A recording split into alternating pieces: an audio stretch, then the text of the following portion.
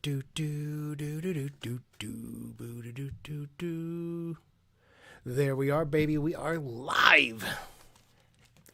Look at us. What's goody? What's goody? What's goody? Ladies and gentlemen, welcome to the show. Oh God. Oh God. Oh God. Oh God. Yeah. Okay. Okay. Either that or I show my cock and I get you banned. I've been busy today, ladies and gentlemen. Either that or I've I been show busy my today. cock and I get you banned. Come down here and I will. Come down here and I will, you fucking crackhead. I ain't fucking around anymore, boy. I'm gay, motherfucker. How you guys doing, huh? Wait.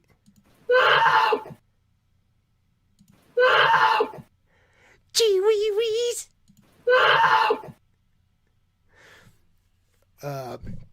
My dad's good. He's good. He's fine. He just fell. It's a normal thing. It happens regularly. Yeah, he's all right. Just took a tumble in the hallway. He's good now. He's in his bed. But anyways, he's good. He's good. Thank you, folks, for asking. But we're here. We're here, and clearly, I've been busy today. Let's see. What else we got? I'm here, clearly. Bring your bitch ass down here, nigga, and I will. Oh.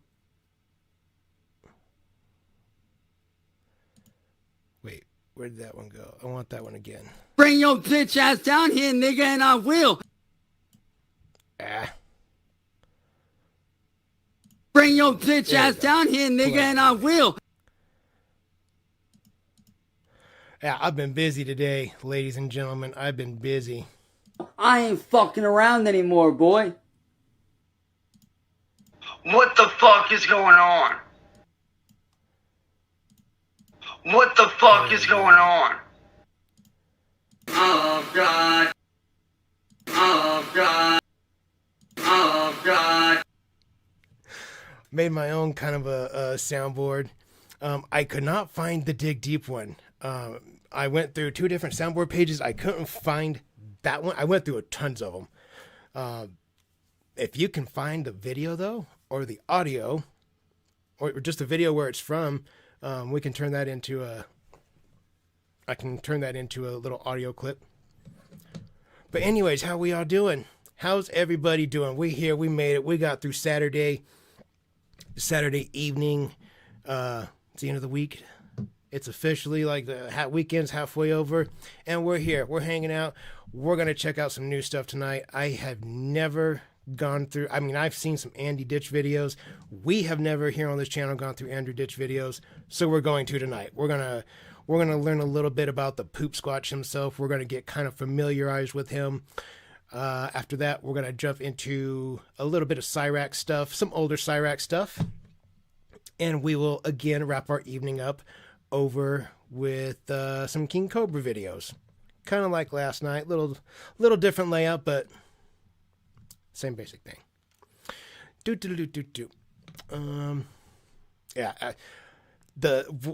It seems like Andy's been being covered a lot lately with his little bit of a return to the internet, and God, dude, he's so awful. The people that deal with him, I listened to him on a call with the 911 operator. Oh my God, what a fucking asshole. I couldn't imagine being like, you have to deal with Andy. Fuck that. No, thank you. No, or the people that live with them, not live with them. What do they call them? The caretakers. I don't know how those folks do it. I don't know how they deal with it. It must be an extreme necessity for that paycheck, because I couldn't fucking deal with Andy. The amount of zeros it would take for me to take care of that guy, nobody's going to pay me that much money. I couldn't do it. I wouldn't do it. Let me rephrase that. I saw in chat, yes, tonight we'll go over We'll go over the story of the night that I almost died in the Bluffs. That was a fun one. Not a fun one, but because that story, there's lots of flashes like to my memory about it because I was very, very drunk. It happened during like a brief stint of time with a bunch of other events, so I'm gonna do the almost driving off the bluff story, and I'm gonna do another story that happened right around the same time, where I just turned into a fucking wrecking ball and helped destroy the inside of a house. Again, I was absolutely hammered for that. I'm very destructive when I'm hammered ass drunk. I'm very useful in demolition. Before we get to that, though, we'll get to that a little later on this evening. I am going to, or we'll get through some videos before we get into story time. But we've been live for almost a whopping 6 minutes.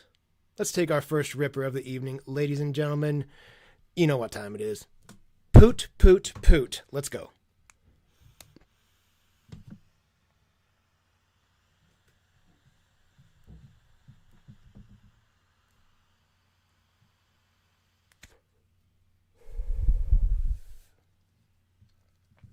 Yes, sir. Ooh. Oh. Okay. Okay. Oh. Before I forget,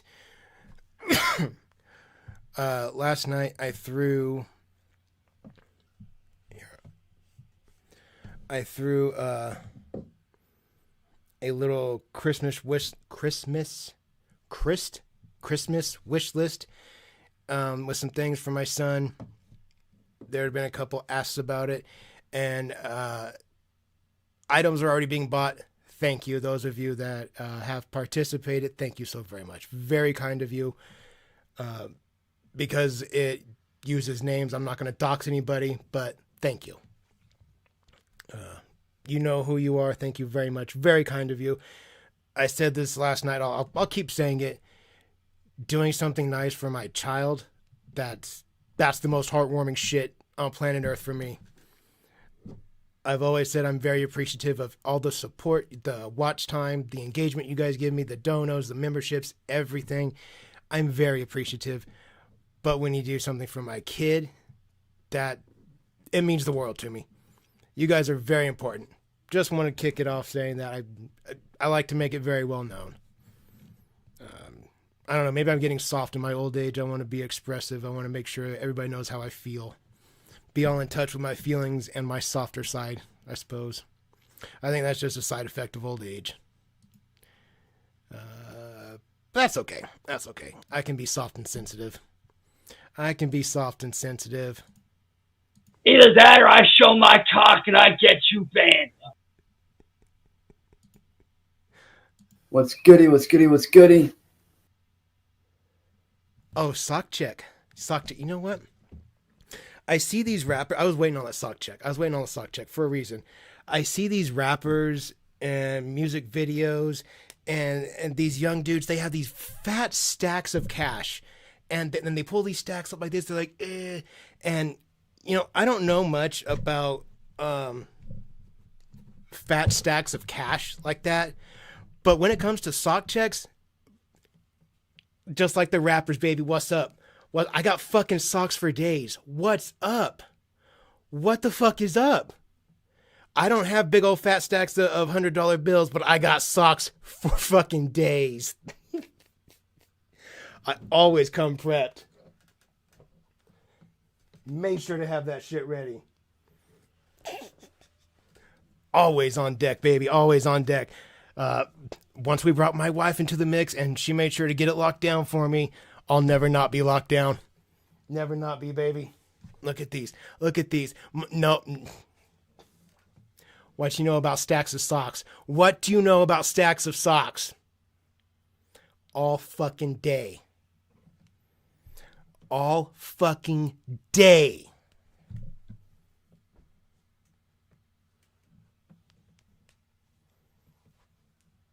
Got so much I can't even fit it in one hand. Fucking ridiculous. Look at that shit. Look at that. Who else do you know has socks like this? Who? Who? No one. You got Stacks? What's up? What's up? From where I'm sitting, I'm the only one flexing my socks here. This is a fun community. This is such a fun community. I fucking love it here. I love it here so much.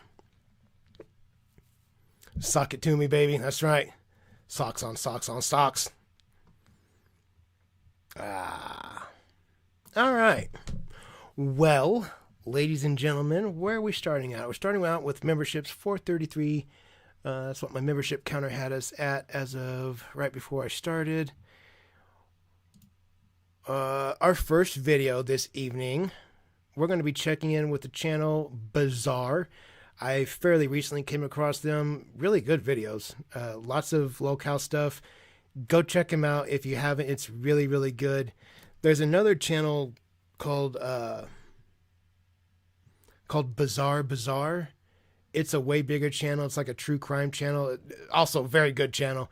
But the one that we are on is just Bizarre. Bizarre. Again, really good editing. The videos are really well put together. Little channel, so go check them out. Show them some love. Like, subscribe, all that good business. The first video that he has for us is Andrew Ditch, Public Indecency and Raging Against Cops. We're going to check that out, and then I've got another, about a 13-minute video behind that, another little breakdown of Andrew Ditch, and then, like I said, we'll jump on over to some Cyrac stuff, and we'll wrap our evening over with King Cobra. All right. You watch Bizarre? Yeah, I like his channel. It's a good channel. It's a good channel. I like Bizarre. Mr. Black Pasta, I really like his channel too. As far as true crime goes. What else? Something Sinister. I've recently become a big fan of Something Sinister. I think there's also, there's Something Sinister, Somewhere Sinister. There's lots of good true crime channels. What's the one? I'm a really big fan. It's The Misery Machine. I really like The Misery Machine. JCS Criminology. Yep. Yep. I've been watching JCS a long time. Jim Can't Swim. Are we getting tired of the stash already? It's effort. Yeah, it takes work. It takes some work. Disturbance good too. Disturbance really good. Red Tree. Yeah, you guys have really good taste. Yeah. You guys have good taste. Yeah, that's good. I like that. As far as removing it, as of right now, I'm planning on erasing the beard, at the end of the year on January 1st is what I'm planning. But as far as the mustache, it's here to stay until some kind of major event happens. I don't know what. But when I eventually shave it, it's going to be for something major. Maybe when Sally dies. That way, if you guys, you just randomly, you turn on, I upload a video, you click on it, and you see that my mustache is gone, you know instantly, like, holy shit, Sally's dead. That would be a great indicator. Something like that. I don't know. It's got to be something serious to make me shave it. So for now, the mustache is staying. It's going to be a permanent fixture. As far as maintaining it goes, I use Head & Shoulders regular shampoo or my wife's. It's like a honey, I guess it's not flavor because you don't eat it, but a honey scented shampoo. It smells really, really nice. I put that in my beard, and I oil my beard like every other day and comb it out every single day. Gotta take care of it just like you would any other hair. The hair in my beard, it's so much better than the hair on my head. Like, I have so much fucking gray up here. If I let this grow out, I'm so gray. But this, this makes me look youthful. This makes me look young. Side curls? Ooh. I could probably grow those. I could probably do that. All right, ladies and gentlemen. Let's take one more ripper. That way we're nice and fired up. and then we will jump on into our first video of the evening. If everybody's ready, you know what time it is. Poot, poot, poot, let's go.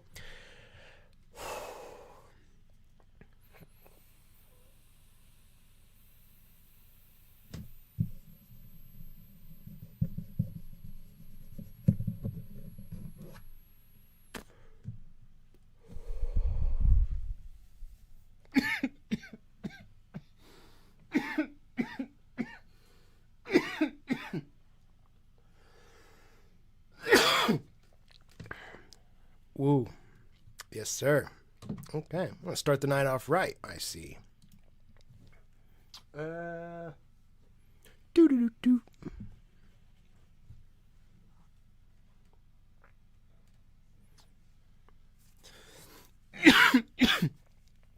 I gotta say, it took me a second. The reason I started so late, it took me a minute to get my dad up. When he fell, he picked the ups. He falls on the worst days. Today was chest day, tricep, and deltoid day in the gym. And because my wife had to work today instead of yesterday, when I'm by myself, I go fucking hard as I can. And I destroyed my chest, my triceps, and my deltoids. And it made it very fucking hard to pick him up. All of a sudden, his 200 pounds felt fucking fat. Anyways, just me bitching. We got him up. All right. Constantly have to trim mine. One side's thicker than the other. I know, dude.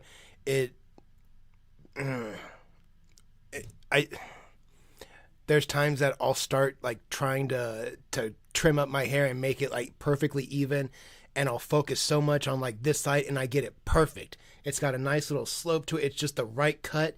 And then I'll start doing this side and I'll get the right angle on it and it'll be too high up. And I'm like, okay, gotta drop it down. And I drop it down just enough that I go right fucking below this one. And then I start playing this game where I try to level them out. And next thing I know, my beard starts here and then it's going because it's getting fucking back and forth. And I get to here and I'm like, dude, this looks fucking dumb. And if I focus too much on it, I will overthink it and I will fuck it up every single time. But lately, like on my hair, I get my razor like to right there and then just pull this hair down and I make sure my finger's right there. I hit it real quick and make sure it looks straight. I get it as straight as I can in the mirror with the other side and call it good. I know if I think about it and focus on it, I'll start trying to make it perfect and I'll start going like this. And then eventually it'll go away. But anyways, that's right. Trying to get those muscles. I'm trying. I'm friends with I really like some of the older gentlemen at my gym that I see there on the weekday mornings. They look like ex-bodybuilders that like spent their 20s and 30s getting shredded and just juiced to the gills. And now that they're in their 50s and 60s and they have pot bellies, but they still look like tanks. They just look like really old tanks, and they're super sweet. They're super nice guys. It's fucking amazing how big some of those guys still are. There's one gentleman in particular. I've mentioned him here before. He's very sweet to me. Every time I see him, he gives me a hug. The first time I met the guy, I think I was on the treadmill, and he just walked up to me, and he's like, "Hey, young man, you're looking good." I was like, "Thanks, man." And I gave him a fist bump. And then like the next time I see him, he walked up and gave me a hug. I was like, all right, I guess we're friends now, whatever. And now every time I see him, I give the guy a hug. I don't know his fucking name. I think I've heard somebody call him John, but I don't know. I give this dude hugs, all the time. He hugs me, I hug him. And the reason I mentioned him, he uses that Just for Men shit, the dye your beard stuff. But he's got a mustache, he's got a little goat right here, and his eyebrows, and no other hair on his head, and they are fucking Sharpie marker black. They are the pitchiest fucking black you've ever seen.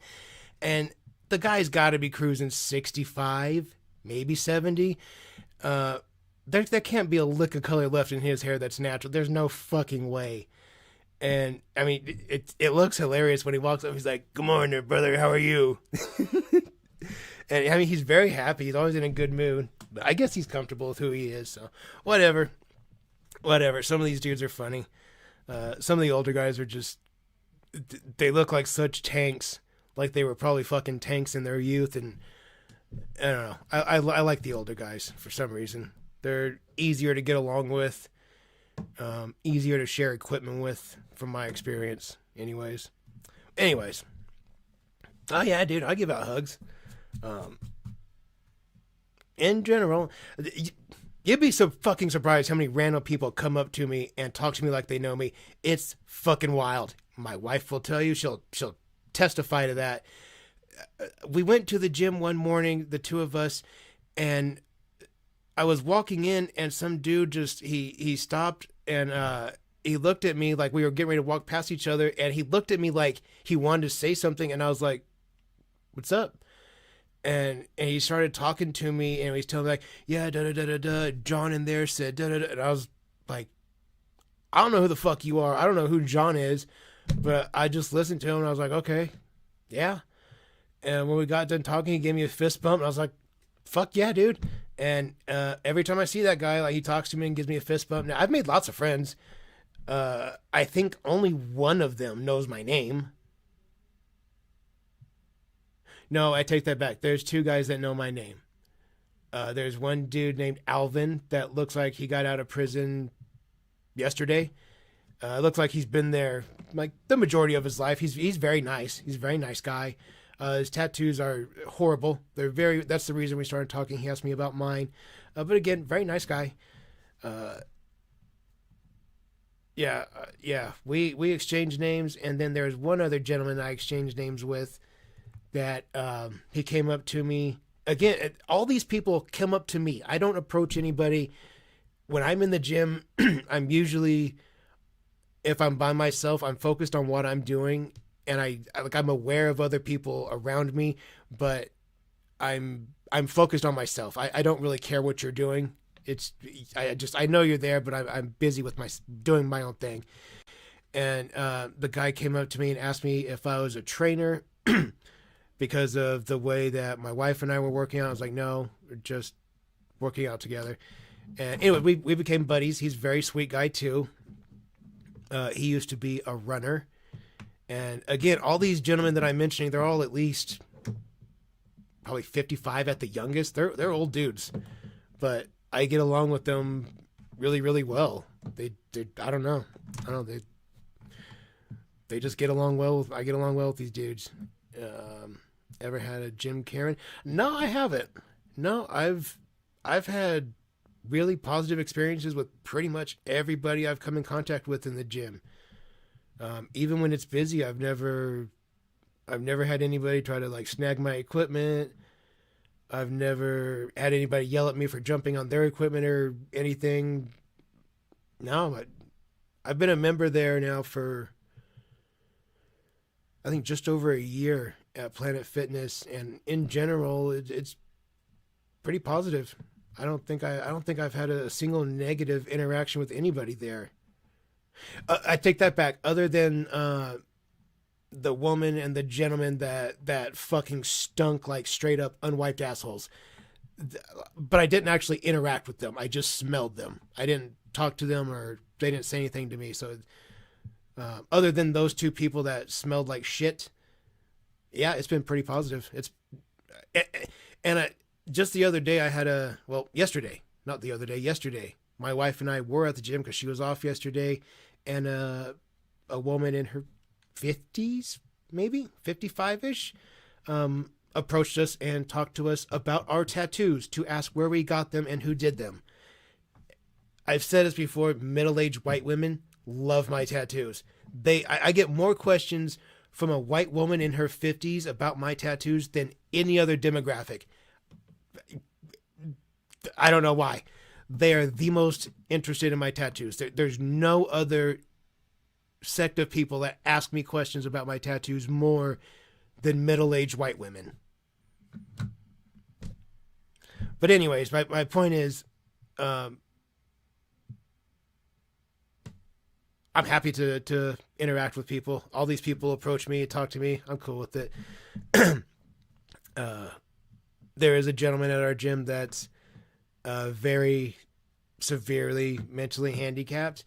I think the reason he comes to the gym is more for socialization than anything, because when I see him using equipment, he's just kind of fiddle fucking around. It's a social place for him, which, whatever, that's fine. If that's where he socializes, cool, do his thing. I hugged him. He came up to me.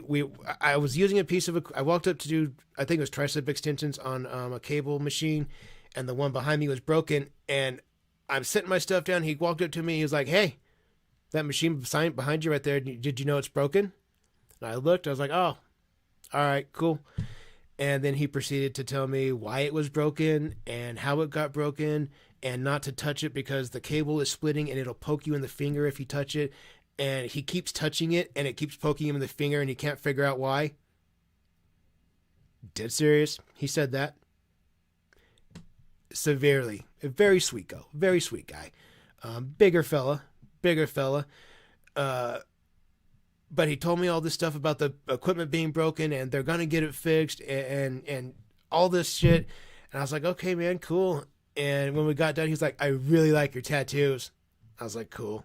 I appreciate that. And he gave me a one-armed hug, and yeah, I give out hugs. I'm happy to throw out hugs.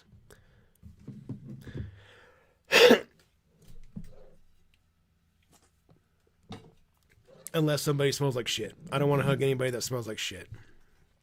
I have a theory that these women came from a time when that bad boys with tats were true, very true. Very true. Very true. They come from that age when tattoos were very not socially acceptable. They were very taboo. Only bad people had them. Yeah, I could see how it could be shocking to see it just everywhere all over me at times for certain people. I get that. Okay, all right. I think I'm done yapping. Let's take one more ripper, and then we'll start our video.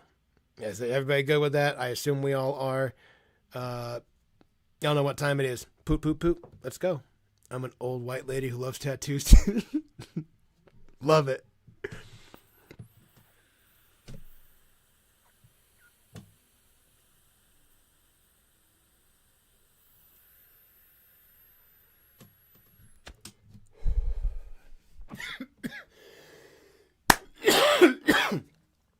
Alrighty.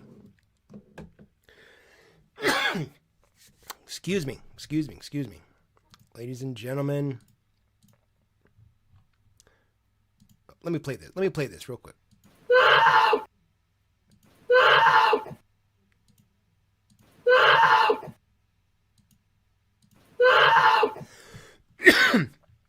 It's always a good one to hear. I'll play this one too. Oh, God. Oh, God. Oh, God. All right. Ladies and gentlemen, this is Public Indecency and Raging Against Cops from Andrew Ditch, and it is from our friend Bizarre. Here we go. We're going to crank this at 125 like we do the Cyrax videos. For those of you not keeping up with the Poop Squatch lore for the last year or so, Andrew Ditch has been MIA, at least as far as posting videos goes. That all changed about a week ago with the return of Baby Andy to the internet, and he is just as disgusting as ever. Is he just tearing up diapers here? Are these diapers? Are those piss pads? Those are piss pads, dude. About a week ago with the return of Baby Andy to the internet, and he is just as disgusting as ever. I assume most of you watching this video. He's throwing a fucking temper tantrum. My son doesn't do that, and he's 8. My son doesn't do that shit. He's had temper tantrums when he was little, but like that? Like ripping shit up and jumping on furniture? My son's 8 years old. He would fucking never behave like that. Holy shit, Andy. You are at least somewhat familiar with who Andy is. If not, I have a few other videos on him. Plus his fat ass is gonna break it too. What you need to know is that this autism faker has a scat fetish, among a number of other disgusting behaviors, more than just soiling himself. That's one thing I don't understand. I'll never understand it. I understand fetishes. I get people like certain things, different body parts. They like different acts, multiple partners, whatever. That's fine. I don't judge. I don't care. If it's legal and consensual, I don't care. But scat fetish? It's a waste product made by your body. It's not meant to be enjoyed and played with. It's meant to be taken away. It's your body gets rid of it for a reason. Your body's not like, hey, I made all this. Let's hang out with it for a couple of weeks. Let's keep it around and see what happens. Your body gets rid of it for a very specific reason. What the fuck is sexual about poop, dude? Like, there's a million categories out there. Like I'm an adult. I've seen the internet. There's a million other things you could do, but poop.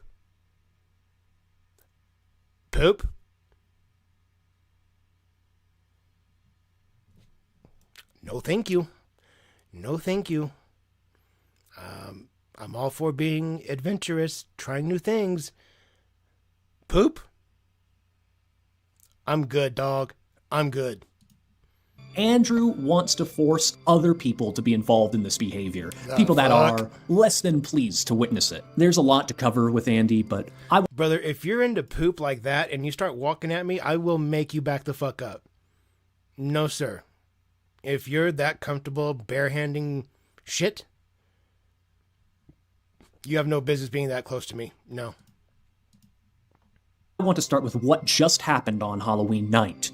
Andrew uploaded a video of his journey to CVS from his group home, and make no mistake, this is a huge deal for Andy, who is notorious for claiming he is incapable and terrified of crossing the streets. We won't be able to listen to everything Andy babbles to himself in this one, since he kept his phone inside his pocket while walking around, which makes a lot of the audio difficult to understand. I'm going to cut. Yeah, I'm familiar with Motherless. It's been a while since I've been there, but yeah, I'm familiar.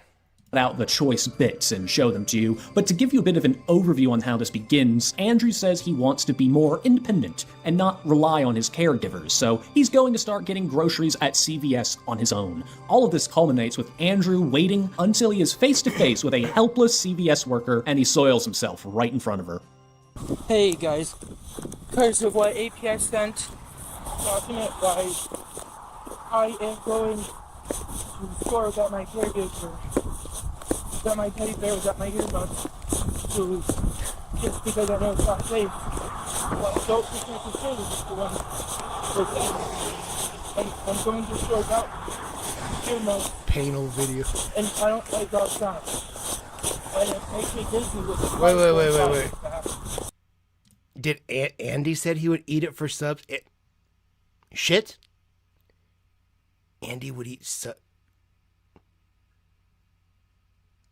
Are you joking?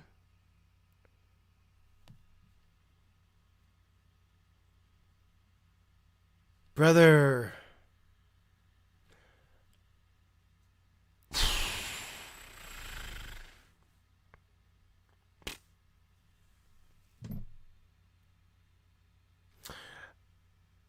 If he gets 1 million subs, he'd eat shit?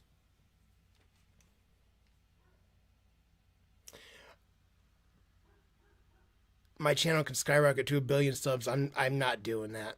I can't. Nope. There's no amount of clout that's gonna. No. I'm more than happy to make an asshole of myself here on the internet and grow a following organically with you guys and do the shit on TikTok and fuck around on Instagram. Yeah. But I'm sharing my own shit. I eating poop for subs. I'm cool.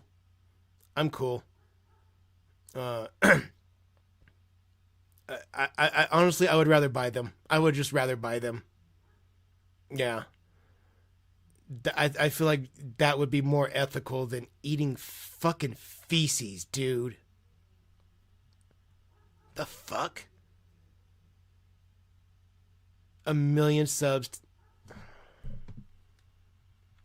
It would have to be like a Hollywood movie type of scenario where, like, you bet you're gonna eat feces or the whole world's gonna explode or some shit like that. It's gonna have to be like, I'm dying if I don't kind of situation. Because no, dude. Even then, it might have to be kaboom. It might have to be kaboom. I don't know that I could take that one for the team. The team might have to get fucked on this one. Because feces, dude, like,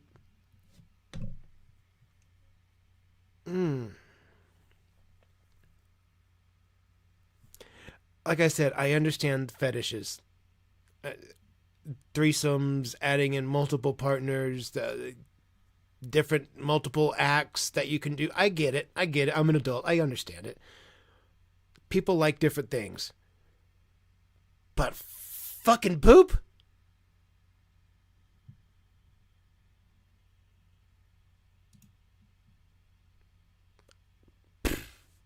I don't know what to say to that.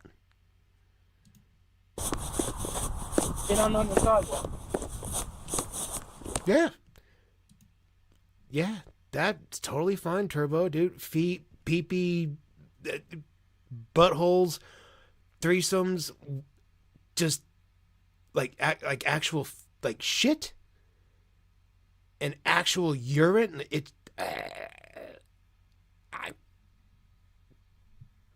I can't do it. Those are waste materials. Those two things are meant to be flushed away and never seen again. They're not meant to play with your pecker with, dude. Ugh, fuck. Ugh. Oh my god, dude, the fucking I can only imagine, dude, the fucking stench.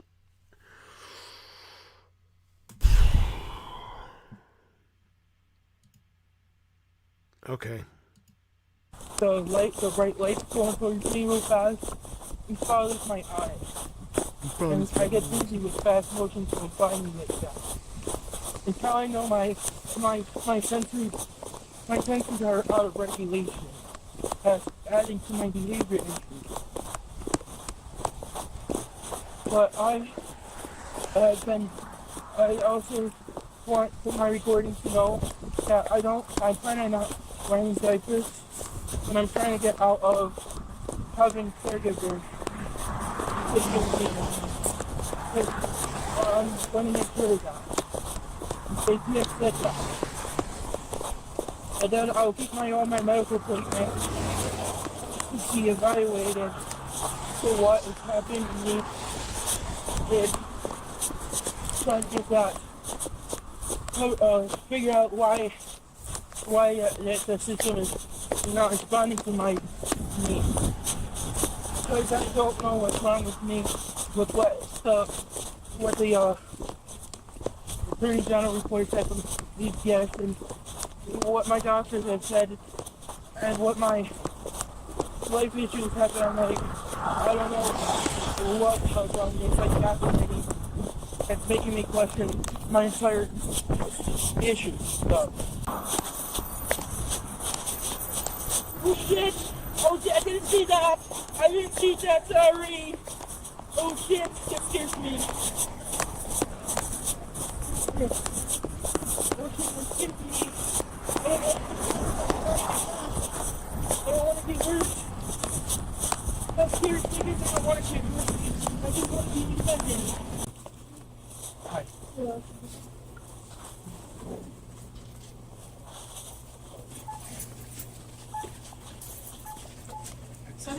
It's hard how you that. Decide it. Should be able to do that. Oh, fuck. I'm peeing. I'm peeing.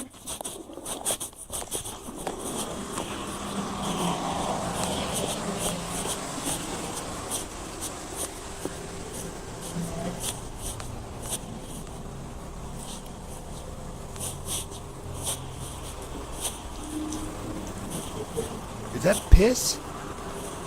That's not piss. That's piss, dude. Okay. Here, it's always an accident. Oh my fucking god.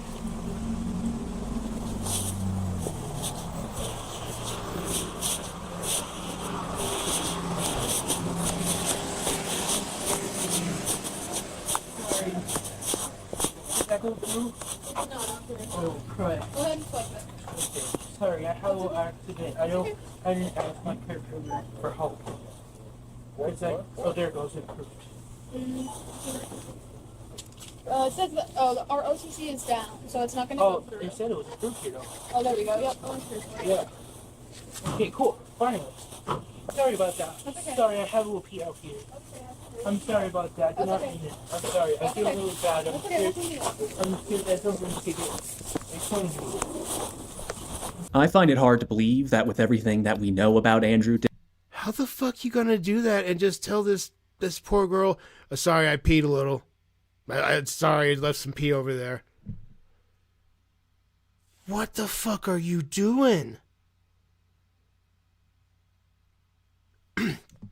It better be an emergency of the utmost importance to be doing shit like that. Like a legitimate medical emergency. That okay. But just piss yourself? Just pissing yourself and at the store? And you're gonna bring that poor cashier into the whole mix and let her know, hey, I left some pee over there. I pissed myself a little bit. It's not a little bit, it's a lot. I left a lot of piss over there. Have a good day. I'd fucking quit. I'm not mopping human piss. No thanks. that becoming the CVS Piss Pants Bandit wasn't a part of the plan from the very beginning. I think his victim being a woman at the register was exactly what Andy was looking for as well. It's arousing to him that he gets to subject people to his excretions, and Andrew has a history of doing this to women especially. I can only imagine the horror on that poor woman's face when Andy pissed his pants and ran out of the store. You may have noticed that Andrew left that encounter in very high spirits, probably because the teller said she was going to clean it up, which I imagine is everything Andrew could hope for. In the beginning of this clip, before he got freaked out crossing the street, he mentions questioning what is wrong with him. Perhaps this is a small moment of clarity in whatever psychosis that Andrew is actually under, or more likely than not, it's all a part of the act he's putting on for his audience. But to give credit where credit is due, Andrew buys food that he plans to cook himself. Is his shirt's inside out and backwards. It's inside out and backwards. You had to try. You did that intentionally. You had to do that on purpose. At the very least, my son knows the tag was on the inside. He gets it backwards at times, but he knows the tag was on the inside. Fucking idiot. It's a low bar, but hey, I guess it's something. The CVS video ends with Andy returning to his group home, sweaty and out of breath, not understanding that he's drenched in sweat after a 20-minute walk because he's an obese man baby. I just realized that if Andy's phone was in his pocket, then he probably pissed all over it too, and I doubt he's going to clean that. But Andy has certainly been busy becoming independent, as he might put it. You see, the Poop Squatch has gone into business. Andrew has launched a web designing services for businesses and individuals to pay him up to $8,000 at most for his services. I'm not sure how much these kinds of services usually cost, but from what I could find, I think what he is offering is about average, give or take. But I sure as hell wouldn't give a red cent to the Poop Squatch. And I don't think anyone else would want Andy's poopy fingers on the back end of their important business websites. I think Andy knows this too, which is why his name isn't anywhere on this website. Considering what comes up when you Google Andrew Ditch, I'm not surprised he chose to do this. I assume what he's attempting is to lure in some small business owner who doesn't know who he is. That's the only way I see him getting a single order. And doesn't Andy in his business suit here look like Colin Robinson? Wait, what? I mean, if there is an energy van. Is there shit on his forehead? Oh my god, dude, I doubt I fucking miss it, dude! Would want Andy's poopy fingers on the back end of their important business websites. I think Andy knows this too, which is why his name isn't anywhere on this website. Considering what comes up when you Google Andrew Ditch.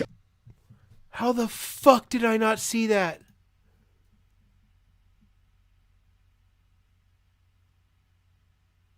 Holy shit, dude.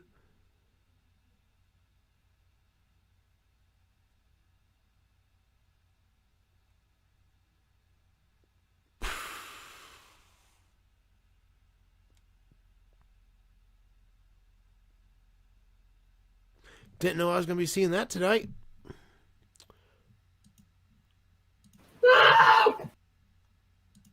Oh, God. Oh, God.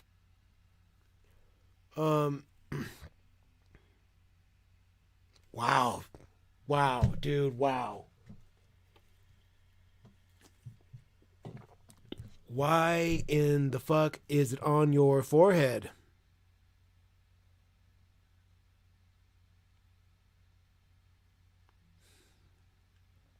I feel like this was a mistake. I feel like jumping into this cow was most certainly a mistake. I'm not surprised he chose to do this. I assume what he's attempting... Dog, he's got shit on his face. How can I focus on anything else now? He has shit, feces, poop, caca on his head.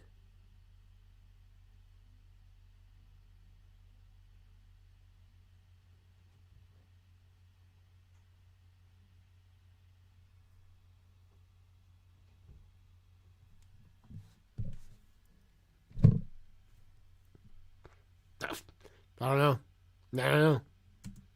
Thing is to lure in some small business owner who doesn't know who he is. That's the only way I see him getting a single order. And doesn't Andy in this business suit here look like Colin Robinson? I mean, if there is an energy van... He kind of does look like Colin Robinson, but way fatter. And Colin Robinson's kind of cool.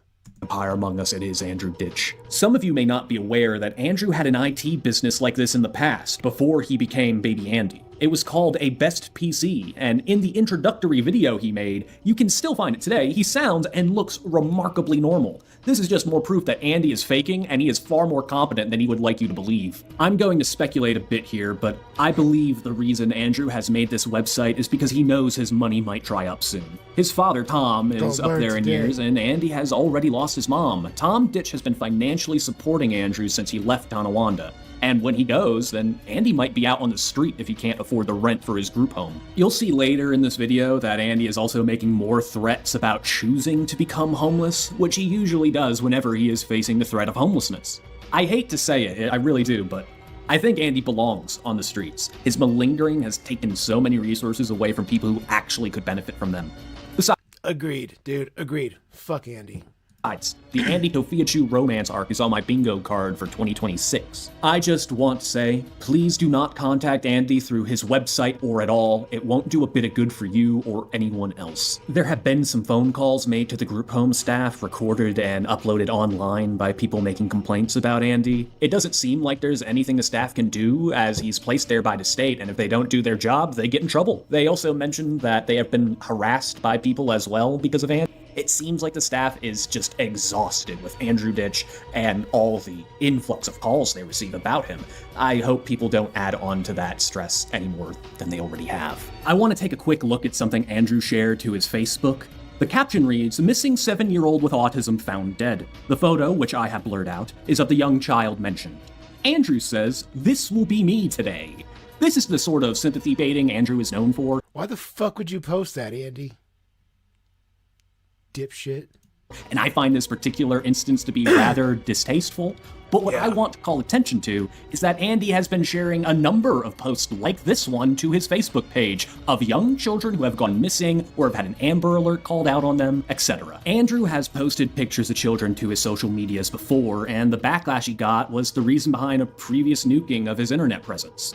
This time, however, he's trying to get away with it by posting missing children, like he's trying to spread the word. I think it's a goddamn creepy thing to do. Right before he deleted his YouTube channel last time, Andrew was trying to invite the young son of his nurse over to play video games with him in his group home alone. The pedo allegations on Andy are somehow often forgotten because, well, all his other issues take center stage. That's okay. We'll never forget. Now that we know, we'll never forget that shit. But the fact remains, Andy is one of the biggest sickos on the internet. Before we get on to our next segment, I just want to quickly bring up this photo. Earlier this month, a user uploaded this image to the Andrew Ditch subreddit while they were passing by the Ditch household in Tonawanda. This blurry Bigfoot-style photo is thought to possibly be Andy. Considering the recent CVS incident, I am leaning towards it not being very likely that Andy has moved back in with his father, but anything is possible. Maybe he was visiting. Maybe that's just Tom or Joe. I mean, Joe looks a lot like Andy. We'll have to wait and see more on this one. But you know, it wouldn't be an Andy Ditch update if baby Andy doesn't throw a tantrum. One of his first videos coming back to the internet is of him furiously screaming at a 911 dispatcher because he needs directions to the police department so he can make a complaint against the police department. This one is honestly wild. 7th Peach. What? 7th Peach. 7th Peach? Where's that at? Which way do I go? Which way do I go to? I'm looking for the police department. Okay, I have it. Oh, I fucking see it.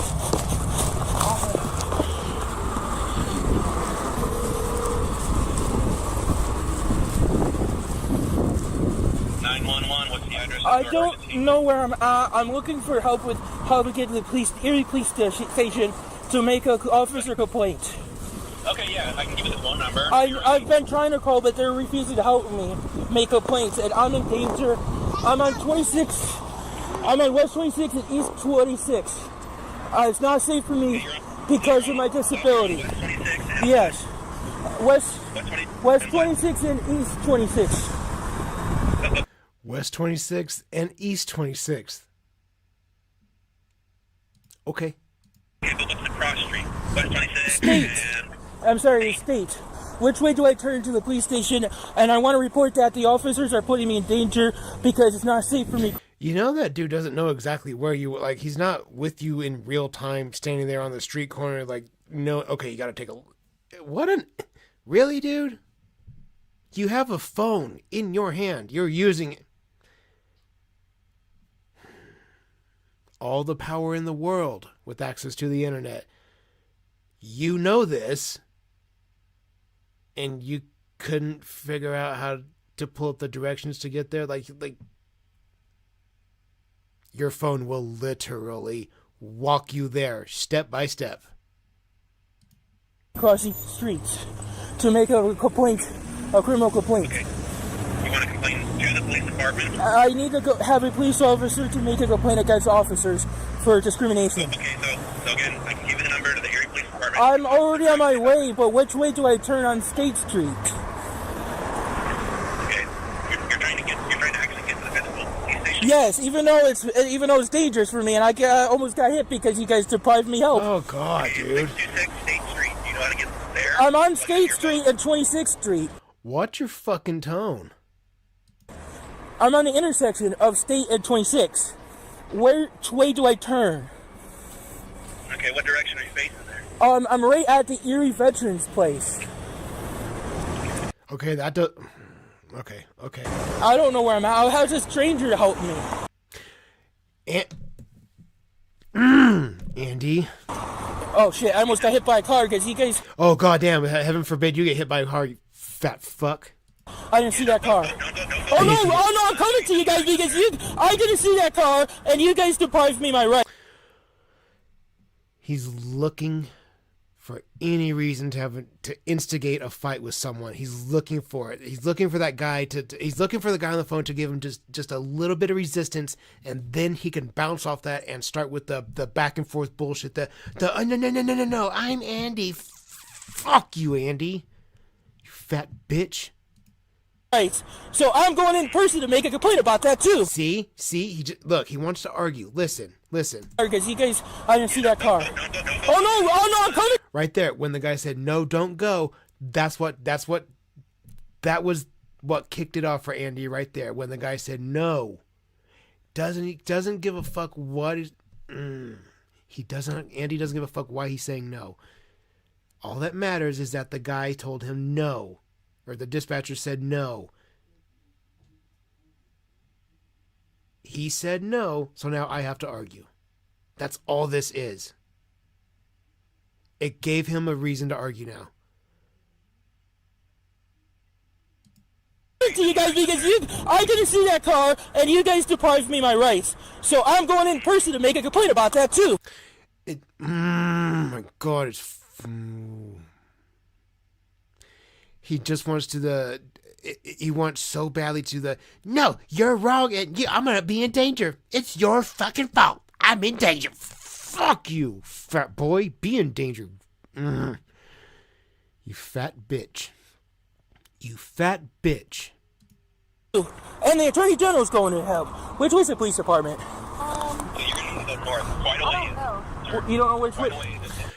Why are you at... Andrew. Can you tell us? It's almost to 6th Street, okay, in Perry Square. Okay, what is that?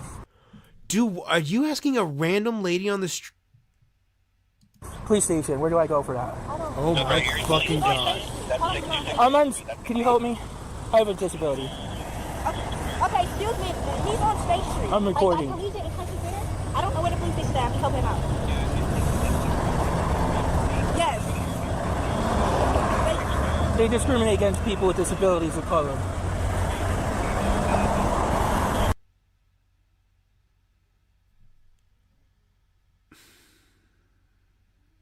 Never mind. Yeah, you got a long way to go. Which way do I go on State? I think you go down. I guarantee you that young lady, that she's black. The reason I know that is because Andrew said they discriminate against people with disabilities and people of color. That's the only reason he said that. That's the only reason he said that. This way? Yeah. Okay, thanks. My name is Andrew Ditch. If I get hit, you witness this. Because I can't cross street safely, and they refuse to help me with stalking and harassment. Oh, boy. I really wonder how many more strangers Andy is going to involve in his antics. It used to feel like Andy was mostly contained to a certain bubble, and he would drag people into it like his father or the group home staff or Officer Bentley. But Andrew is walking about town, getting strangers to try and solve his problems for him, instantly pulling the disability card again and again. Andrew also told that girl they discriminate against him because he's disabled and a person of color?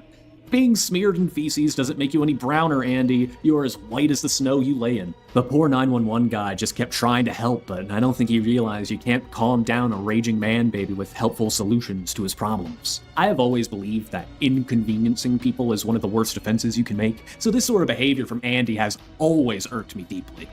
Andrew has been going through these cycles of returning to the internet, raging against people who call him fake, until he blows up everything and shuts it all down again. The ditch cycle has started once more, and already Andy is worse than ever.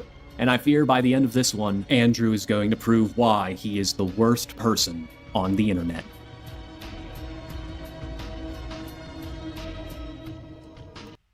Definitely in the running for it. God damn. Dude, the poop on the forehead.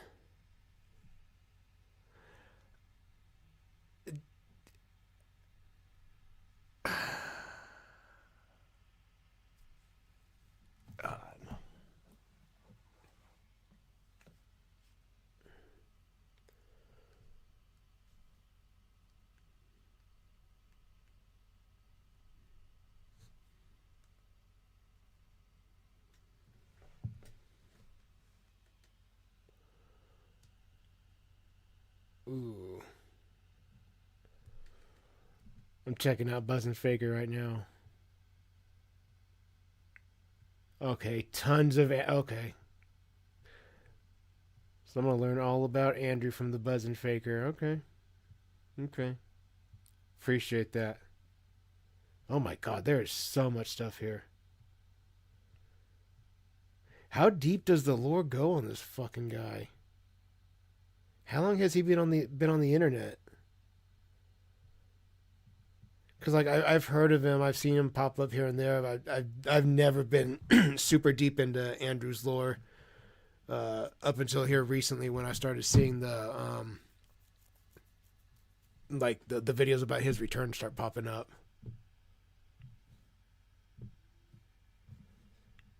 Oh God damn, he's been here a long time.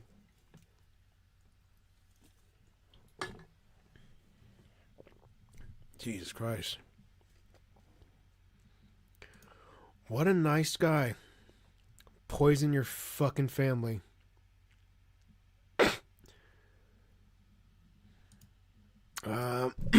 Okay. Okay, let's see. Yeah, we got time.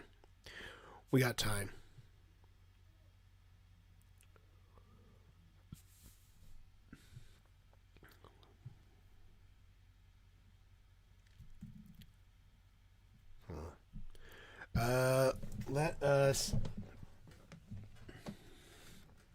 Okay. Maybe this will help give me a quick little breakdown. Andrew Ditch. This is from Slop Roach. We're going to bounce over to Slop Roach's channel.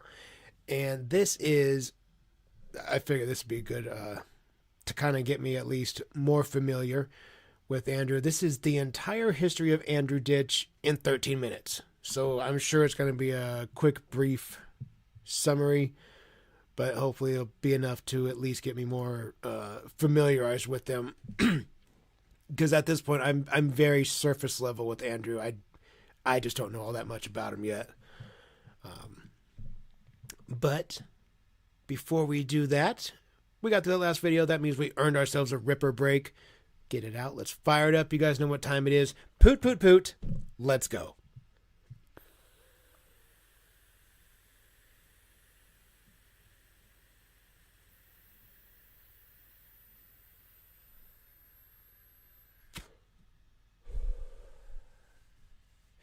Yes, sir. Yes, sir. All right.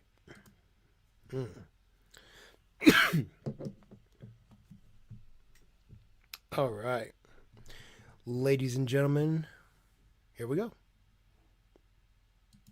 Ditch was born in 1985 to Thomas and Janet Ditch in Tonawanda, New York. While growing up, Andrew had allegedly been abused by his half-brother, which caused him to be placed out of home. Andrew says this is a lie, but as we're going to see, he is an unreliable source of information, even more so than the people I've covered so far.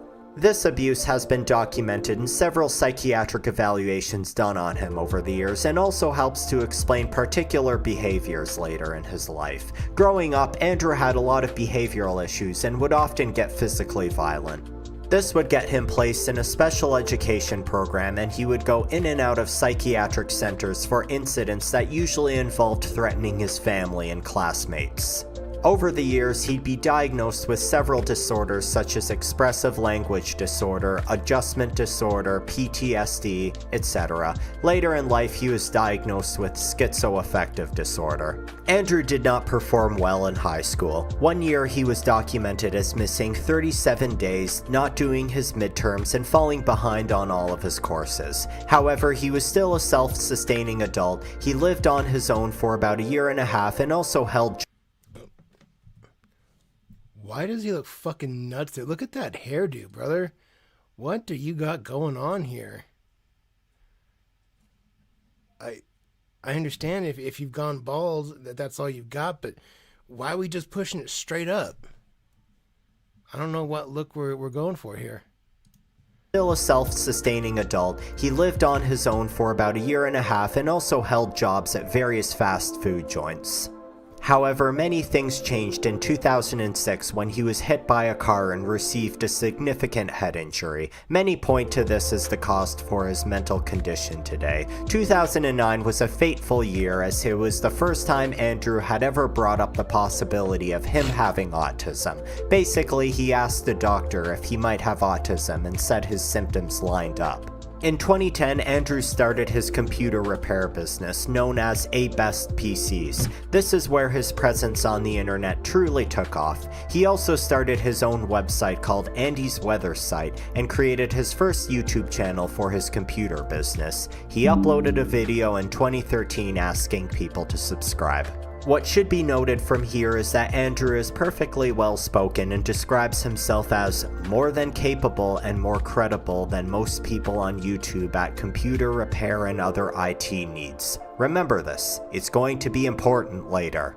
In 2014, Andrew created 2 accounts under the name ABestPCs. First one was on Twitter and the second one was on adisc.org. What is this site, you ask? Well, it's an adult babies and diaper lovers site.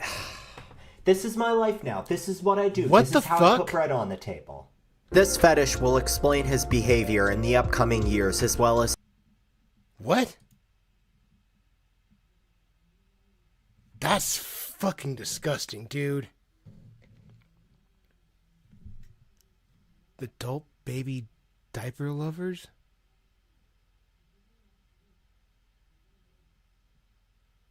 Sounds like adults that need to have their fucking head caved in. his constant mentioning of him being in diapers and having incontinence issues. In 2016, Andrew made a post on MedHelp titled, "I am 30 and recently diagnosed with ASD." Some highlights of this article include, at age 7 I had testicular cancer, and I started wetting my bed and daytime issues too with some bowl issues. The details of the article are at best embellished and at worst just completely made up. Here, however, he claims to be highly competent at several things such as driving and computer repair. Later that same year, he visited a medical doctor who diagnosed him with autism, which Andrew would basically take as gospel and always refer to it whenever talking about his condition. The only issue is, a typical medical doctor can actually diagnose autism. Only specific type of clinicians can. You have a good night, troubled one. I appreciate you being here, my friend.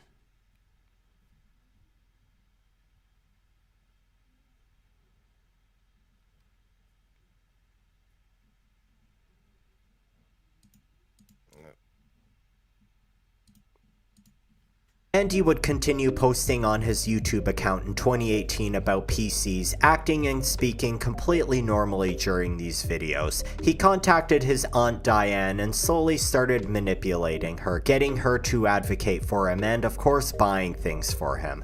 Later that year, Andrew was diagnosed with schizoaffective disorder for the second time and even noted absence of evidence of an autism spectrum disorder. The police would be called to the Ditch residence over his increasingly erratic behavior, and eventually he was transferred to the psychiatric care center for making suicidal statements. During his stay, his medical record told quite the story of who Andrew Ditch truly is. He also wore diapers and demanded the staff change his diapers after soiling himself. Here we can see that Andrew is extremely dedicated to his adult baby fetish, and his obsession with claiming to have autism is simply him conflating autism with infantile behavior. This would continue as he lived with his parents, demanding his father should frequently change his soiled diapers. His parents are elderly, his dad's rarely seen without a back brace, and You want your elderly dad to change your diaper?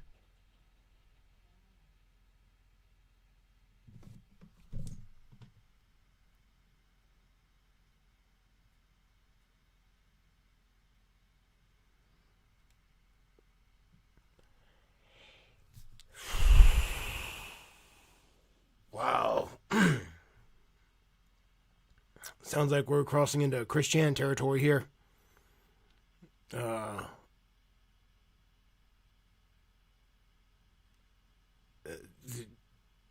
This is fucked up, dude.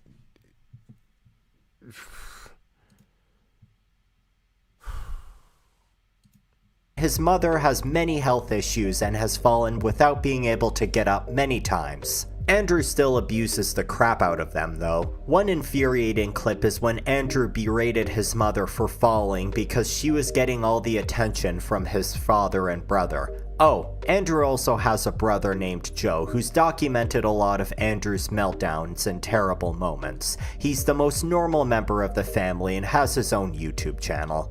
2019 was the year where Ditch would really ramp up his dedication to be as much of a menace to society as possible. The police would be called out and involved so much that Andrew grew quite the negative reputation. In a recorded conversation between his Aunt Diane and Officer Bentley, the police are so familiar with his behavior and how he fakes his disabilities. Andrew's Aunt Diane would soon cut ties with him, rightfully identifying his manipulative behavior. Officer Bentley would be a recurring character in his story due to Andrew calling the police constantly, and Andrew would grow to resent him. He'd get an offer for housing through the TSI-supported housing program, but he refused the offer and acted extremely difficult. In late 2019, Andrew poisoned his family's coffee maker with Epsom salts. He bragged about it in text messages. He would later claim he did it because he had fantasies of his family in diapers. I feel so bad for who has to clean up later tonight. There's going to be a point of the time tonight everybody's could be needing the toilet at the same time to go poop. Just think the dogs had the same thing we had. Oh my fucking God, Andy. Magnesium sulfate. What is that, Mom? Epsom salt. What is that, Mom? The same thing you...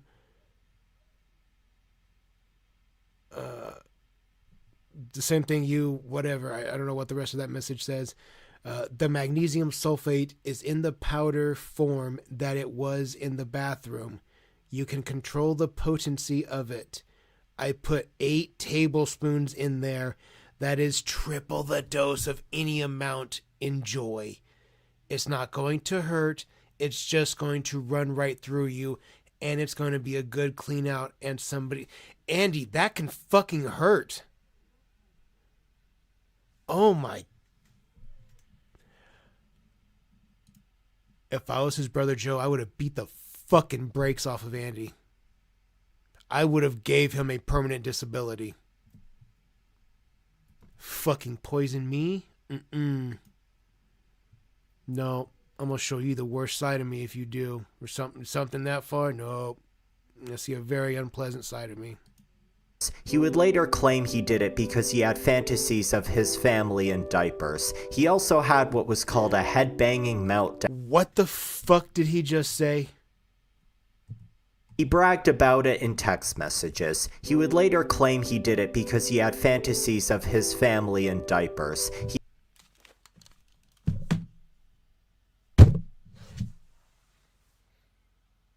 I think we're done here.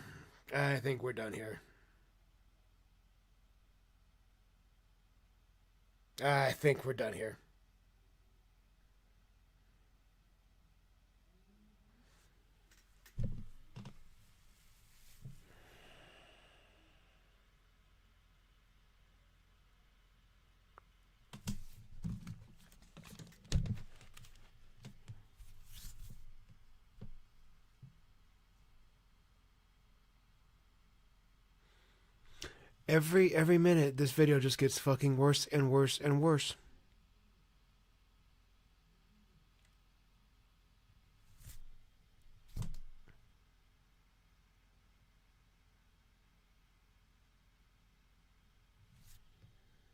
I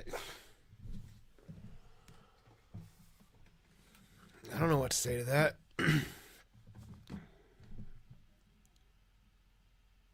He fantasizes about his family in diapers. Blinker break? You know what? Yeah, dude. Yeah, pie charts. Yeah, that's a good idea. Yeah. Yeah, that'll work. Dude, this is fucked up. We're halfway through it. We're only halfway through it.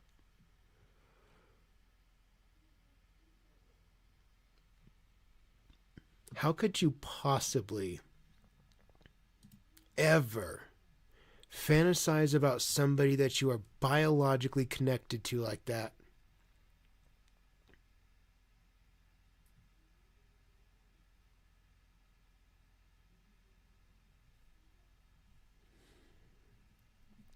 I don't fucking get it, dude. I don't know. Dude. I don't know. It's fucking insane to me. Let's catch one, guys.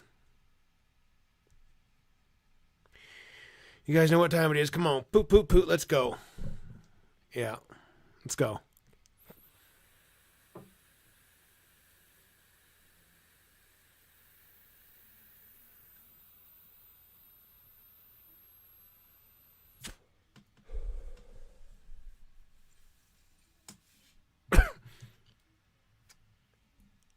That's a little better.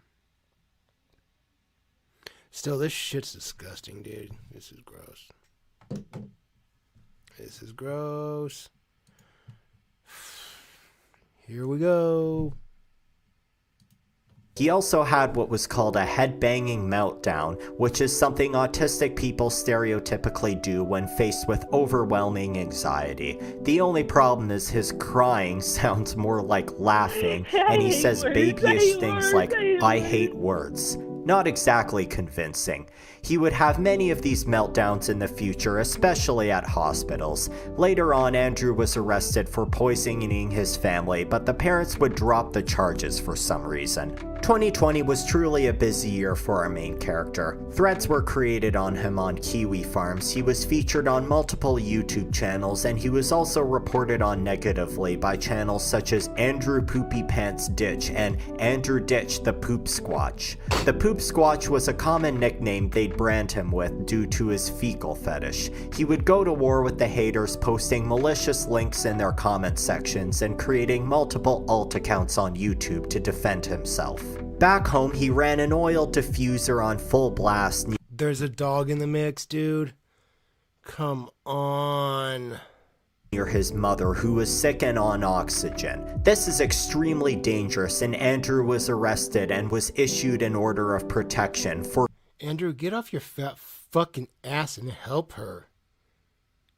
Clean the house. I'd break your face. Bidding him to return to the house until September of that year. Without a stable place to stay, Andrew had plans to get a roof over his head somehow. You fucking disgust me. The things he did to achieve that was to call the cops and tell him he killed 10 people. Your officer, right? He what?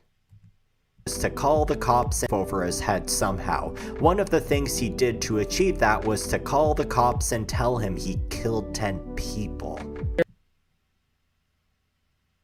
That you killed 10 people. My God. I see in chat there's dogs plural. Your officer, right? Great. You can arrest me now. I 10 people, right? Nope, I have to have witnesses and evidence. There's unclaimed murders. You can arrest me now. He'd be in and out of mental health institutions over the course of the year. He would admit to having paraphilic infantilism, a condition where he'd chronically role-played as an infant. He would also smear feces on the walls of the Be Cozy motel he was staying at. Classy. He spent until November at this motel. Oh no. I would beat the dog shit out of you. I would make sure I change the way you experience life for the rest of your life. 2021 started out with Andrew bragging about using other people's tax money. He continued making alt accounts and leaving comments on other people's videos who were critical of him, this time posing as a couple of distant family members. He also released a video doxing several people he accused of cyberbullying him. He had cranked up the war on his cyberbullies, now including his longtime enemy Officer Bentley to be a part of that group. His bad behavior against the cops amped up, insulting them, spitting at them, and now he gotta be on the lookout for fucking Sam Squanches. Had a new technique, exposing himself to them. Look, I can't take care of myself. Apparently it was to show his diaper rash or something. He also received a summons to appear in court for the oil diffuser incident. It's unknown if he attended. He threatened self-harm and suicide numerous times, including a time where he pretended to overdose on Tylenol, a time where he threatened to eat a bunch of sugary treats, pretending to overdose on antibiotics, etc. These suicidal threats would be exposed in 2022 in medical records.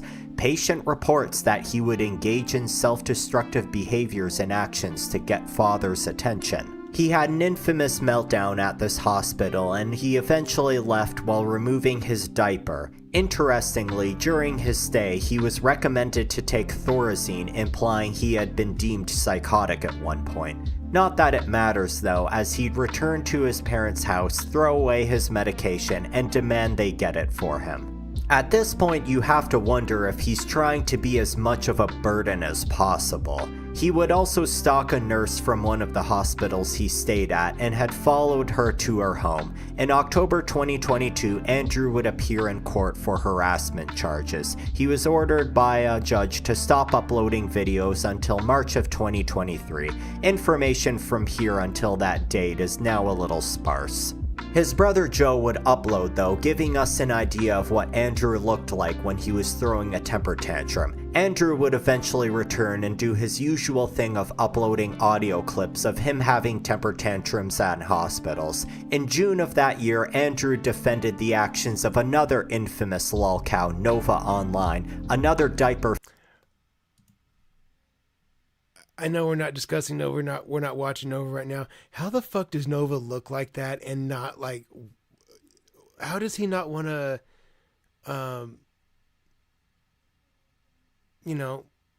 K himself? Why doesn't he ever want to take the ride down that sewer slide? Like looking like that? Dog. Look at him. He is fat to the point that the fat on his face has made his eyes slits. The fat, it's pushing his eyes like this. There are some people that the fat on their face, it makes their eyes turn into just little lines like this. Like the Slayton sisters. Like the Slayton sisters. Like that. Like they're, which one was it? Amy? Tammy was the biggest one, I think. Her eyes, they were just slits. Because of the fat. Look at Nova. It's because of the fat. The grease in his hair. Oh my God. I wouldn't live life like that. I wouldn't do that to myself. No. I'd say, biology took a chance and this is what we ended up with. It didn't work out for us and we just have to call it quits. I couldn't go through life with that. No. Look at that fucking thing, dude. Look at that fucking thing. It's not even a man.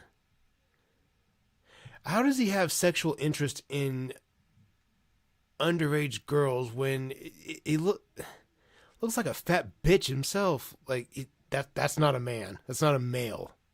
He and I are not biologically the same thing. We're both males? I don't fucking think so. No. If we were in the caveman days, I would beat his ass with a stick and then cook him and use him for food or fuel or something. I don't know what the fuck Nova is. It's not a male though. Not a male. For the longest time. Genuinely was not sure if that was if Nova was a male or female. I could not tell. Oh, that unibrow, dude, that thing is hard in the paint. And he's just so happy with himself. Zero shame. Almost 300 pounds. I mean, I know we're coming up. Nova's coming up on that date that he said, like February something, that he was going to go on a weight loss journey, and we're coming up on the date that we get to see the progress. And he guaranteed there would be progress. Homeboy looks 300 pounds to me. Looks fat as fuck.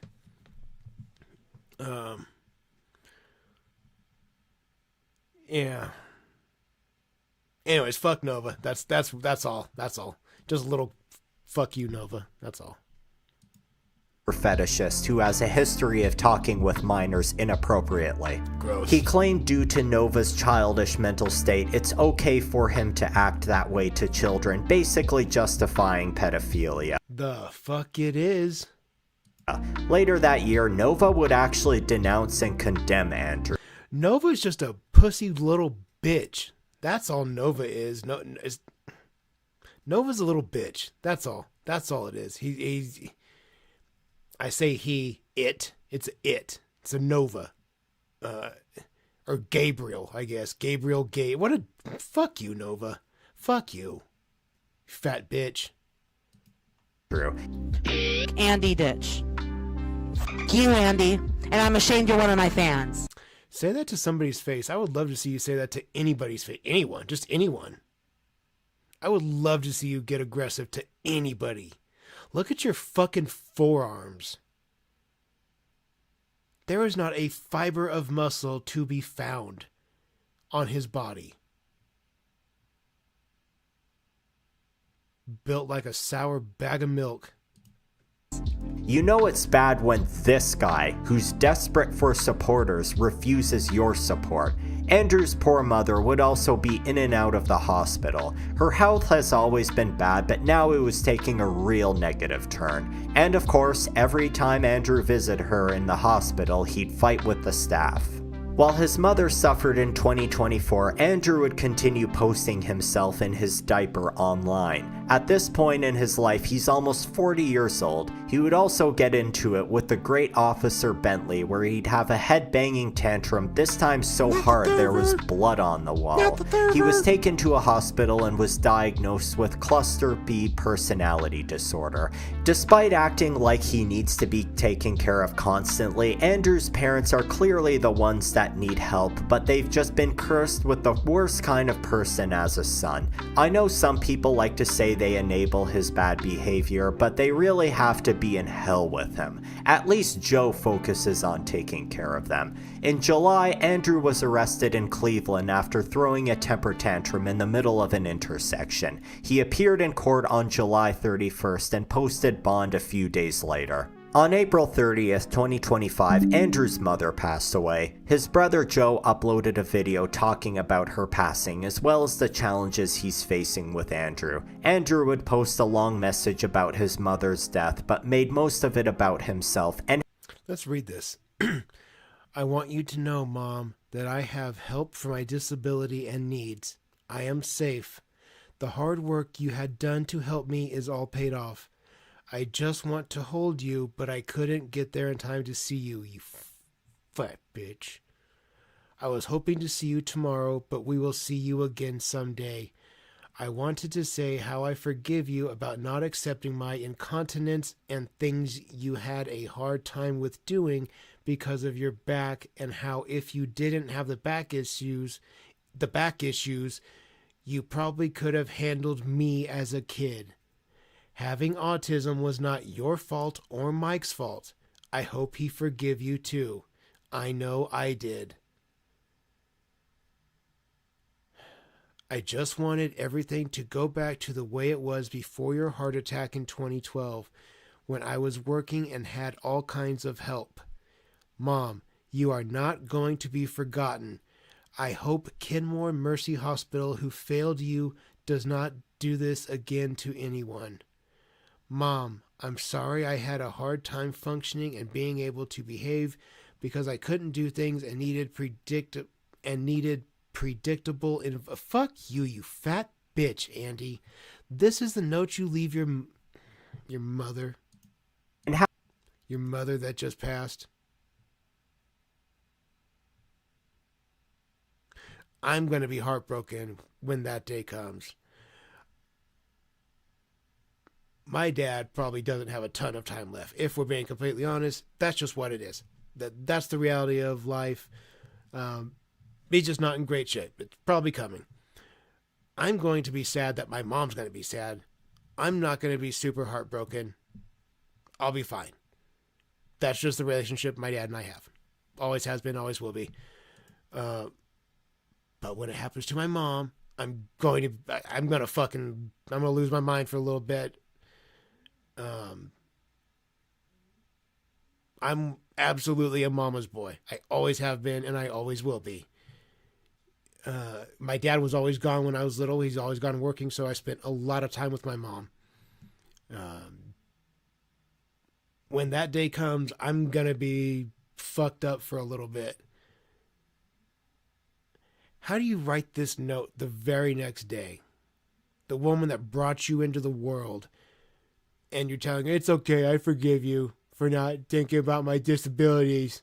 I forgive you. I hope Mike forgives you too. I'll see you soon.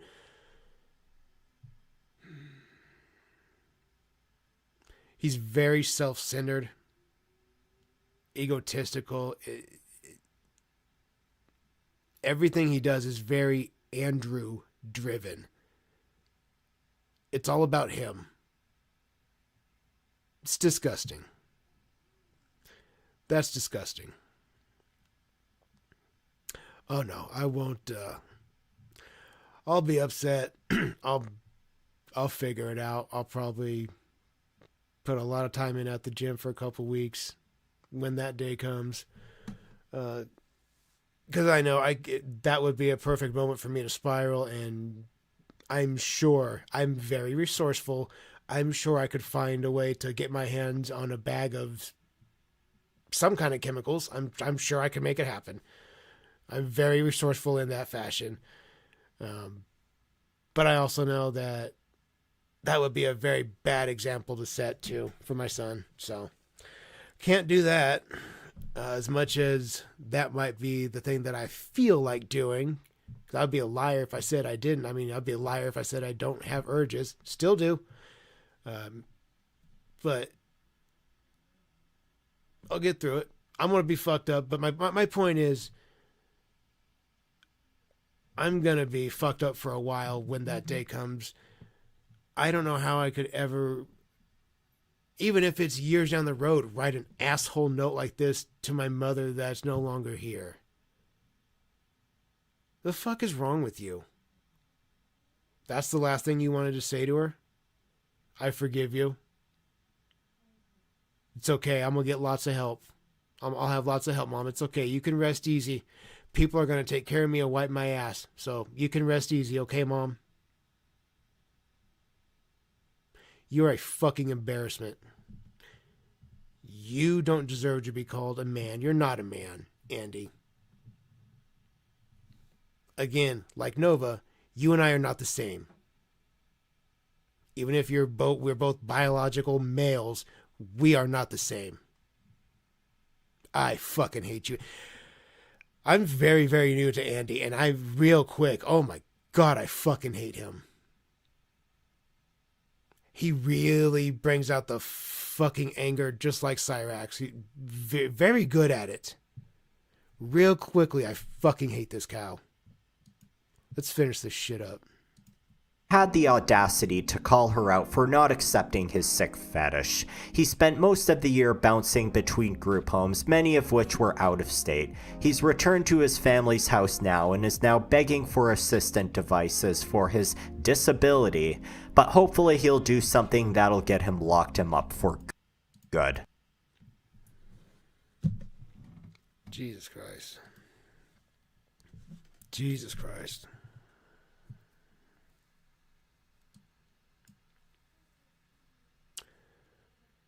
Fuck you, Andy. I don't like him. I don't like that at all. I don't like that at all. Well, the people that sacrifice to raise you, and you can be like, exactly.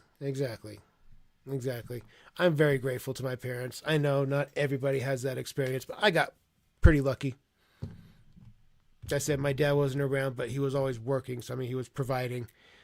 But I think I got very lucky. I got pretty good parents. We were very poor, but always had food and clothes, and house was always paid for. So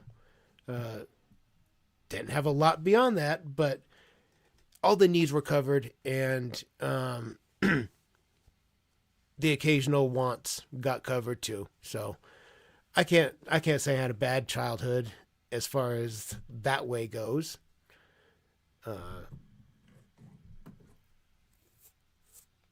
Other things, sure. But those are not up for discussion tonight. Wait, Chola, am I done tonight? No. We still have quite a bit to go through tonight. We still got... I'm going to do a couple of Cyrax videos here. Watching him argue with Marty. And then we're going to wrap the evening up with some Cobra videos. So we still got a little ways to go. I've been up for about an hour and a half. So I'm probably going to swing another hour and a half or so. Run it till about 9:30-ish. Somewhere around there.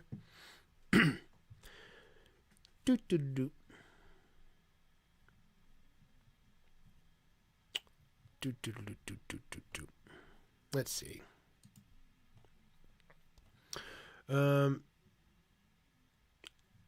Okay. We got through that last video. We're going to take a ripper. Before we get there, we are going to be heading over to Cyrax Archives channel. Great channel. I've done lots of videos from his archive. He has lots of stuff to choose from. Great channel. Really good archive channel. Lots of variety to dig through.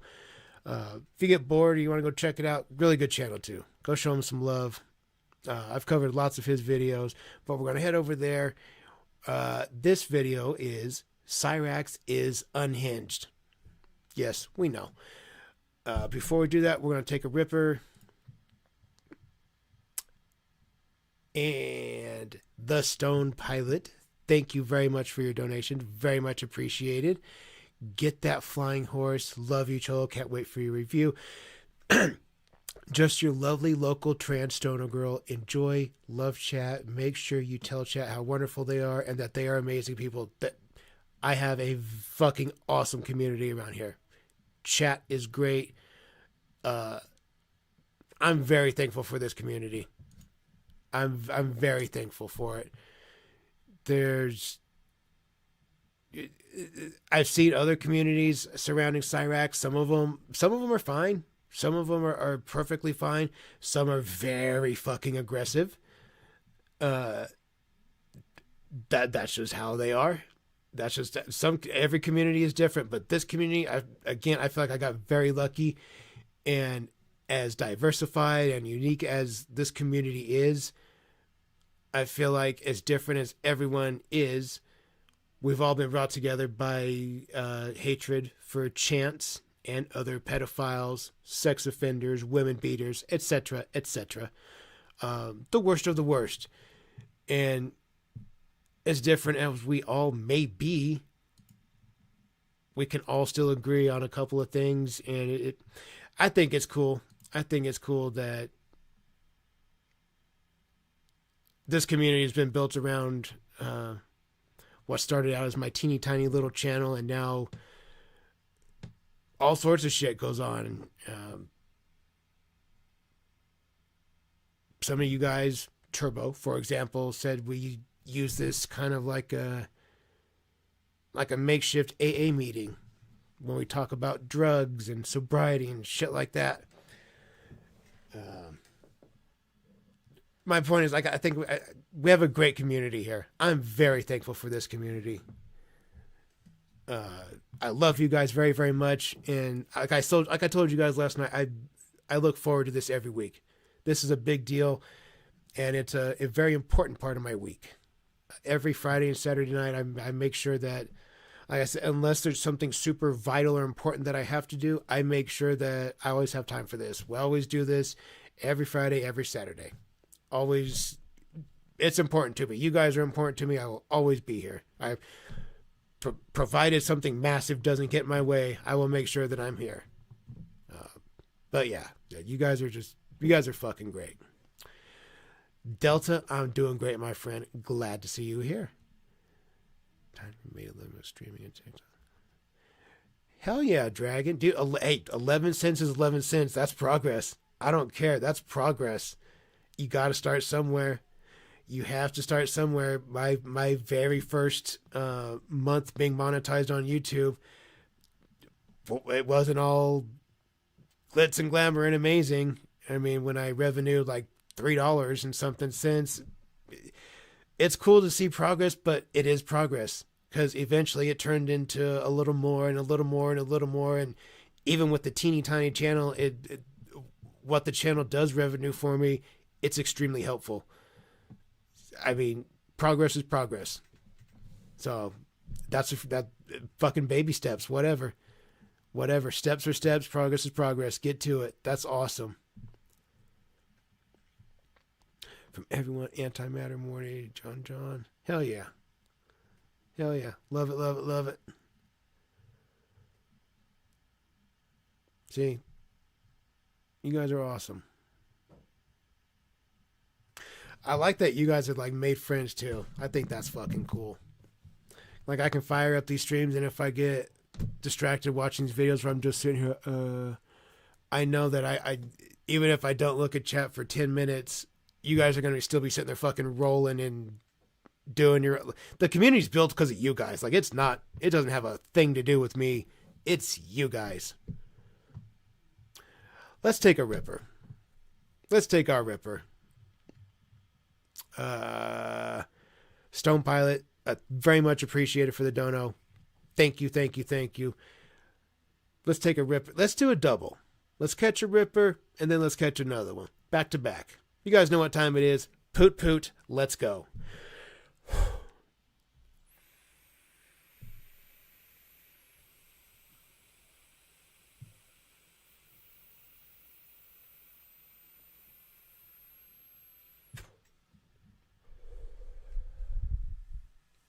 Double poot, that's right. Let's get it again. Here we go.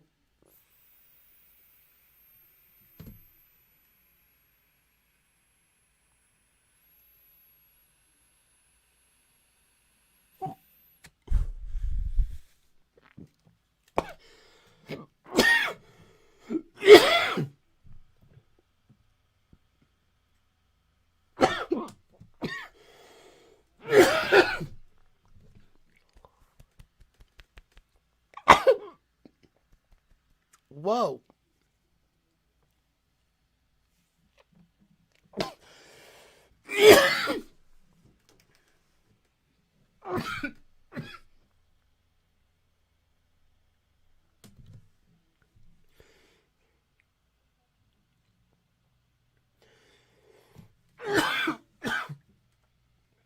Excuse me.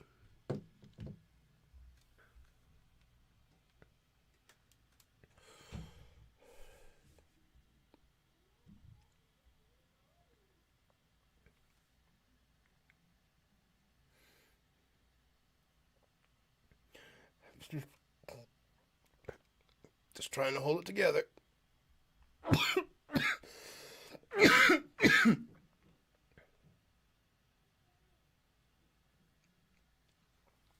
Okay. Okay.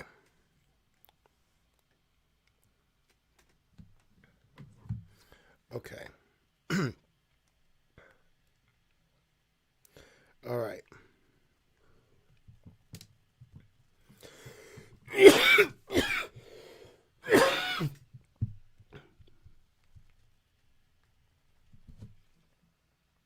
Okay, I'm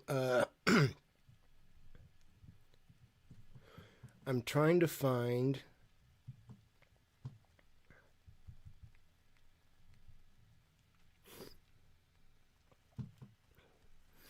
I'm going to see where I can find the flying horse. I'll see if I can find one either close to me. I don't recognize the brand. I don't know if it's if my dispos here will have any of their products or not. I'll have to look and see, because I just typically I go right straight to what I'm looking for. I don't spend a lot of time looking at other things. I'll just have to look and see if they have any. If not, I'll see if I can just order some. I'll try out a card or two. We'll find out. We'll find out. Okay. Wow.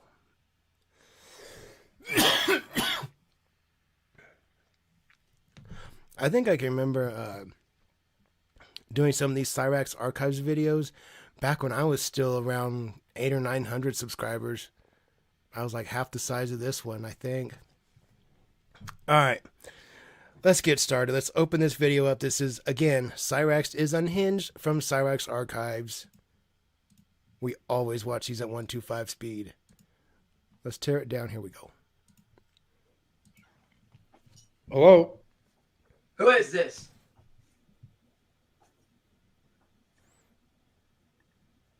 It said Vi.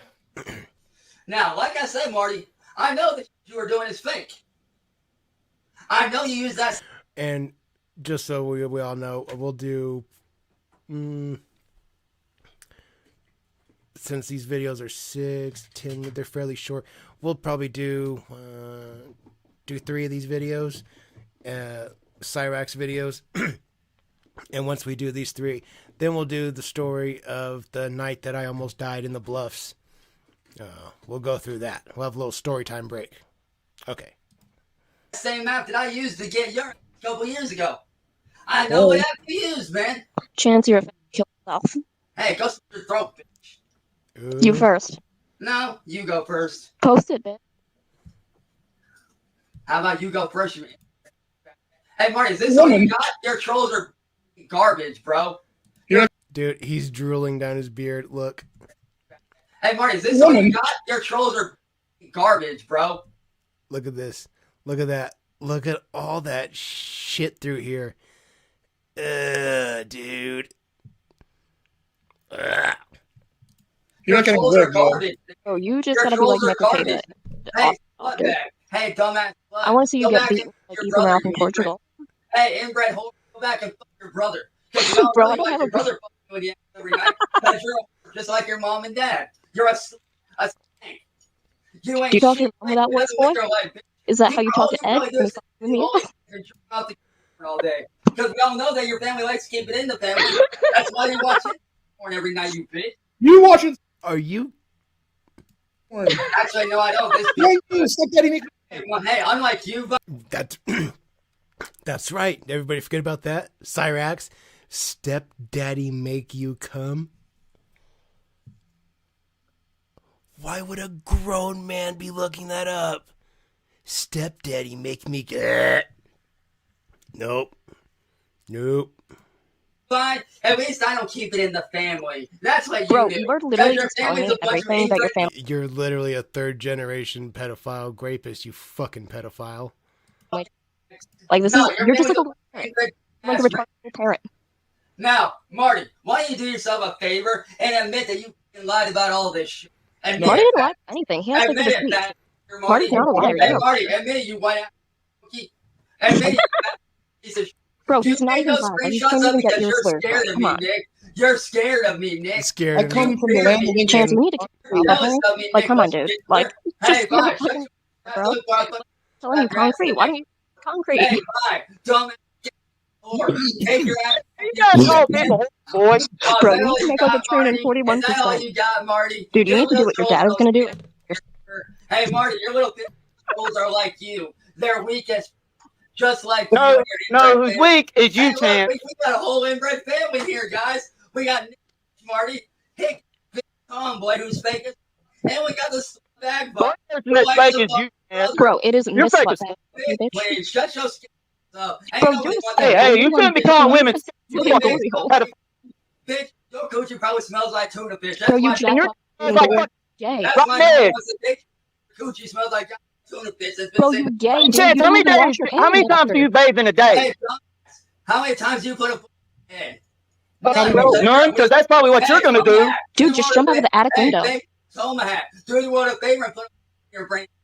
No, that's you, Chance. Do us all a favor and do that to yourself. Can you guys imagine?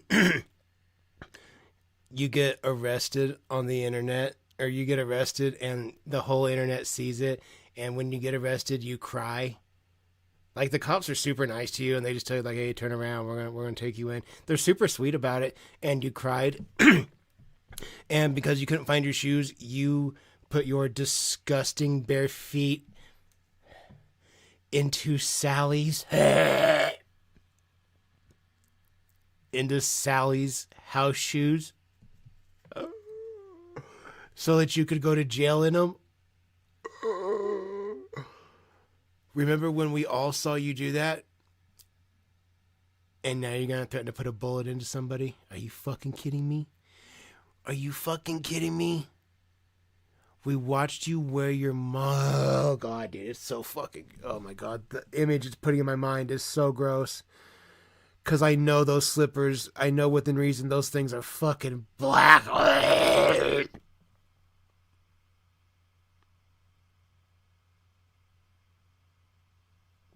don't want to talk about it anymore.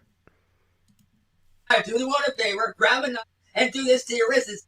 Bro, why don't you show me how to do it? Give me a live demonstration. I don't need Good chance, give us a live demonstration. Hey, slut bag little cunt. I don't need to show you nothing. That You know how to do it. You're too much of a coward. I want to see her read the obituary. Hey, Marty. Sally's gonna go on vacation. Hey, Marty, you're too little. A permanent vacation. I don't know these people. To be honest. Oh, the Bro, smell. the day Sally and Ed are gonna go dancing and go out on the town and have a great time. They can't wait for you to give them what they want. That was a really, I don't know how to say it, but very becoming chortle. I thought it was really. Hey, Marty, why you don't know these people? Why you letting them up? Bro, Because I thought it was combat. Sally, go to bed, dude. If you don't do that, Marty, why you letting them up? I thought it was combat. I thought it was violent. Start drinking and get some of Ed's perks, bro. Business to discuss. Take one of Ed's perks. You got business to discuss, Nick. Discuss. Now, get them off stream right now. I got nothing to discuss with you, Chance. We know you're a pedophile. You're just a pedophile, bro. And I'm gonna tell her everything you did. Jump out the attic window. I'm gonna tell her what you did. So I suggest, unless you want to call your girlfriend Marty Do and it. tell her what you've been doing, I suggest you get this soft hand. I hate to tell you this, dude, but girls find it hot when people like Marty harass pedophiles at school. Ain't nobody want that. Rex, I don't think if you're calling my wife my whore of a wife, if you're calling her that, I don't know that when you actually call her on the phone that she's gonna be too keen on answering your call. Knowing that you refer to her in that fashion, I don't think she's gonna be like, "Oh, this is the guy that calls me a whore? Yeah, let me see what he wants. Yeah, what do you want to tell me? Oh, my husband's an asshole to you? No way. I'm totally gonna divorce him. You're right, you 4.5 foot tall fucking pedophile. Yeah, I'm totally gonna listen to you, and I'm gonna divorce my husband because he's been a dick to a known sex offender. Yeah, that makes so much fucking sense. You're so fucking stupid. You love men picking on the weak. Yeah, for sure. It's really Have you been bathed in a year? Probably not. That's why it smells like goddamn tuna fish. The You Subarus, haven't even seen Coochie. the Subarus, the Lamborghinis. Break blind boy and you want to fuck stepdad. Whatever. Hey, Oh, he wants to fuck his stepdad, and he goes, whatever. That's not something you just say whatever to, dog. That deserves to take a moment. You take a moment on that one. You don't just, whatever. You want to fuck your stepdad, whatever. Brother, you. Marty, let me ask you this. Hey, Marty, you're a big lover. Tomac, you a spick ass redneck. You fucking. Oh, that's you, little buddy. You're the weakest one in here. Oh, there he goes. Gone. Man, I really just hope he off. I don't even know how I got here. Anyway, thanks, Marty. 10 out of 10. Chance to. All right. Well, that's our first one. Let me pull up our next one real quick. There's nothing we like.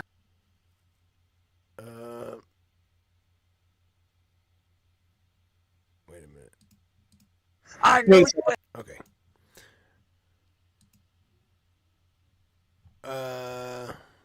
Discord link, Stone Pilot. Yes. There should be the Discord link should be in description of this live or any of my recent lives or any of my recent videos. You should be able to just go in description and there should be a Discord link there, unless any one of you that are in the Discord want to throw an invite up right now. If Connor's here.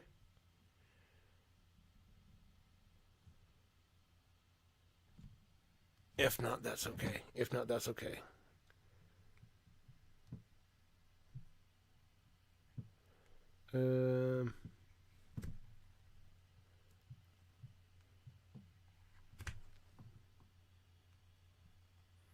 If you're able to find it.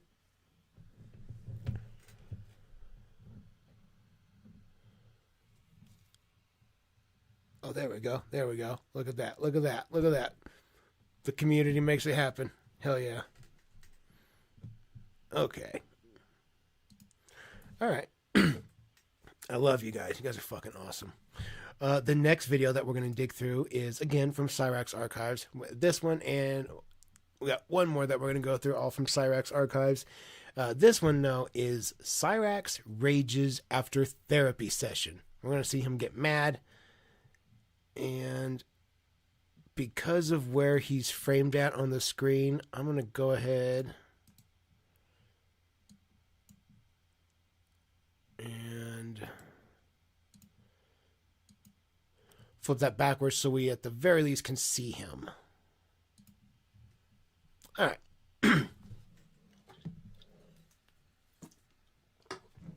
Get ourselves our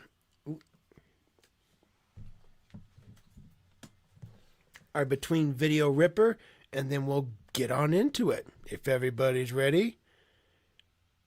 Poot, poot, poot. Let's go. Boop.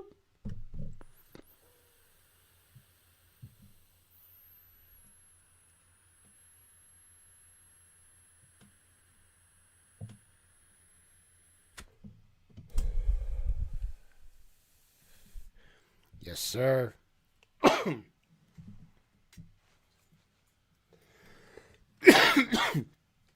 All right. All right.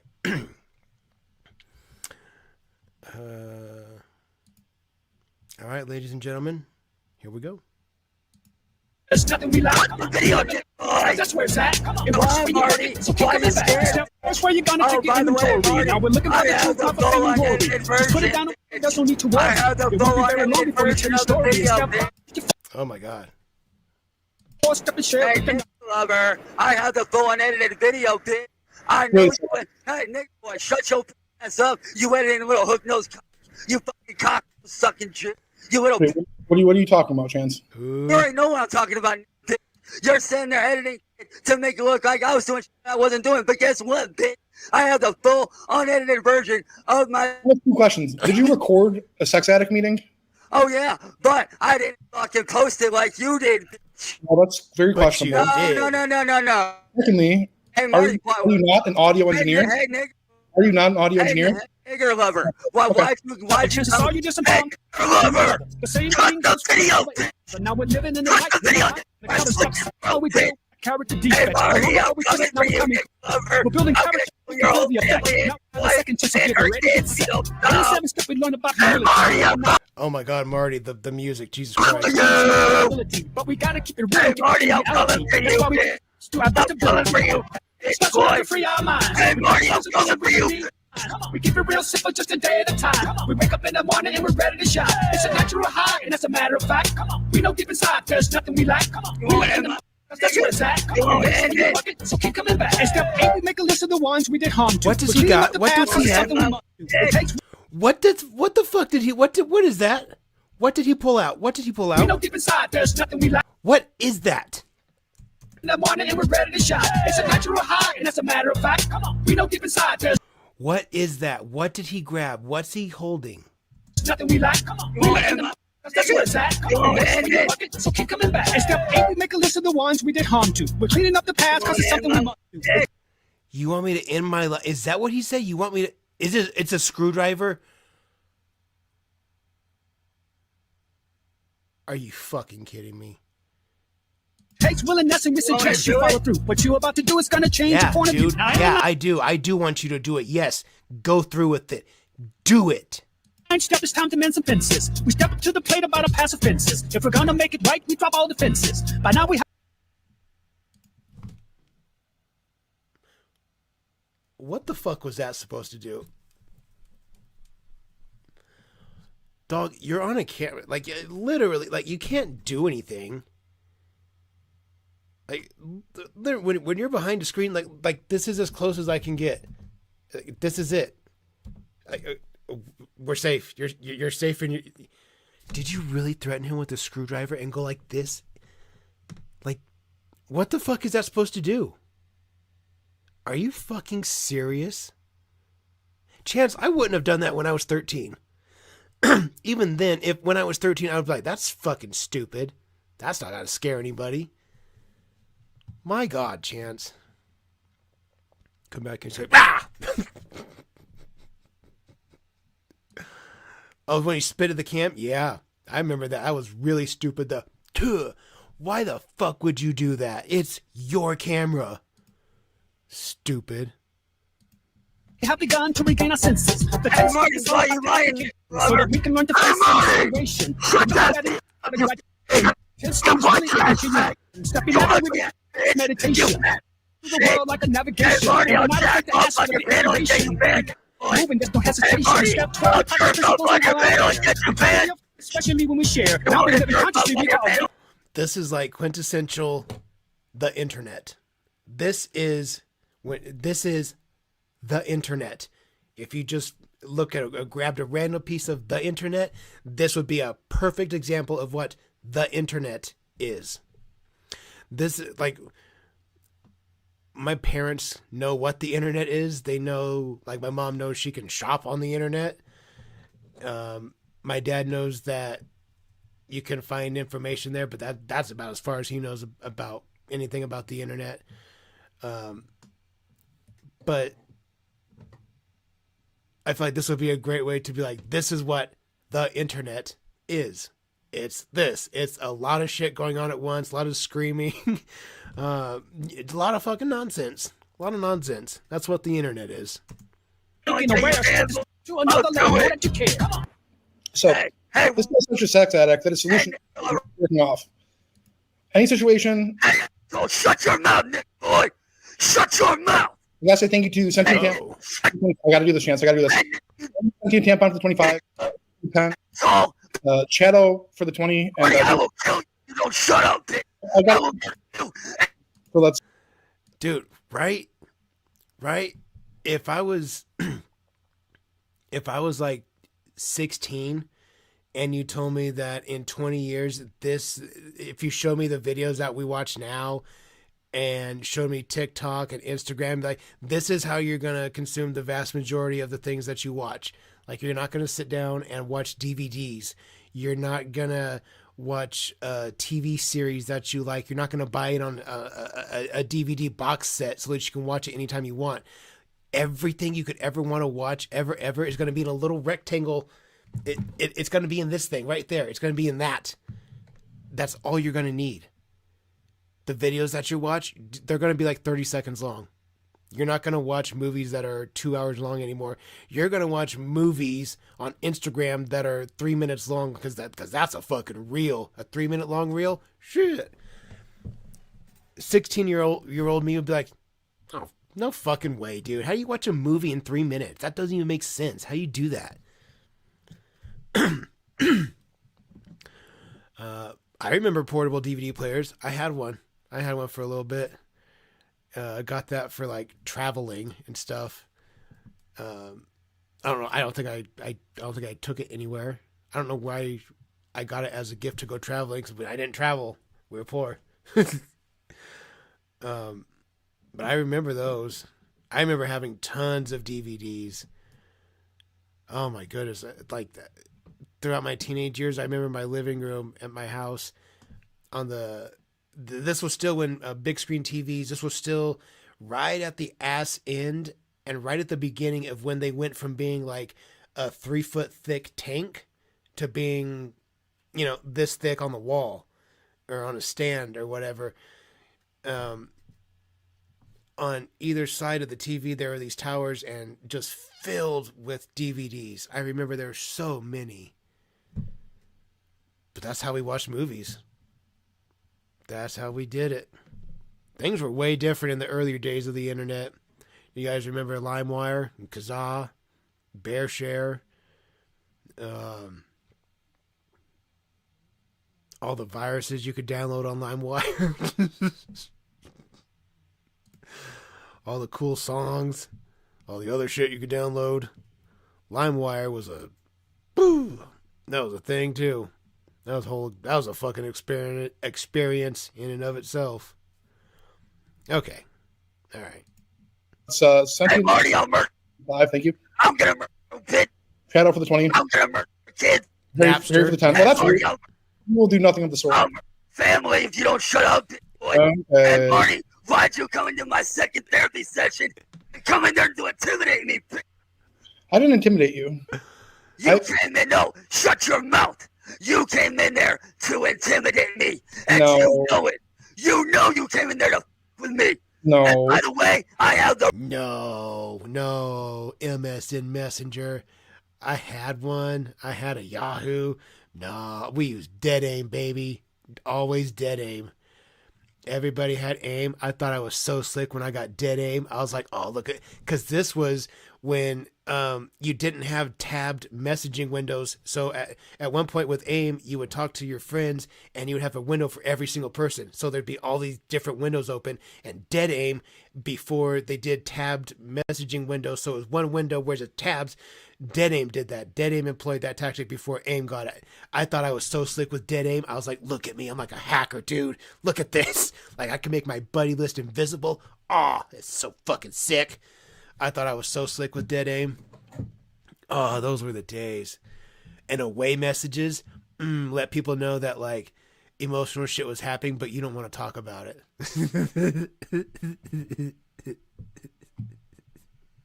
Just the worst song lyrics you could come up with or that you could listen to. Oh my God. Oh God. Oh, what an asshole thing to do. Those away messages, they were the fucking worst. Cause you weren't really away. I was sitting right there. Like, I wasn't actually away. I was doing other shit. I wasn't away from the computer. I just wanted to see it. I just wanted to see that everybody else got to see my cool new away message. Like, fuck yeah. Yeah, now they know that. Now they know this stuff. Fuck yeah. Now they know that I'm deep and, like, I'm going through it, but I don't want to talk about it.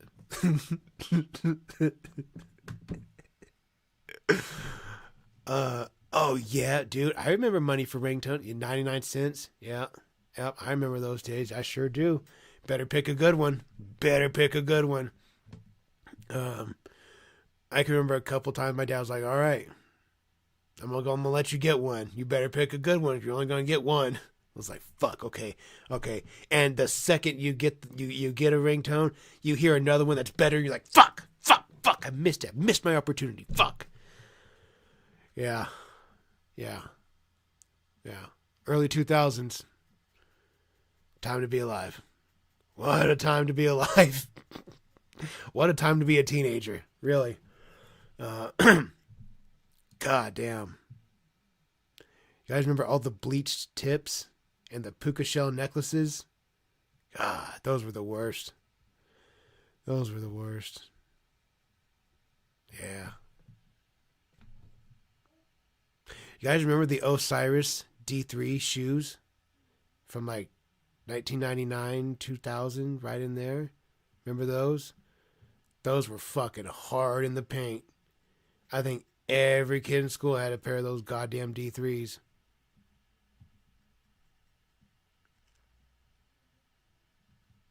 Remember, my mom's built a 500 one time. Ooh. I bet your mom was fucking mad. Newgrounds, yup. The yellow and black ones, yup. I like the gray and blue ones. I never got a pair. I never had them. But I always liked the ones that I think they were gray and blue. They're gray and the trim was like a dark blue. I always liked those, but I never got a pair.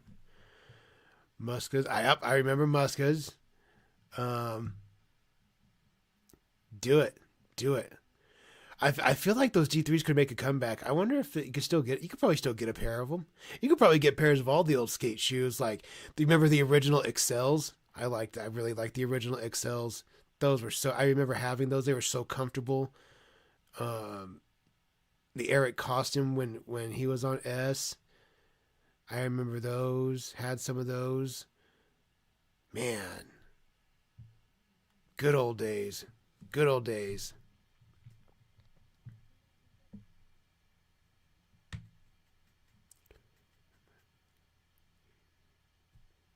MP3s from family with random bands like Imogen Heat. I don't remember that one. That babe shit. Is our fashion getting ready to make a comeback? Because fashion makes a comeback like every 20 years, right? That would mean it's getting ready to be time. Baggy jeans are about to make oh, fuck. Jinko jeans, baby. Jinko jeans and D3s. You guys remember that combo? Goddamn. Sheesh. Baggier the better. God, what a fucking time to live through. Is it back? Is it back and I'm just that out of touch? I think it's because I've just been wearing shorts and tank tops or jeans and tank tops for so many years now that I'm beyond fashion at this point. I'm stoked to see the 90s making a comeback, though. I like that. I think that's cool. Bright colors. I like bright colors. Okay, I'm going to shut up.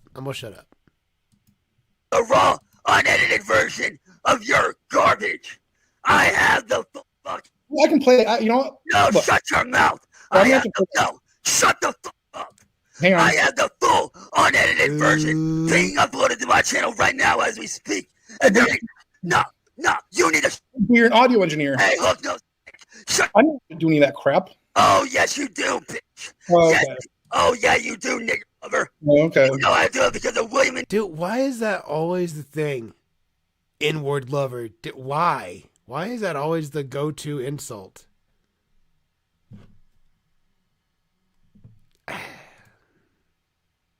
It's just trying to throw the most vulgar, shocking word that you can think of, and that's it. You're just trying to be hurtful. That's the best you've got. They're just words. If it doesn't break my bones, I can't be afraid of it. And your little friends. So Dennis for the 10 and my Dixie Wreck. And George Lucas for the 420. Hey, Marty, you make all look like shit. You. Oh, I mean, little bitch. You look those. You lover. You white ass monkey. Take your. The Banana Bear Show for the 10. Wait. Did he just call him a white ass porch monkey? Okay. Hey, Marty, take your ass out. Bitch. Hey. Burn it, fat lover. I am sick of you, Nick. You're a punk bitch. Your girlfriend's a whore. Her kids are a disgrace, and your family. No. She's a sweet woman, your angel. So don't you take that back. Dude, I remember the pants that you could turn into shorts. I remember those. I never got a pair of those. I take that back. I think my mom got me a pair of those. I specifically remember knowing that I 100% was going to get beat the fuck up if I wore those to school. I knew better. I was like, thanks. Appreciate it, Mom. Appreciate it. Very nice. They went in the closet, and that's where they stayed. I remember she was so excited, too, and I was like, Mom, you're going to get me so beat the fuck up. No, I'm not wearing these to school. No, I am not. Nope. You can say what you want. I'm not doing it. There's nothing wrong with jorts. There was nothing wrong with the jorts. I just know the school that I went to, I was going to get beat up. I didn't have a problem with them. It was the other kids that had a problem with them. I knew if I went to the school with the capability of turning my pants into shorts with zippers at the knees, I knew I was going to be in for a fucking rough day. Probably a rough week. So Mom just had to eat the cost of those. They just had to not get worn until I outgrew them. They just had to sit in the closet. Shut your mouth. Okay, Shut your mouth, Nick lover. Why do you always got me when I'm trying to get help, bitch? So I've been looking for shut your meetings mouth. all morning because I've been. Marty, shut your nigger ass up. Shut your nigger ass up. I think I'm finally in the right place. Let me tell you a little bit about myself. Yeah, you popped in there. Several years ago, my degeneracy led me to send my penis to multiple children, which, I really, I try to justify it in my head. I try to fool people into thinking otherwise than what is the truth. But truth is, I did do those things. Most recently, I am in a committed relationship with an Australian woman. I repeatedly violate her trust. Just over the past week, I have masturbated to 2 men over the internet, 3 women over the past several weeks.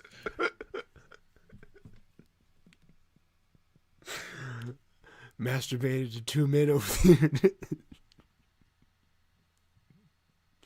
Dude, what a nut shot. Like, what a shot to the nuts.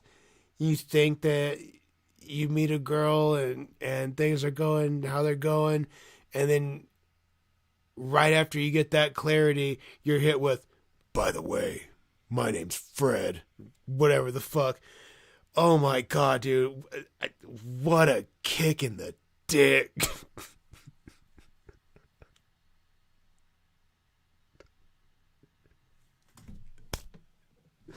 Couldn't happen to a better person. Oh, that makes me so happy. That makes me so happy. Okay. I don't mean to be distracted. I'm trying to do something here for everybody. We'll take a little gamble. And long story short, I'm just here to improve. A large part of this is so I can get a racing rig, which I think will somehow make me become a professional e-athlete. And from that point on, I might be able to make like untold sums of money. But yeah, that's what I'm here for. And I think I'm in the right place. I'm hoping at least. But yeah, I'm just here for your guys' support, and thank you. Thanks, Bill, and welcome. And I think you're in the right place. That was a really well done speech. That was good job, Marty. Marty is always well spoken. That was a good one. Okay. Okay, where are we at? This is what I'm gonna do. We're gonna bang on over dun dun dun dun dun dun to Boglone Chronicles, this channel. We're gonna be wrapping up our evening with some Cobra videos, plural. We're not just gonna do one. We're gonna ride this bitch till the wheels fall off. I lost what I was saying as I was saying it. I'm being nervous right now because I actually got my phone set up so that I can make a TikTok and share you guys. There we go. Inception. Share you guys in a video. Well, we're all going to be famous.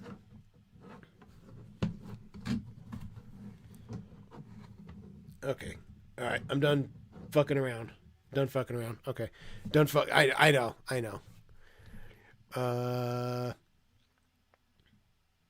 The guy that runs the channel has gifted 5 memberships. Shouts out to the guy that runs the channel and shouts out to 5 new members. Add that to the counter. That's the first. Wait, is that where we were at?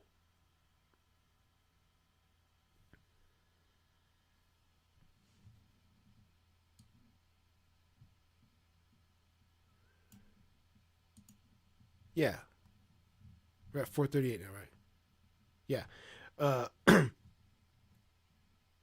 Okay, perfect. We're at 438 members now. Yeah, we started the evening 433. That's okay. Let me turn this back around right quick.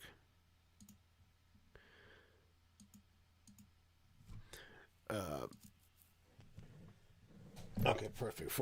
We were at 433. Wait.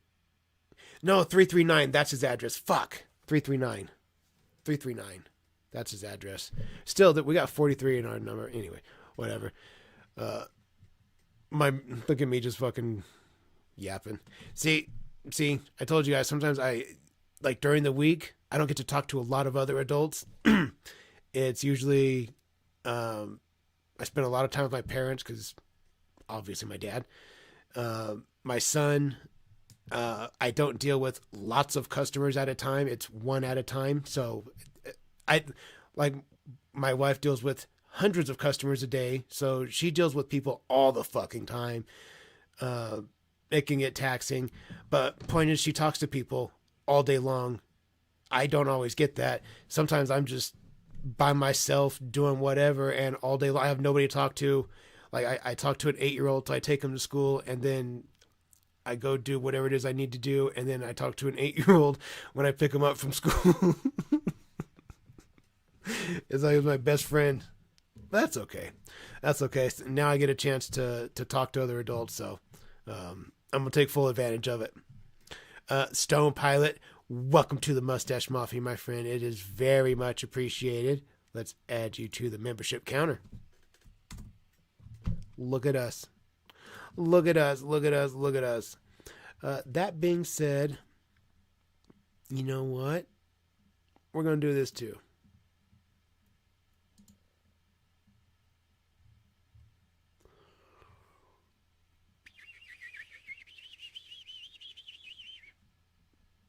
Do.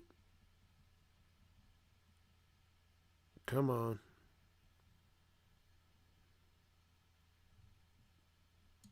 Here we go. It'll drop in just a second. There it is. It looks like the Cholo, the guy from the Chatting with the Cholo channel, it looks like. Yeah, that guy. Looks like he gifted 10 memberships. Shouts out to 10 new members. We appreciate you. Let's add that to the membership counter. 449. Yes, sir. Yes, sir. All right. Sounds like a motherfucker with a killer stash. Oh, you know it. Fucking know it. All right.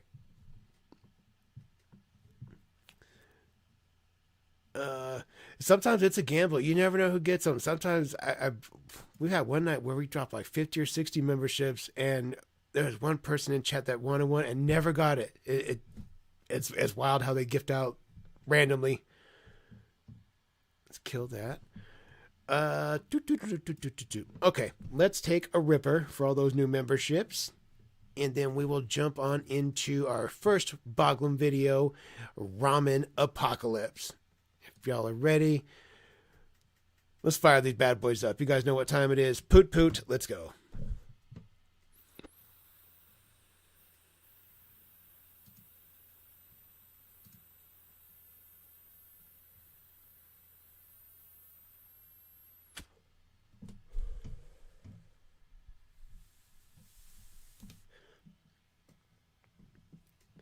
Yes, sir.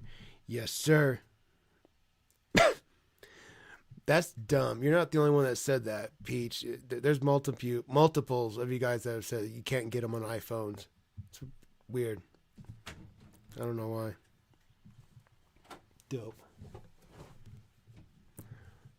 Okay.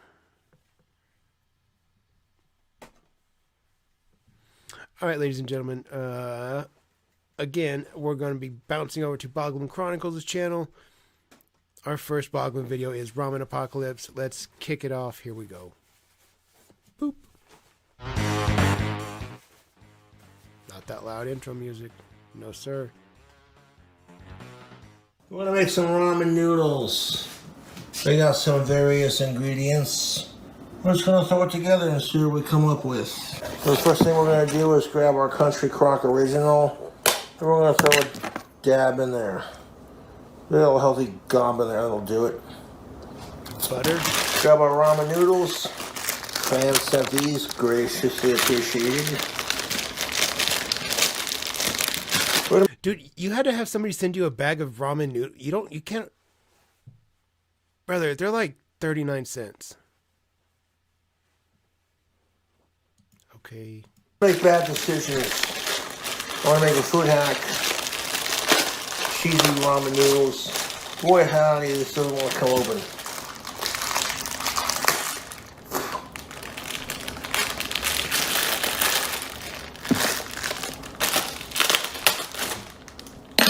Use a fork if we need to. You're going to want the freshener packet in there. Is that ramen noodle seasoning? Original spice, yes it is.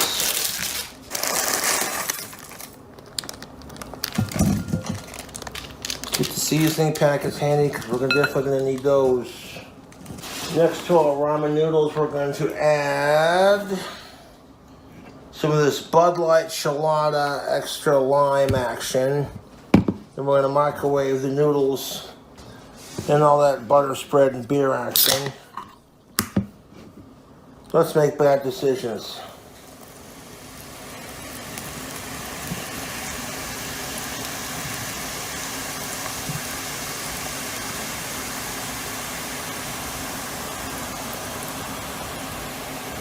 Cobes, what the fuck are you doing, dog? You're not. This isn't cooking. This isn't how people cook with beer. Brother, oh my fucking... How did you live as long as you did? Honestly. The more shit that I see that you eat, how did you live as long as you... That's what's baffling. It's not that you died when you're 35. It's that you made it to 35. Fuck. That's still not enough liquid to, like, pass over the noodles. Watered down beer, awesome. Ramen noodles starting to float. Wash these ramen noodles like a hawk so they don't... Like a so hawk. the beer doesn't get too carbonated. Like a hawk. Or in a microwave. These ramen noodles real quick like in that butter spread. And that beer. Look how fat he is.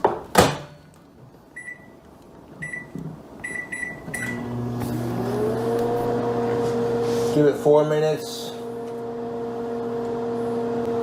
Now we're gonna microwave the ramen noodles in this butter and beer mixture that we got going here. And then I'll flavor our noodles. We're gonna stir it around and then drain the broth a little bit.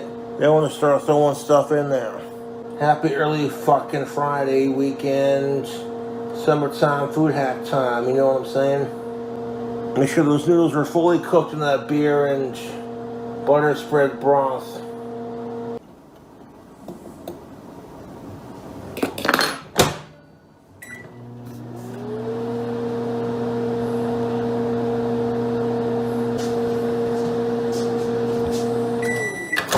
Dude. Like, why would you subject yourself to this shit? Like, why? Honestly, why? It's not good. It doesn't taste good. You can't fool me. I'm not stupid. I used to be fat. I know what food is good and what... That doesn't go together. That's not good. I know what good food tastes like. I didn't get to be 300 pounds because I like the taste of fucking salad.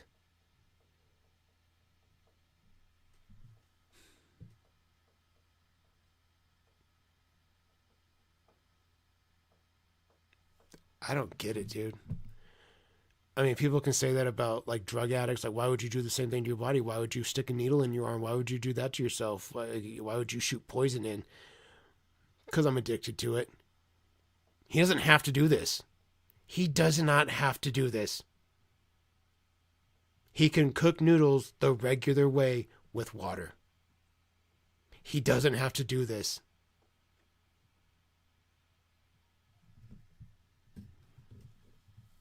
Because at the time it feels good and there's no way this shit... Fair point. Fair point. Inject a rock of crystal meth that feels great. Yeah. Is it poison? Yep. Is it going to kill you? Eventually. But this... There's zero advantages to what Josh is doing.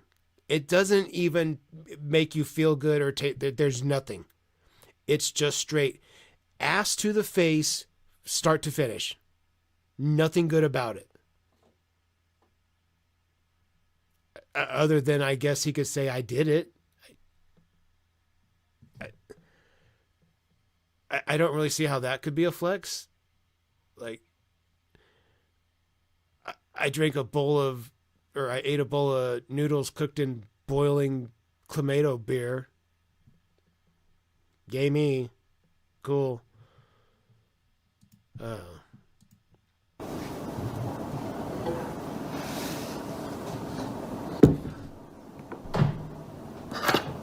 Want these to be fully cooked in the beer. That's disgusting. These noodles are about just done. And give them another like 4 minutes.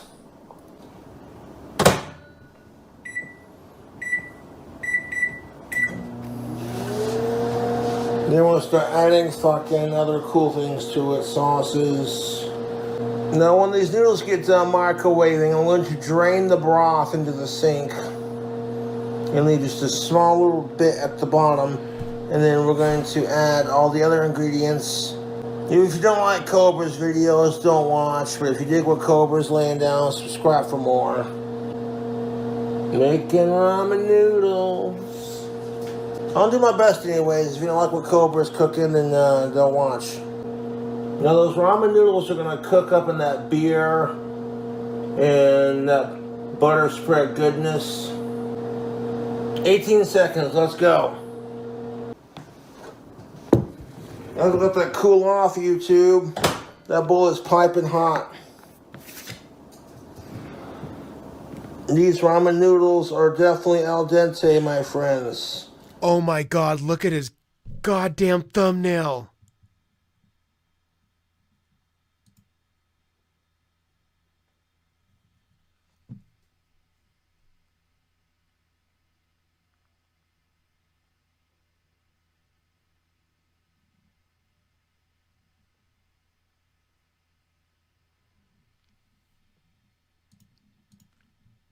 Stir.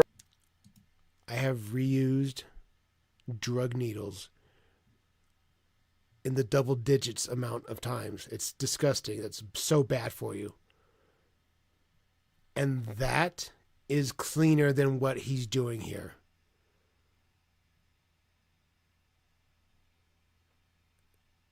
That thumbnail 100% guaranteed has touched shit.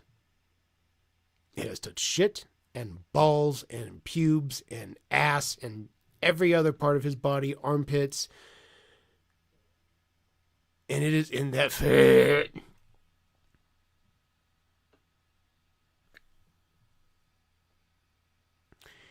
It's in that food too. Food. I use that word very loosely. No, that's not a coke nail. Coke nails can be fucking cool sometimes if the right person has them. Sometimes they're gross. If the right person has it, keeps it clean, like does cocaine with it. I've seen a couple coke nails. No, thank you. No, thank you. I don't like snorting cocaine. But this is a turd. This is a shit nail. This is a shit nail. That's what this is. I mean, I don't know how else to say it. What else? Look at it. It's just collecting shit there. Shit and dirt and hair follicles and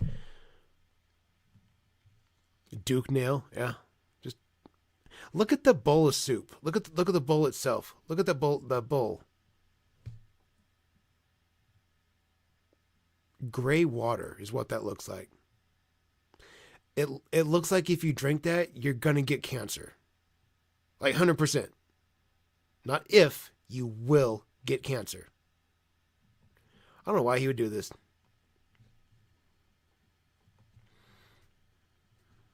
I hear you, Stone. If you're unfamiliar, I'm a hardcore recovering drug addict. I've been addicted to 5 different substances. And, yeah, drugs will ruin your life. All for a chemical sensation that is fleeting, it never lasts, takes everything from you. You behave like a different human being. I mean, it's still you. You're still making all these awful choices, but it's a lot easier to make them with the influence of crystal meth pumping through your veins, especially in massive amounts. Research chemicals. Yeah. Interesting you say that. My absolute favorite drug I was ever addicted to was a bath salt research chemical. It was the shortest addiction of my life, but it was my absolute favorite. It was the most balls to the wall, full throttle. It felt like I was going to die every single time. It was the best. I loved it. I think in total it probably lasted 6 to 9 months ish, 7.5, 8 months ish, somewhere in that time frame. The process of having to get the chemicals that were just, I had a connection, had big amounts of it, but at first it was fine. But like all drug addicts, once I got a taste for it and injecting it, because the people I knew that Very few people I knew could get it. It was just a handful of people, and the few people I knew that did it, they snorted it and said it was similar to cocaine for them, and I didn't like the flavor. I thought it was weird. So I injected it. I looked it up. You can inject it. I did that. And from the very first shot I did a 0.25. It was exactly a quarter gram. I paid $20 for it. I was in love that first time. That I knew right away, like, this is a problem. It's going to be a problem. And I remember that first rush is so vivid in my mind. I can remember the sensation of doing it, pulling the rig out of my arm. I kept it. My wife was across. I was sitting in front of a coffee table. My couch was on that side. I was in a chair on this side. My wife was across to the left from me. My friend's wife was straight across from me, and my friend was to my left. And I remember the sensation of feeling like here came this rush, and I was like, oh, don't throw up all over the table. Don't let them know. Don't throw up all over the table. Hold your shit together. And it was so incredibly intense, and I just had to sit there like this. And meanwhile, I am freaking the fuck out in my mind. Yeah. Bath salts. Yes. My specific bath salt. MDVP, methylone, MEO, 5-MeO-DMT. My specific bath salt is dibutylin. Dibutylin was my specific one. And that was like a rocket ship for me. That very first taste, it was a problem. I think I got more the next day, and real quickly it spiraled really, really fast for me. Dibutylin. You'll find very little research about it on the internet. You can look it up. I mean, you can look up the abbreviation for it. There's just not a ton of research out there. There's a little bit. There's just not a lot out there. But it kind of looks like crack. But crack. It kind of looks like crack, but without any of the whiteness to it. Just the kind of yellow rockish tint to it, and it breaks apart like crack, like a rock, like it snaps, and you can't crunch it with your fingers. It's not that soft of a substance. It's kind of like a chunky rock of crystal meth. Like, you can't crush it with your fingers. You have to actually break it. It's kind of like that, the dibutylin is, and it kind of reminded me of peanut brittle, but the color of crack. Consistency of peanut brittle, color of crack. Almost no smell to it, but when you inject it, you get the instant taste of citrus, and not like orange or lemons, but like if you had just tasted an orange or a lemon, but without the flavoring, like just the bite on your tongue. That kind of citrus is what it's strange to describe, but as soon as it touches your bloodstream, ooh, it's so fucking good. But anyways, that was my drug. I forgot to do the night I almost died in the Bluffs. So what we'll do, we'll finish this video.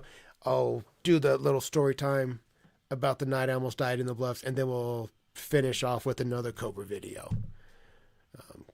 That was my bad. I did forget to do that between videos. But anyways, yeah, dibutylin, that was my thing. Loved it. Shortest addiction of my life. Absolute favorite. Most destructive, though. Absolutely the most destructive. I spent the most money. I almost kind of did. I did. I lost my house,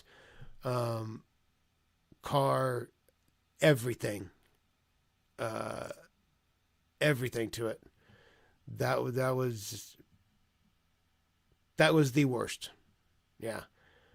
The shortest amount of time, did the most damage, almost cost me my wife. It made us go through some hard times, some really hard times. That's why I've said before that we are battle tested, because I know we are. We've been through the shit together. My wife has seen a lot, and I could say things that would make me sound like such a dick, like she's cried herself to sleep because of things I was doing, because the money was just disappearing because of me.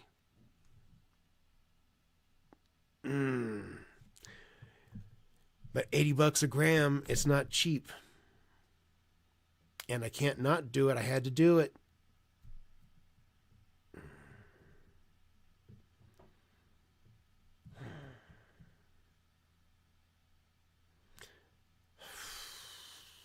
See, that's embarrassing.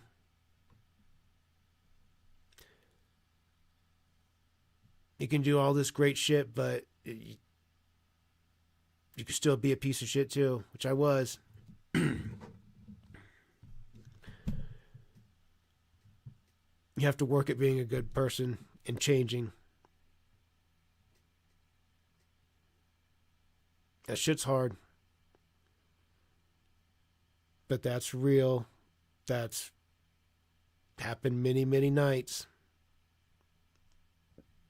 That she would lay there and cry herself to sleep because I was just sitting there just shot after shot after shot after shot after shot.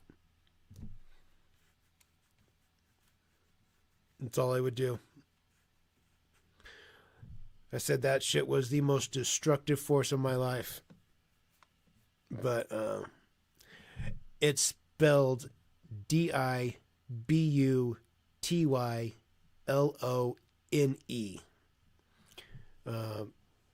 You'll find it pretty quick. But like I said, you won't find much. You'll find a couple little articles and those research chemical sites. That'll be about it. It's just very, very small. It kind of, as powerful as it is, it really surprised me that we haven't heard of an epidemic of it at all. Because I rarely, almost never have I heard anybody else say, oh yeah, I've done dibutylin. It's fucking rare. So it kind of surprised me that it hasn't had a destructive streak, kind of like crack or crystal or anything like that. Hipster true. Yeah. Research chemicals definitely can be classified in that category. Yeah. Bunch of shit nobody's ever heard. I do underground drugs. I'm addicted to things you've never heard of. All fucking bougie. Yeah, I'm not addicted to crack. No, I'm addicted to dibutylin. Fuck's wrong with you? No, there's no known cure for it. Duh. If I OD, I OD. God. But anyways, yeah, that's that was a real part of my life. That's what it is. That's what it caused me to do and who it made me choose to be. But that's why I stick with weed. I've said that many times too. That weed is the only thing that hasn't caused me to ruin my life or be in massive amounts of debt or anything like that. So let's take a ripper and then we'll finish up this video. Then I'll tell you guys about the night I almost died in the bluffs. Let's go. Poot poot.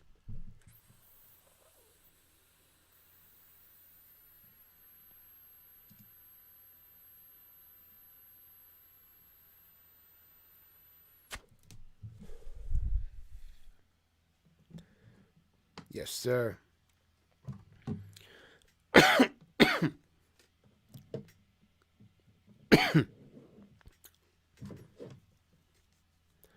Okay, let's watch this. Around with the fork. But I don't want to be too long with you on the video, so I'm trying to hurry this up. There we go. Now all the beer drained down. It's just the noodles. Cooked in a little bit of that broth. All 4 packets. Each packet came with 2, so we're going to add that. Stir all that seasoning, everything in there. Stir it around with our ramen noodles. See how soft these noodles are? Look at that, they're fresh. That's how you know. Yep. That's what you want your pasta to look like. That's it, Ivy Mikey. That's it. BKD and BDB. I had that memorized, the BK-D and BDB. Yep, amphetamine, phenylethamine, cathinone, and phenylcybutylamine. Phenylisobutylamine. Yeah, there you go. Yep, it's very similar to butylone, but yeah, it's a fucking bottle rocket, not a it's a rocket ship is what it is. Like, definitely smells like beer. So next we're gonna add. Was it on Wikipedia? It surprised me there's anything there. Of course, it has been 10 years since I was addicted to it. I'm sure there's been a little bit of research been added to the internet about it. There was a story. Oh, what's it called?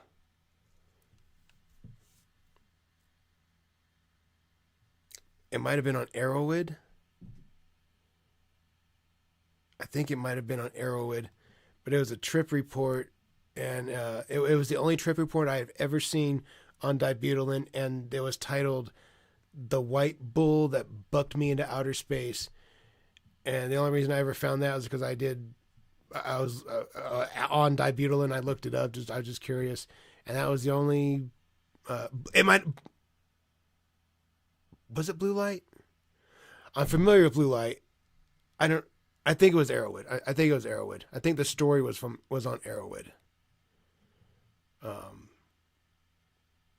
yeah, that was the only trip story, or it's just not a ton of research out there is all. But yeah, Schwilly P has gifted a membership. Let me add that to the membership counter, taking us to a drop dead even 450 members, ladies and gentlemen. Shouts out to you, Schwilly P. Shouts out to our new member. Appreciate you. All right, let's get to it. Good, we're looking good. Some Campbell's cream of chicken soup. And just dump the entire thing in there.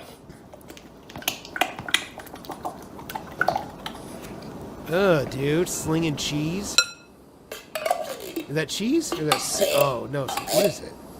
Let's throw in the baby clams. Oh my God. Dump those in there. Next, we're going to add our sardines with hot pepper. Yeah, throw all those sardines in there just like that. I saw those fucking fucking things. Try a little bite of this sardine here real quick. Yep, that's good sardine.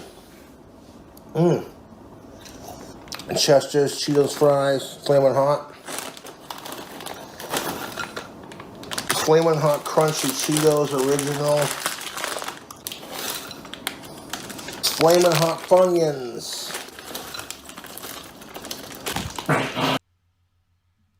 Oh my God, I just paused it so I could say, look at his oh my God, look at his pinky nail. Look how fucking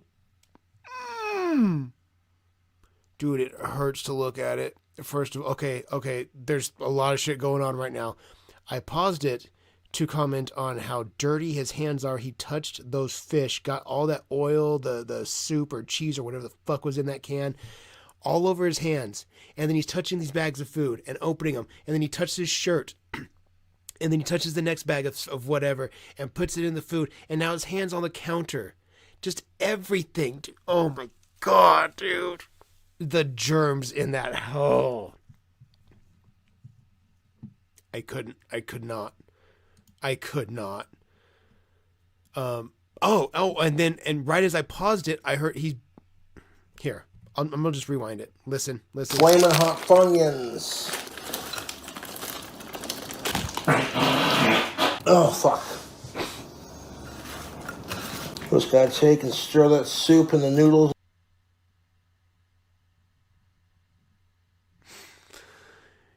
Jesus fucking Christ.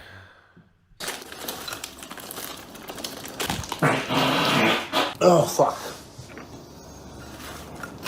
Just gotta take and stir that soup and the noodles and the chips around. A splash of Frank's Red Hot Buffalo sauce. For a little bit of heat. Buffalo Ranch from Hidden Valley. Let's go.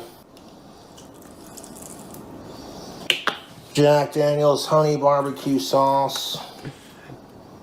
Throw a splash of that in there, just like that. Beautiful. Just for a little sweetness and flavor. Barbecue, gold barbecue sauce the fans sent. I liked the last time I tried that, so a little bit more like that. Horseradish, extra hot. A couple dollops of that. Oh my god, I'm busy playing with the soundboard. What the fuck is he putting in there? Dude, I heard horseradish. This has already got plenty of heat on it. This is just for a little bit of sizzle, you know what I'm saying? Bro, you're just trying to give yourself the shits. That's all you're doing. Because we're going to take our aged white cheddar sauce and just take all that cheddar sauce out of our jar here and just kind of scoop it in there. Let's go ahead and throw on a little bit of another scoop of Country Crock Original, just a healthy dollop right there like that. Beautiful.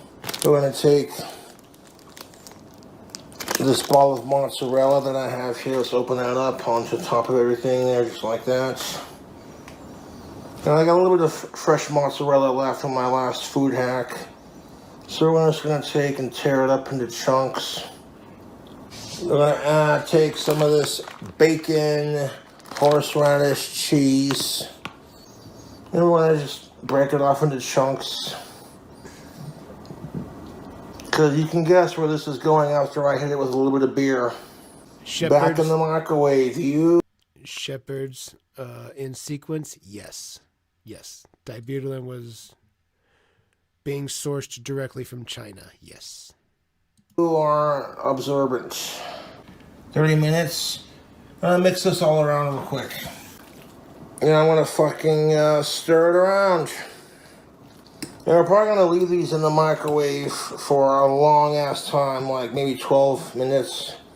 Just to make sure all that cheese melts and everything just congeals, you know what I'm saying? Like, so I got this Bud Light Chelada Extra Lime. And we're going to pour just a little bit on top of these noodles.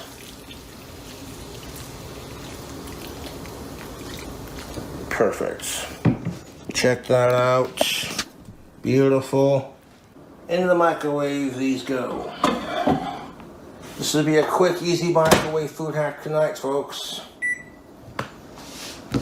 I'm going to microwave for an extremely long time because I want the cheese to melt. This is going to be some bomb-ass ramen. Let's just see how it do. So you're just going to cook the ever-living fuck out of it. Cool. Let's go 12 minutes.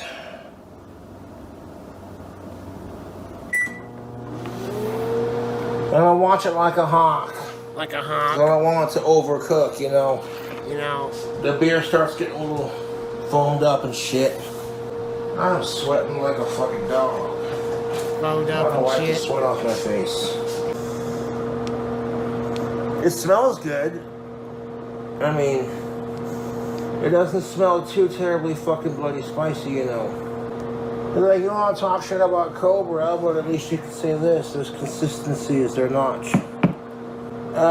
Based off of my principles of taste and combo and what I like to eat, this should taste pretty fucking good. It tastes pretty fucking good? Yeah. Like, oh wow, Cobra made another food hack. Good for him.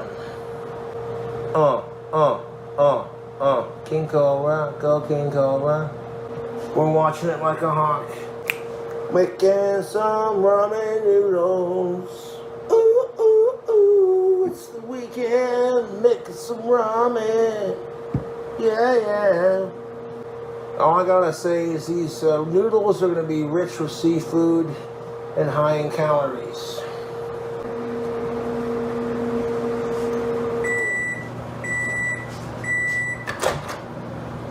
None of the beer spilt out of the bowl. Fantastic. Oh, look at that. If you're a seafood fan, you like it a little spicy, you know. Oh.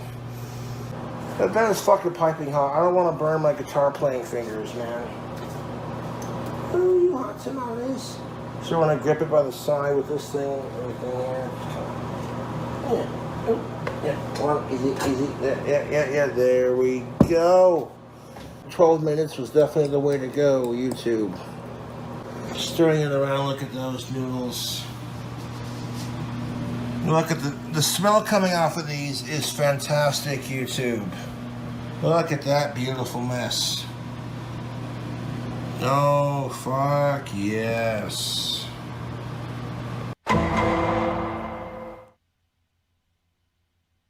What up, YouTube? It's your boy King.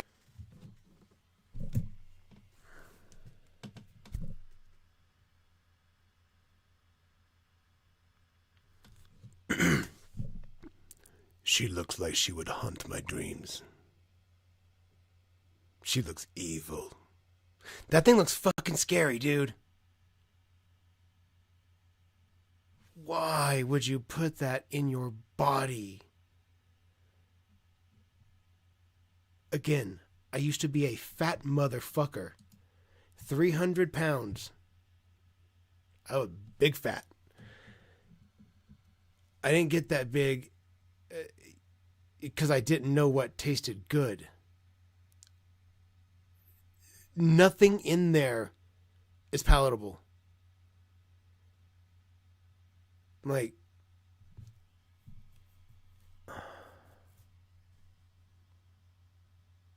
why are you fat, dude? Why are you fat? Like, you force that shit on yourself. Because if this is the shit that you're doing, the shit that you're eating, like, you're not even being fat off of good food.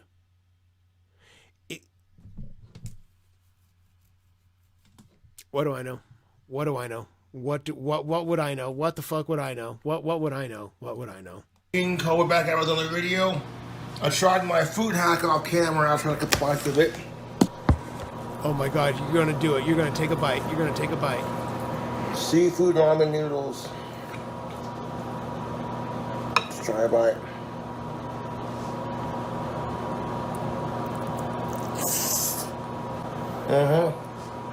Creamy, spicy, savory, salty. Not too spicy though. Not bad. I'd rather lick the bottom of a stranger's boot who just walked through New York City. No, thank you. No, thank you, dude. Oh.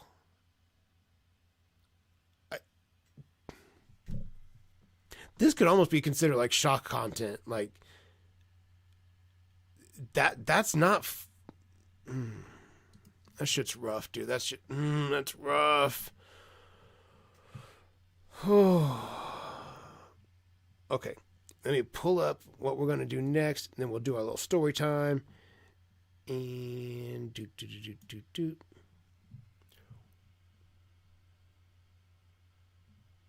we're gonna roll with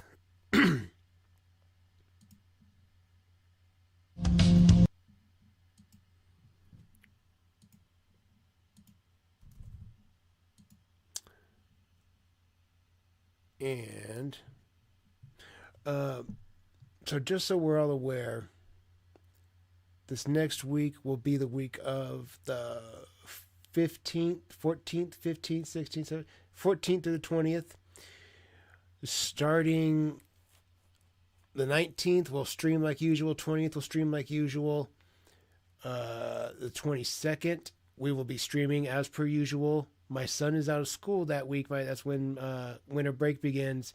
So that Tuesday, the 23rd, more than likely we'll be doing a pre-Christmas Eve stream rather than doing videos, because it's Christmas week. I'm probably not going to be making tons of videos that specific week, but I will be able to squeeze off a few hours to do a stream that Tuesday. The 24th is on a Wednesday. There'll be nothing happening that day. I think maybe I'll do a Christmas Eve stream. You know what? That's right. You know what? The 23rd will be my 1 year anniversary. So I'll do that Tuesday. I will figure out what we're going to do with my family on the 24th on Christmas Eve, because mid-afternoon till evening time, that's my family time. That time will not be taken or interrupted in any way, shape, or form. That's time for my son to open presents.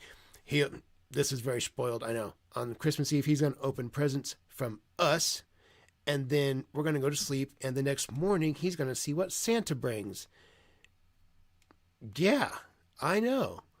But Christmas Eve, maybe early in the day, maybe I can do like I could do early afternoon stream Christmas Eve. That we could do. So we'll shoot for like 3 streams this the week of the 22nd, 23rd, 24th. 25th will be nothing. 26th, absolutely, we'll be on and cracking as per usual. That's a Friday. Same with 27th. And then I'll figure out the week of the 29th through the 3rd. Because that week, we've got New Year's Eve on Wednesday and my birthday on Saturday. So we'll figure that out when we get there. So we got a good couple of weeks coming up. Good couple of weeks coming up, guys.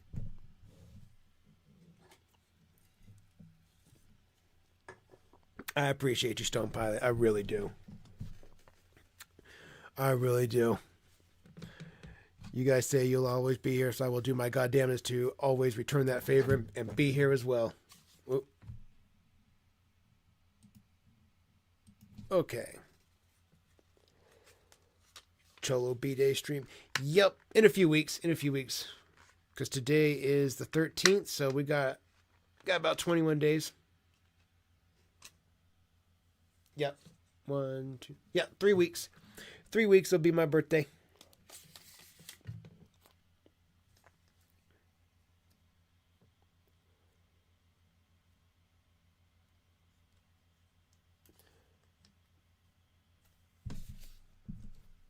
Three weeks it'll be my birthday, and what I'll be, I think I'll be 37.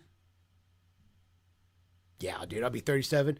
So yeah, we'll party down together. That's a Saturday, so that's what we do. That's what we do. I'll probably do some family stuff earlier throughout the day.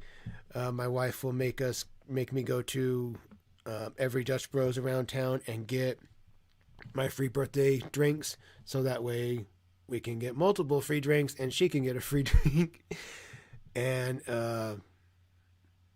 we'll do that, and I'll probably get some tattoo work done as per usual. I always get tattooed on my birthday, and then have dinner and then hang out with you nice folks. Do what we do. All right. We got our video pulled up.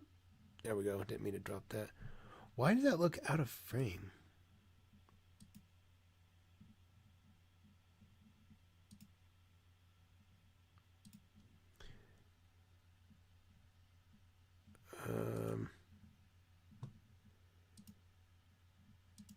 But wait, when I go there, hang on, guys.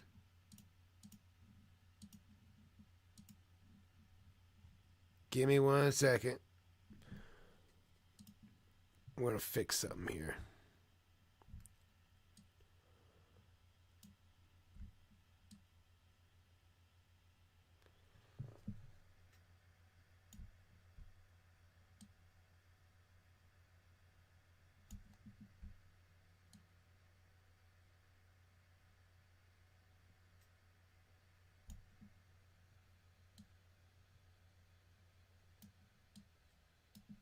Come on. There we go.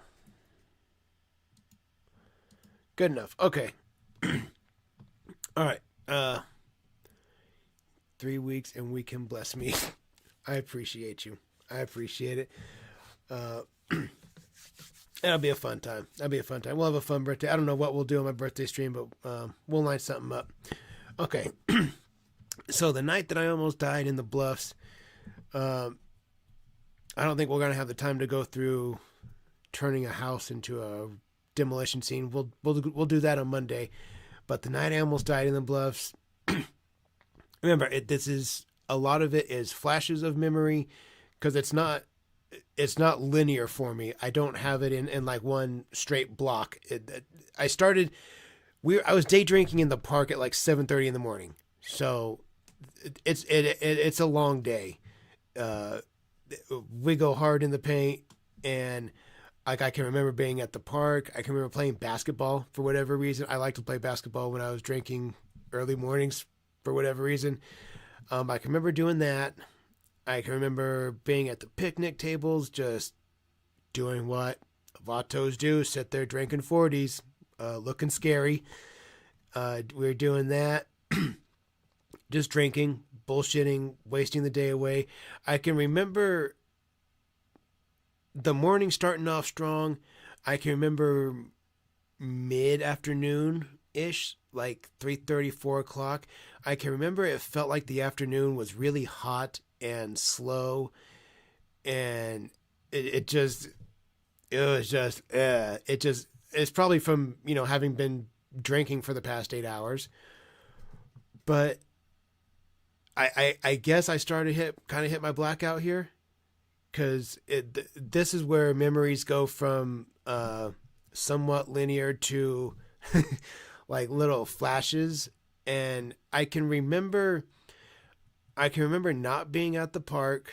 I can remember being there and making plans to do something, to go somewhere else. And I can remember being in the back of somebody else's truck. I was in the back of somebody else's truck. It was my neighbor's, which it was my neighbor driving, his brother in the passenger seat. I was in the back, other passenger seat. I was in one of the side seats, and the other brother was in the other seat opposite of me. I remember being in the back seat, and where we were in town was nowhere near where we lived. I don't know why we were where we were, but I can just remember driving through town and feeling the cool air in my face. I was like, this feels nice. That's how I know I must have been fucked up at that point, because I was like, this feels good. I have no idea how in control the driver was, or don't have a clue about that. But at some point, we're back at my house, or I'm back at my house. Like, I'm not 100% sure if I had anybody with me at this particular point, but I know once I leave my house, I'm headed towards the Bluffs, which from where I live in Bakersfield at that time, the Bluffs is like a 20-ish minute drive, depending on which way through town you go. Just kind of depends. And I can remember being on the way out there. I can remember driving, and all of a sudden I can remember very specifically the part of the Bluffs I'm thinking of. There's like, the Bluffs are very, very high up when you first arrive at them, and there's all sorts of roads that you can take to go down into them, because there's houses and little farms, and there's a park down at the bottom of the Bluffs. And I can remember specifically getting onto one of these roads, and I feel the road shift and start going down. I can remember going down it, and I have these little flashes. I can remember being at the bottom of the Bluffs at the park. I can remember being there, so clearly we made it. I remember getting there, or being there. I don't remember getting there. I remember being at the park. It's dark, and at this point, it has to be, I don't know, midnight, 1 in the morning. It's the middle of the night, which means we've been or I at the very least have been up drinking for like 16, 18 something hours, a long, long time at this point. What's at the bluffs? Just hills. Just hills. It's just a cool view. It's just a really cool view. Really nothing special. It's a quiet place if you want to go find somewhere to park.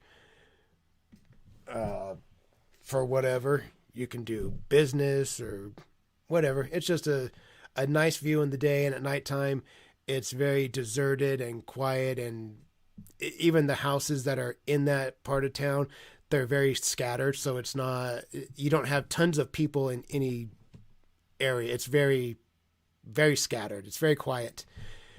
And I made it, we made it to the bottom of the bluff, so I can remember being there, and I can remember my friend, it's not a big deal, I called him Abby. I can remember him being there with me, and I don't remember if we were mad at someone or in my mind it feels like not like we were mad at each other. It's like we were mad at someone else for something. I don't know what. I don't know. That's just the vibe of like one of the memory. I can remember feeling aggressive. And from there, I don't remember driving back up and out of the bluffs, but we must have. We had to have, because my next flash, I can remember, and this is where my hair is starting to stand up on my back because it's scary thinking about. I can remember being up at the top of the bluffs again and going to turn like this onto one of these roads, except I'm in the passenger seat now. And I can remember the road, like we go over the little bump and start going down. I can feel the shift, and I can remember being like, and like that's the flash I get, and I can look over and see Abby's driving. We're by the way, after we went to my house, we got in my truck. After being in the back of my neighbor's truck, and driving around and then going back to my house, we got in my truck. So this is in my truck at this point. I'm in the passenger seat now of my truck. And I can remember looking over and seeing him. I'm like, okay, he's driving fine. And it's just these little flashes. Like I remember seeing him there, and then all of a sudden I can remember feeling like the truck was pulling me, or I'm getting shuffled around like this. I'm like, what the fuck? And I can remember looking over and seeing Abby, and I don't know what happened, but like all it looked like, it's like his hands were like this, and he was just going, and I remember getting really scared. It's making me feel scared right now. And I remember thinking, we're going downhill right now, so I know we're at the top of the bluffs. I like the way you're swerving us. This is 2 lanes, because the road it's a 2-lane. It's not super duper wide, and the entire road there's not a guardrail the entire way down. There is in parts, but not all the way. And whether you were close to the bottom or close to the top, they're both nasty falls. Even a short fall, you're going to get fucked up. The tall fall towards the top of the bluffs, you're going to die. But I remember seeing him, and he's just, and his arms are swerving like that. And I remember being so scared because thinking, there's no way I'm going to convince him to slow down. There's no way that I'm going to convince him to let me drive. There's no way that I'm going to convince him to just pull over. And I remember saying, Abby. And I feel like for whatever reason, it made him mad. And I was like, no, this is my life too. And I remember grabbing the wheel, and I looked up. I can remember this part I guess my adrenaline had to have kicked in because I must have been scared. And I can remember looking where we were, And I remember there was black, and then I can see like it's black this way, like straight in front of us, and looking like kind of from my perspective, I'm leaned over to the middle of my truck, grabbing my steering wheel from the passenger seat. So I'm kind of looking out the front of the window, but also sort of out my side, not through not through the passenger side window, but still through the windshield. And I can see some of the road and some of the, like as the road goes down, you see parts of the hill next to you, and they get steeper and steeper. And I can remember seeing that and thinking, we should be lined up that way. Like, I remember thinking I shouldn't see black in front of us. And I remember yanking that fucking wheel this way. I very vividly remember pulling that as hard as I could, because it just felt like he was fighting me. I remember doing that. I can remember the truck like going boom, boom. Obviously, as we're doing this, we're both fucking, neither one of us, I'm sure, we're getting it anywhere close to straight. But I can remember doing that, and I still feel the truck doing this. So I know it must have been an overcorrection.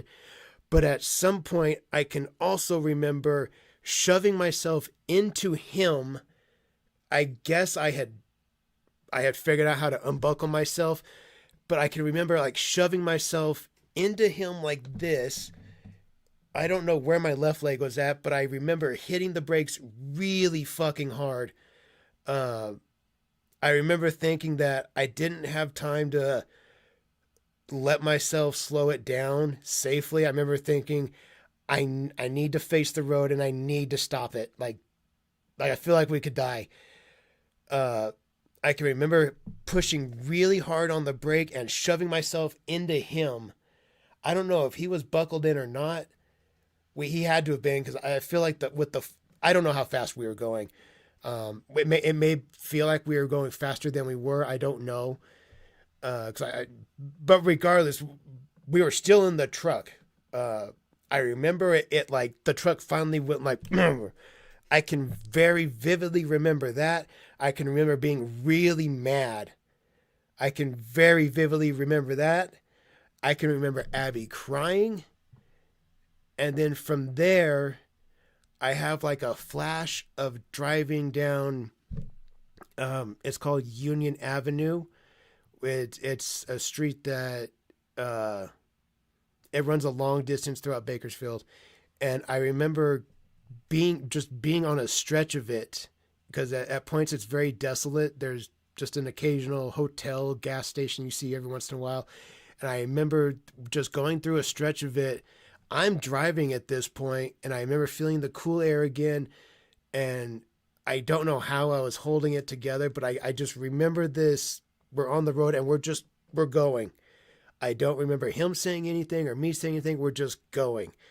And then from there, I'm in my driveway.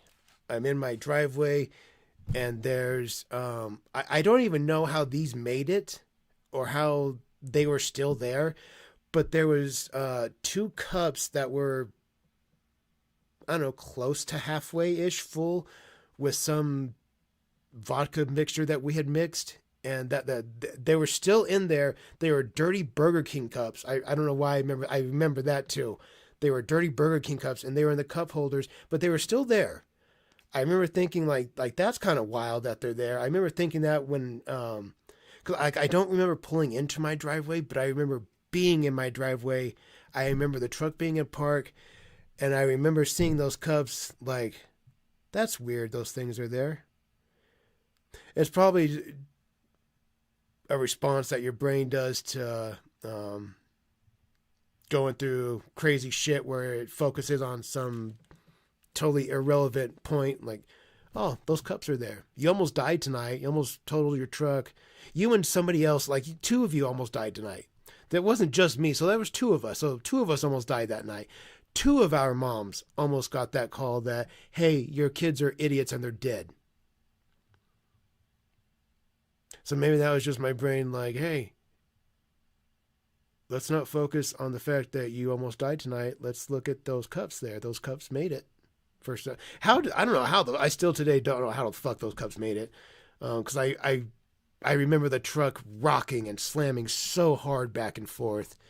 I don't know what the fuck he was doing when I saw his arms doing this. I just remember when his head was doing this, I'm like, okay, like you're fucking toast. If you're not even trying to look at the road, like, nah, dude. It just, I know when I leaned over and I saw that there was black in front of us and road this way, like, we've got to go this way. We've got to go that way. And somehow there's no major damage to my truck. There was no dents, nothing ripped off of it or broken. I couldn't find any damage. When the cup holder, when it drops out like that, so the tray's right here, there's a little piece of plastic backing right here, just a cover piece so it's not hollow. That plastic piece is broken from that night, and it just kind of flops down over the cups. You can push it back and it'll stay. But that's the only damage that my truck sustained, was a little piece of plastic from the cup holders falls down. Nothing else that I noticed that I could find. And at this point, I've had that truck, or the trucks. My dad bought that truck when I was 16. He bought it brand new. But at this point, I've had it 21 years and it's been fine the whole time. So no major damage. I replaced, the standard maintenance, tires, brakes, basic stuff, but nothing crazy. No, it's all good. Drives fine. It drives as good today as it did in 2005 when it was brand new. It's a great truck. I don't know what happened that night. Those are my flashes. So who knows what happened in between those flashes? I don't know. We didn't have like major damage to our bodies the next day. I don't remember being bloodied or having any cuts, or I don't remember like fist fighting him or anything like that either. We may have, I don't know, but our bodies weren't damaged like we did. It is a 2005 Dodge Ram 1500, 5.7 liter Hemi V8. So just a standard pickup truck, nothing special.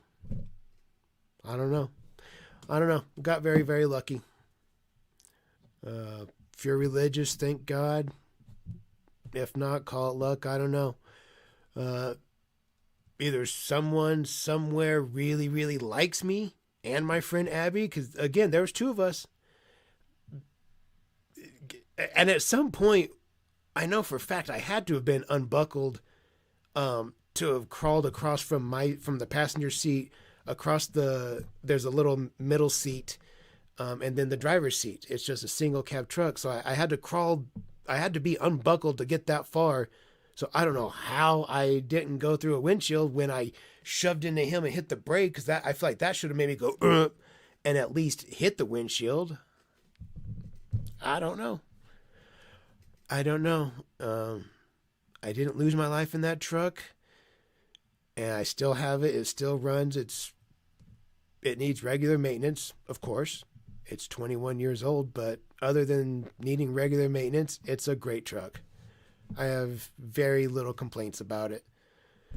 But that's the night I almost died in the Bluffs, from the memories that I can remember of it. It was a long day of drinking and scary night. It had to have been adrenaline, I think, the only reason that I was able to pull through and get us home. That had to have been the only thing that made me like hold that shit straight, because I know I was fucking hammered. I had to have been. As much as I know that I drink at the speed that I drink, it just had to have been pure adrenaline that kept me solid for however long it needed to get me home.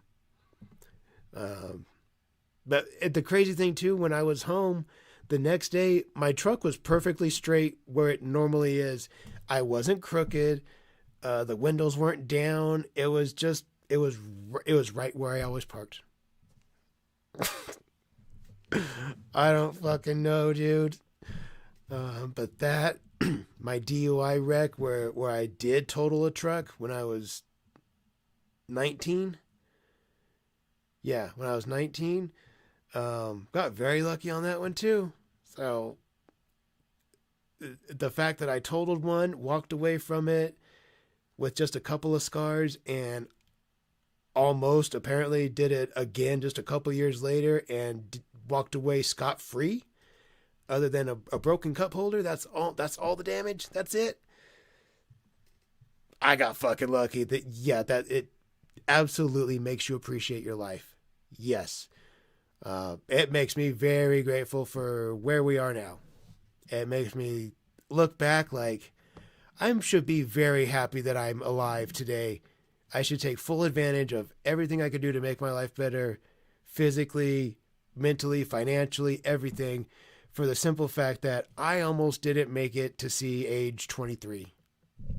Like 22 is a miracle, and the fact that I got to 24, like, woo, homeboy living right now.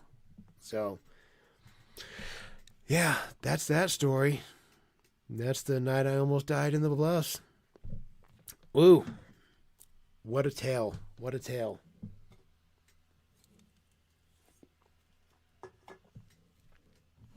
And again, that's just one night, one day. There were so many stories. There's so many days. There's so many days that were very mild, and there's so many days that were just off the fucking chain from the second I opened my eyes. But that's what addiction always seems to bring. It always seems, with me anyways, it usually seems to bring hecticness or dangerous situations or life or death situations. It just, I don't know, trouble seemed to find me, I guess. It's trouble's fault. Ladies and gentlemen, let's take ourselves a ripper. I think we've earned it after that. That was a good story time. My wife told me I should start a second channel and just do story times from like my addiction days. Like talk about it, not necessarily in chronological order, just tell stories of times that you picked up this amount of cocaine for an overnight trip, or tell the story of this, or I don't know. Maybe we'll do something like that at some point. I mean, there's a lot. I mean, I've lived years of addiction, years of them, and spent thousands and thousands and thousands of dollars on drugs and booze. I don't know. Maybe we will do a free-for-all channel, talk about trippy space. I wouldn't mind that either. Do a channel that's like, I'm going to talk about drugs and talk about ghosts and talk about space stuff.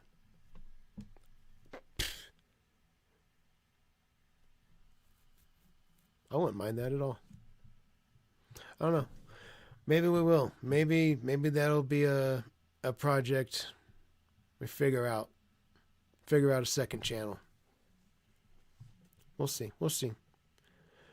Think of all the years you have ahead of you. Exactly. I think about that too. Like the things that I've done so far, I have packed into less than 40 years of life. And so roughly with the average human life expectancy, I'm barely at the halfway point. Like, think about all the rest of the shit that I can do. Or like, man, there's just a lot of shit you can do in a lifetime.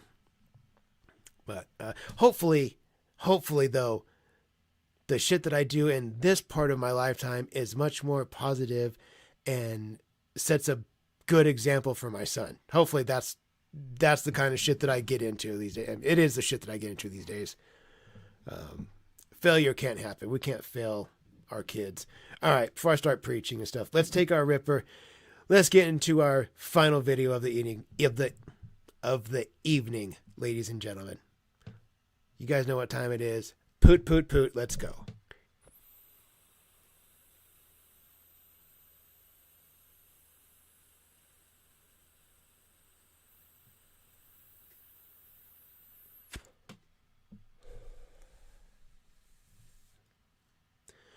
We're not done.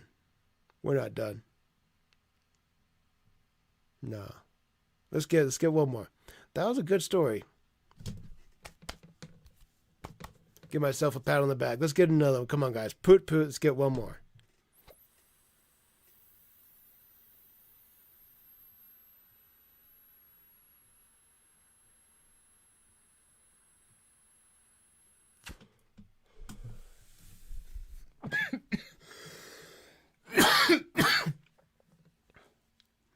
Yeah.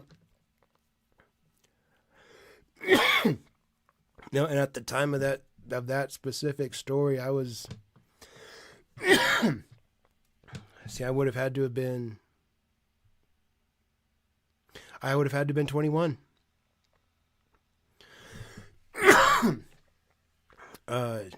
Just for the simple fact that I moved here right after I turned 22 in 2010, and when I was 20, I didn't know that specific neighbor that I was hanging out with at that time, so I had to be 21 years old when that happened, which means I had the DUI wreck where I totaled my Silverado that my dad gave me for my birthday, my 16th birthday. I totaled that when I was 19 years old, completely hammered, drunk, and then almost did it again 2 years later. Yup. That's your boy. That's who I used to be. Still am. Still the same guy. I just don't make nearly as stupid decisions today as I did back then. Yeah, it was a 1998 Silverado. And it was painted, it was a dark blue when we got it. And when my dad gave it to me, I got it painted like a light brownish, dark goldish color. I love that truck. From the time I had it painted, I had it like a year, maybe about a year, before I got stupid and totaled it. But anyways, can't dwell on things I did 20 years ago. Those things were life lessons, and they taught me valuable lessons. That's the way we should look at it. If you survived it, it was a lesson. So let's jump into our video. That corresponds perfectly with what we're about to watch. This is from Boglum Chronicles, The Wisdom of Life. King Cobra JFS. Ladies and gentlemen, let's get into it. Nope, not that music. Too loud. Following rant was 2 parts for a total of 4 hours, 6 minutes. Holy shit. Up YouTube, it's your boy King Cobra back at it with another video, and I got a sweet drink combo for all the dads out there on Father's Day. Jack Daniels. Oh yes, sir, Turbo. I got to give you guys at least a finale, at least a finale video. Coming up on 3.5 hours. I still got dad stuff to do, but the least we can do is wrap it up with a finale video together. So, absolutely. Thank you guys all for being here. For those of you that have been here since the beginning, since I kicked stream off, thank you so very much. Whether you have or you haven't, thank you for being here. It's so greatly appreciated. All the engagement, the watching, all that stuff is vital to a channel. It's very helpful. So thank you guys. Tennessee honey.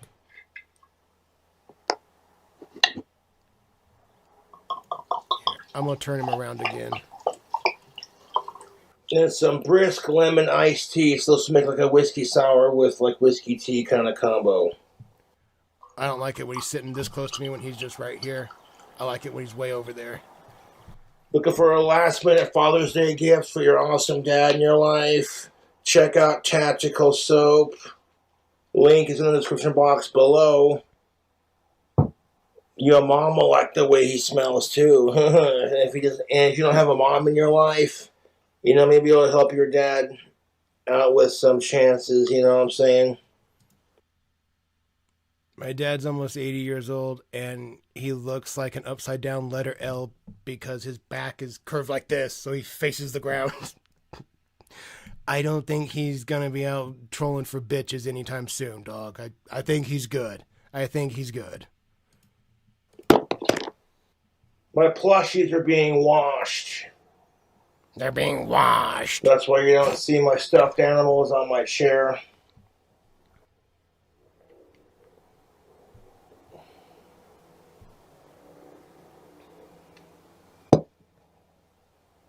Oh, that is fucking tasty. So hope you all have an amazing Father's Day. Was that a sneeze? You know, shout out to my dad. He's pretty freaking awesome, you know. Was that a sneeze? Is that...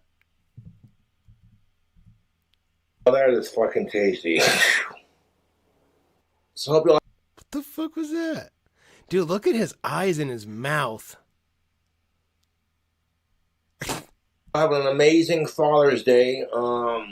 You know, shout out to my dad. He's pretty freaking awesome, you know. Look at your tits. Like, my dad royally saved my ass buying me this house. And because he's the landlord, I can't... This is how you thank him? You just trash it and get hammered in it all day? You never clean it and you live with bugs? Cool, Josh. Can't get kicked out. And that really pisses off my YouTube trolls. And they love to give me shit about it, too. They're like, oh, your daddy's blah, blah, blah, blah, blah. And I'm like, you're just mad because your dad won't buy you a house. Well, why don't you sack up and buy your dad a house? Why don't you pay the bills? Pissing off people on the internet? I'm good at doing that. Classic Cobra video response. And how can you avoid a fight with your woman? Good communication is more important than good sex. You know, like, I've gone 6 years without getting laid, so, like, sex ain't shit. At least Gender psychology, I find it to be very fascinating, like I said, but also incredibly frustrating. And that's just it. Sometimes sorry doesn't cut the cheese, you know what I'm saying? And if you're using the word sorry to avoid conflict and to resolve it, then I don't see a problem with it. But if you can't say sorry when it actually counts... Like the easiest Shut the fuck up, Siri. I wasn't talking to you, you stupid bitch. I hate when fucking Siri does that shit. Jesus Christ. I didn't say hey, followed by her name, so therefore I don't... Oh my god, I hate when Siri does that.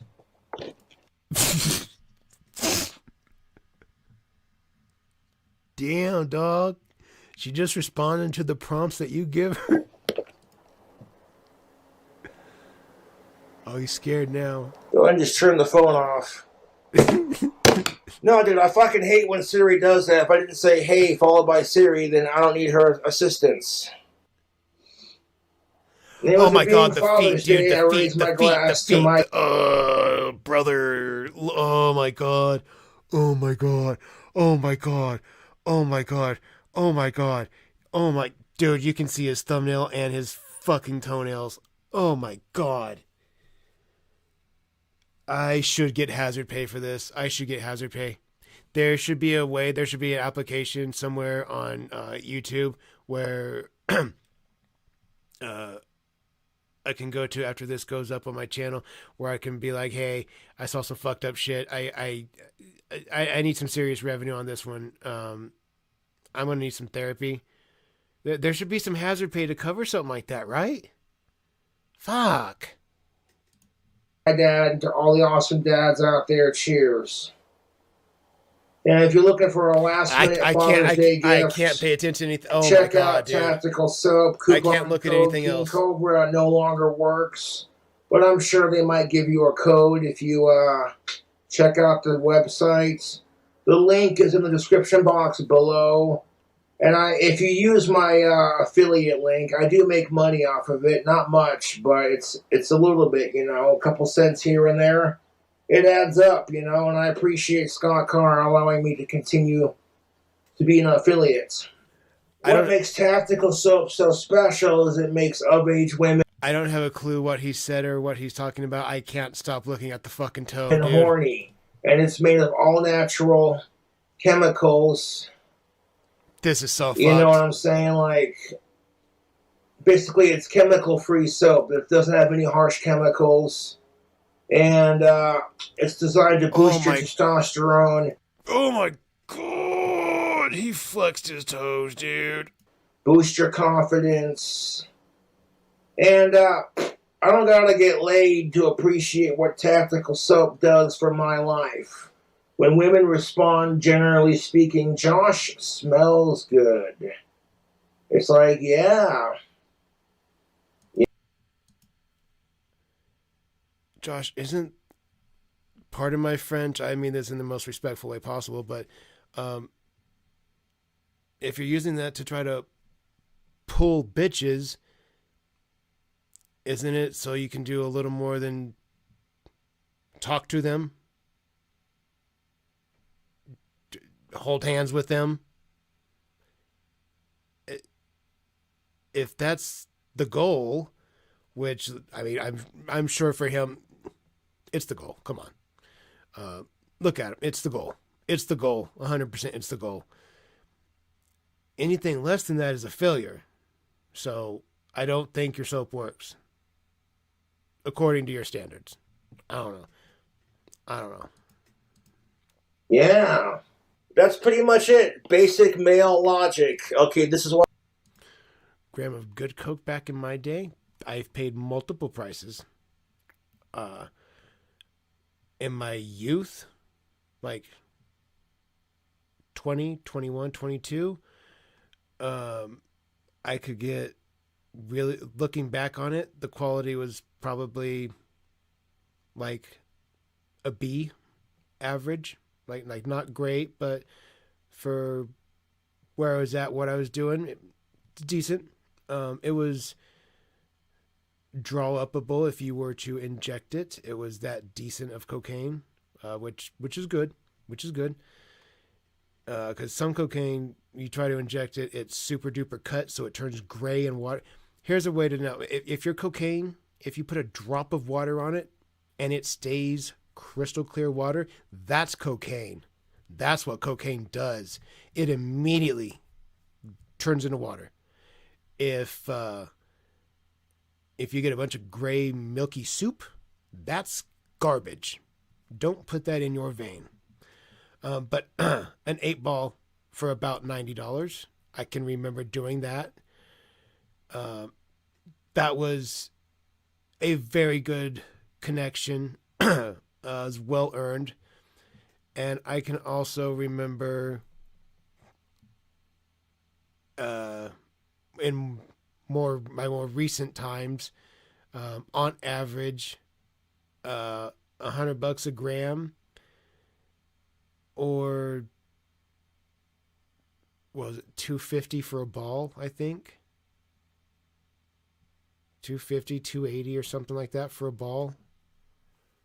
I think, or that was for the kind of light blue sticky cocaine that was immediately, you drop a drop of water on it and it's crystal clear water. It's high powered cocaine. That was prices for that cocaine. And then there was high powered cocaine. And high powered cocaine is extremely expensive. It is far out of my price range. And from what I see, from what I hear, from what I know, from seeing, it's ungodly fucking potent. Makes regular cocaine looks like child's play. It was just, I guess, I'm sure the purity was just as high as it could be. But it was, if I'm not mistaken, like $460 for a ball. I think somewhere around there. Like it was pricey. way out of my price range for sure. But it was a different thing. It's a different animal. 100 a G. If it was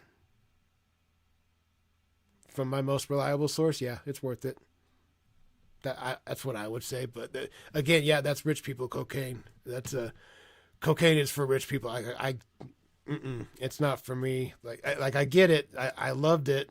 I had my time with it, but god damn, it's expensive to pump in your veins. When you're cranking a boot, just boot it every 20 minutes. That 8-ball turns into a teener really, really quickly. That teener turns into a gram real fast. And there's times when people, oh, let's go get a gram. And then when you're like, oh, I'm down to a gram, like that's not that much. Not when you're booting it. It's not, it's just,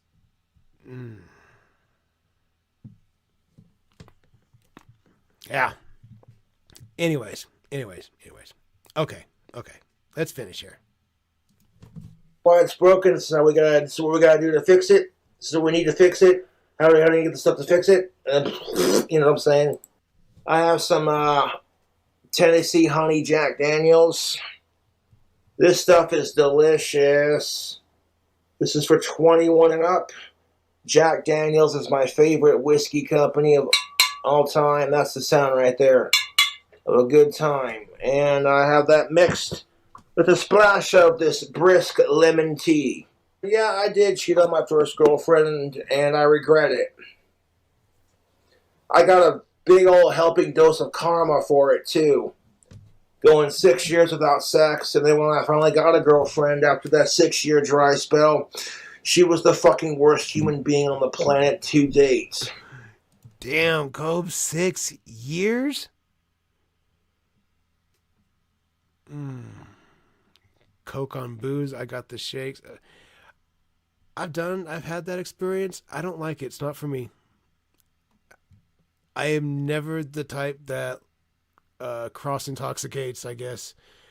I always, whatever narcotic I'm using, that's the narcotic I'm using. I can't mix them up. It's always too much for me. It makes me sick. I can't take it. I'll take each thing as it comes. Yeah, just the way I am. If it's cocaine, I'm gonna do cocaine. I don't want to mix it with anything else. I don't want any potential bad side effects. I just want the cocaine side effect or the cocaine effects.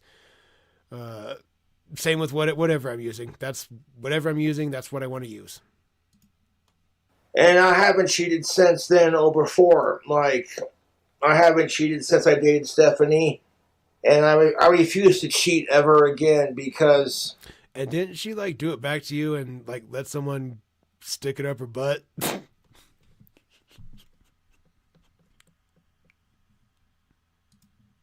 I ruined a good relationship. You know, if I were to, for example, if I were to fucking sit here and, take my Bic lighter and burn my hand with it, you know, and go, why does my hand hurt? Well, what's the root cause of it? Because you were stupid enough to burn your hand with a lighter. You know, one would think, well, if that hurts, quit doing it. You know, that's just, you know what I'm saying? Yeah, Cobes. Yeah.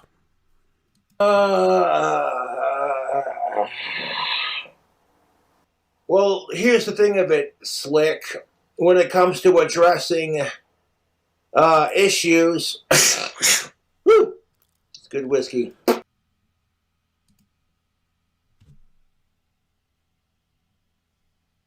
Motherfucker, did you just give us a Cyrax drip? Dog? I saw it. Oh, shit. Watch in here. Watch right in here when he sneezes. Just watch. Well, here's the thing of it, Slick. When it comes to addressing issues, woo, it's good whiskey. Right there. You saw it go boop.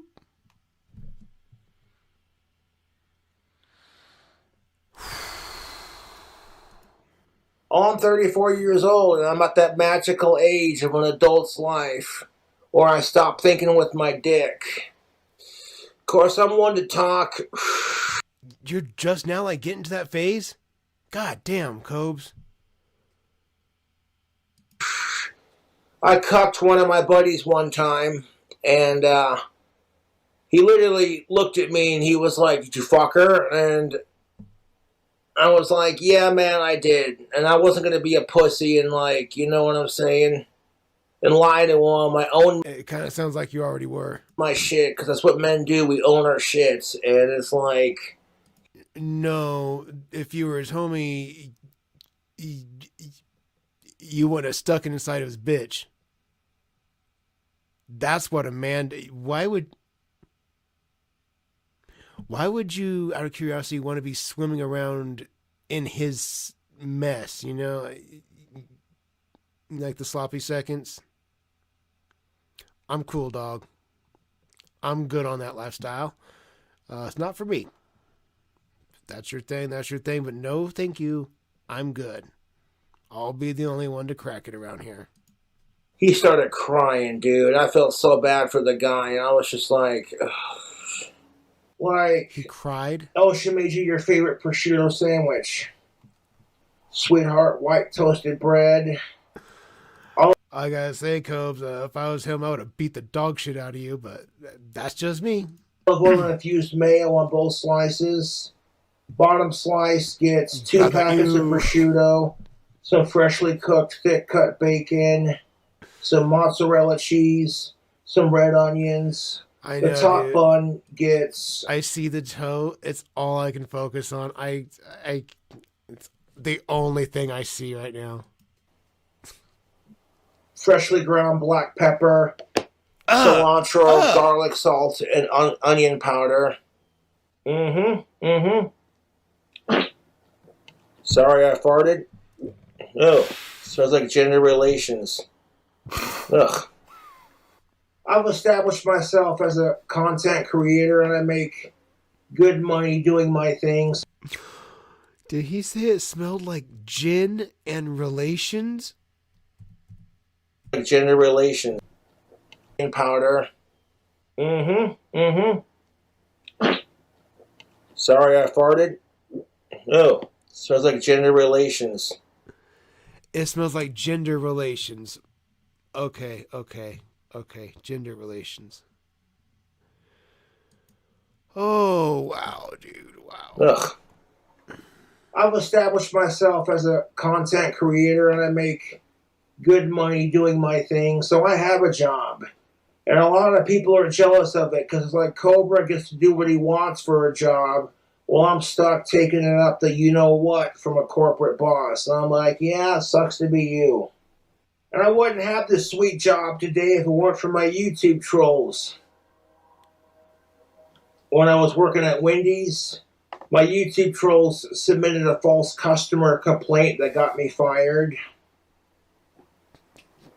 When I was working my dishwashing job, they harassed the owners of that bar, and they harassed my female coworkers. And the woman I was working for, the head chef, she created a very toxic work environment. Don't get me started on her.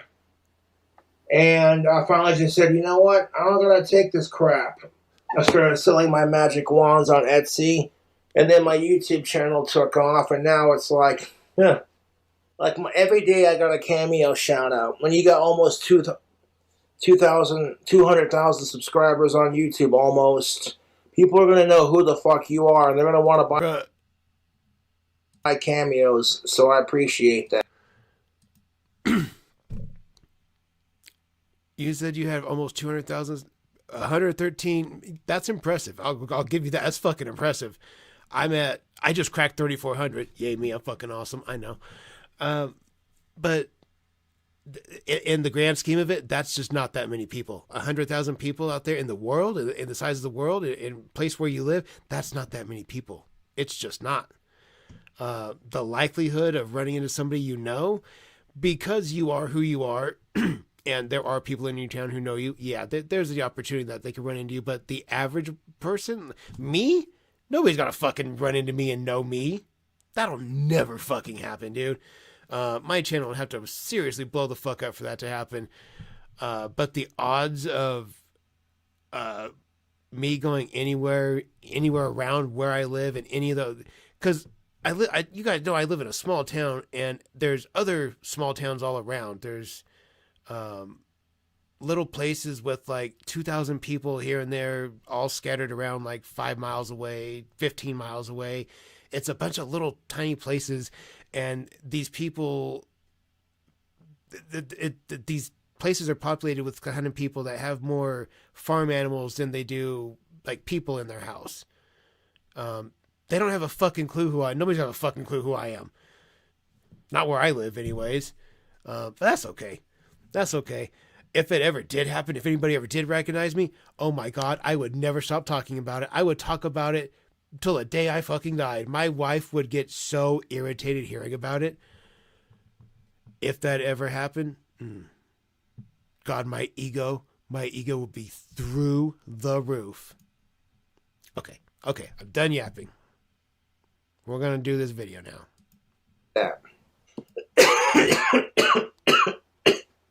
You know, she's on her period. You cuddle with her on the couch and watch Gilmore Girls, even though you two had a big major fight the other day. And you're like, babe, what are you in the mood for? She's like, pasta. Can you make me some? And I'm like, yes, I can. I found this recipe by King Cobra JFS where he does this bacon, white wine, chicken Alfredo pasta with beer and white wine and a 4-cheese Alfredo sauce. And if it leads to make-up sex, then that's a bonus. Last thing on my mind.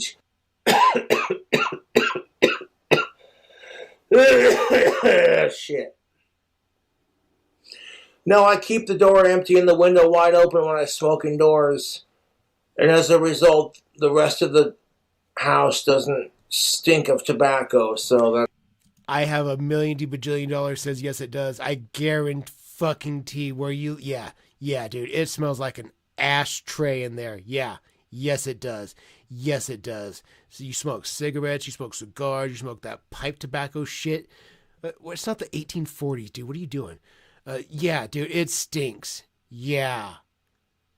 Cigarettes, tobacco, that smell, it doesn't just dissipate. It's cannabis settles out, it goes away. Tobacco does not. It hangs out for a minute. You smoke a cigarette, if I smoked a cigarette, like if I lit a cigarette right now in this bedroom, I smoked the whole cigarette, put it out in here, this room is going to smell like that cigarette for the next fucking week, minimum. Easy, it'll smell like a cigarette for a week. There's that. This whole you want to date the bad boy. You want to date the bad boy. He's not a bad boy. He just treats you badly. There's a difference. I heard one of the times that one of my wife's coworkers saw me picking her up from work one day, they said, ooh, Mrs. Cholo must like bad boys. I didn't know her husband had all those tattoos on his head and his neck and everything. And they're like, oh, no, he's really nice. He's really sweet. Yeah, he's just a big Ted. Yeah, he's not mean. No, he's really sweet. Yeah, he just looks scary, but he's really nice. Yeah. That's the truest depiction. I hear that a lot. You look scary, but when you talk to you, you're really nice. Like, yeah. Don't judge a book by its cover. That's the lesson in that. Oh! Wow. Oh my God, he just... Excuse me.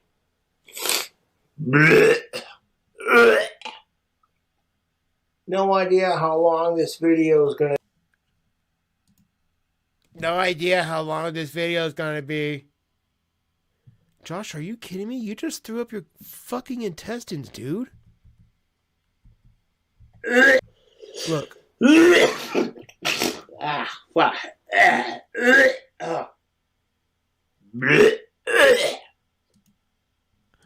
The fact that he's not like making a skit of it, it's not like a joke like, ugh, gross, ugh, that's nasty. Like that's his natural body's reaction to what he's doing to it. Dude's like, again, I say it every week when we watch him. Is anybody surprised? No. When your body is reacting like that to the things you do to it, there's a fucking problem, dude. It's telling you enough. Enough is enough. It will not last. Clearly. Bodies give out. They don't last forever. Excuse me.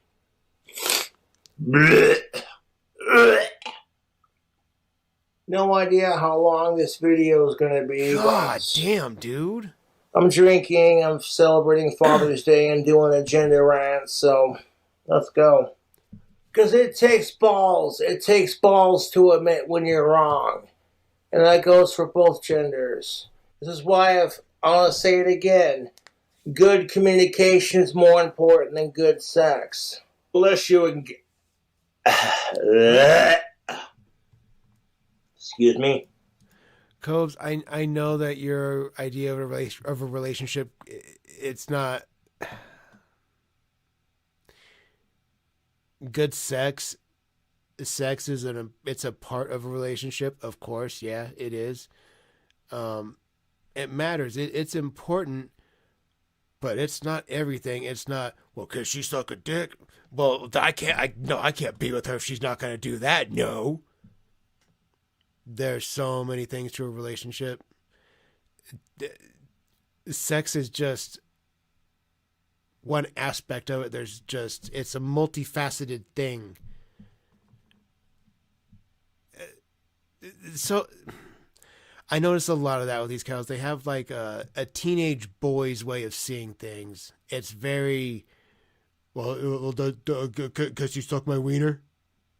It's just very sex driven, and it just comes off like a young man. Just very immature. I don't know. There's a lot of things that are important to my relationship. Sex is a part of it, yes, but there's a lot of other things to it.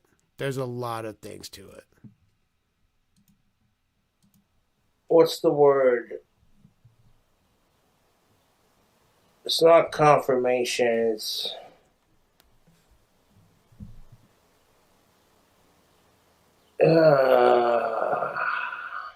compromise. There we go.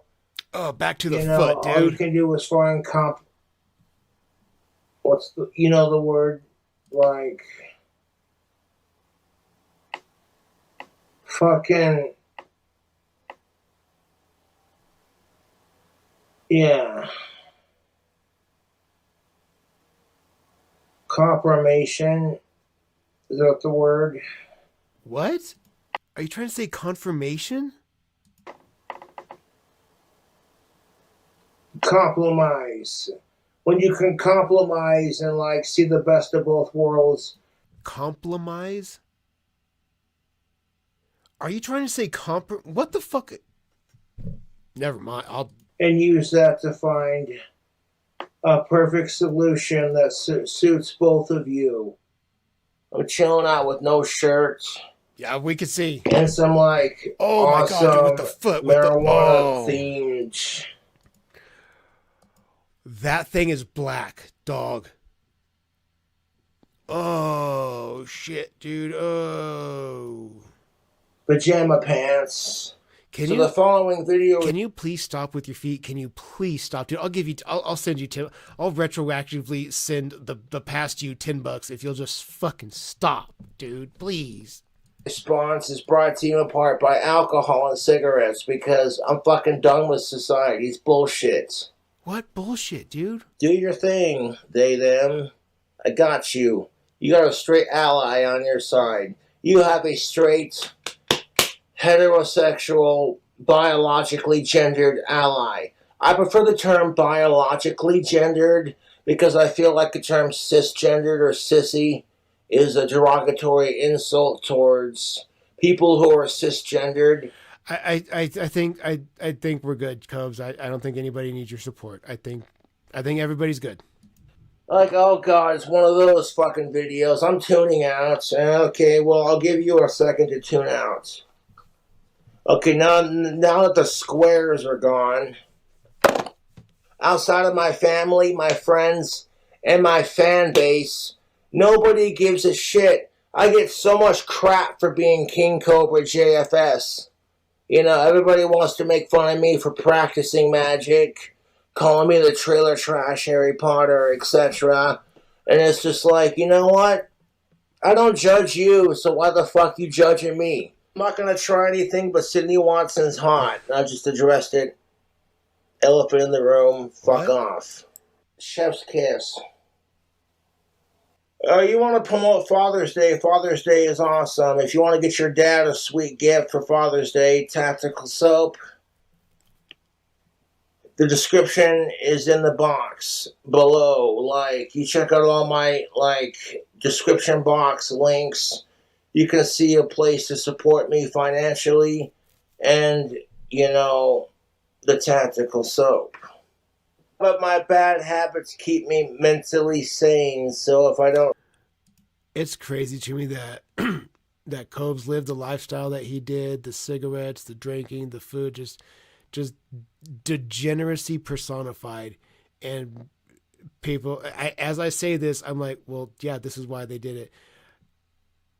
It blows me away that people are like, oh yeah, dude, here, we're going to fund this. Yeah, we'll help you pay your bills. We'll help you get some booze. But then right as I'm saying it, like, they did that to keep the show rolling. Still, it's wild, though. It's wild. If I can have a cigarette or a little bit of booze, every now and then I go a little fucking loopy. Smells freaking good. What? Tactical soap. Check out the description box below for all your needs. I'm a proud affiliate for this product because it works. I've seen women 10 times out of my league react positively to the smell that I'm laying off, I don't gotta get laid to appreciate what tactical soap's laying down. Their chemical-free, cold-pressed soap made for men is awesome. My coupon code no longer works. My YouTube trolls couldn't handle the fact that Cobra's making money doing what he loves doing, so we're gonna harass Scott Carr and blah, blah, blah, blah. And then not enough people were using the coupon code King Cobra on top of it, so it is what it is. Regardless, I still rock the soap. Does your foot have to be in frame the entire time? Dude, your feet are fucking black on bottom. And I'm a proud affiliate of Tactical Soap because it works.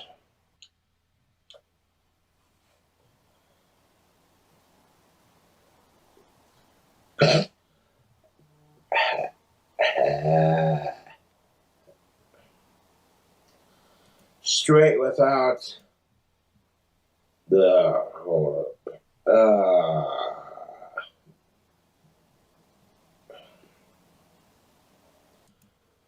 sorry, the alcohol burns.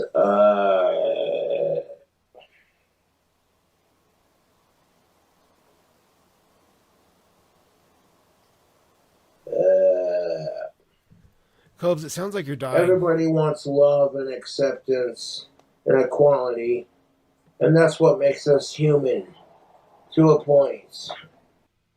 What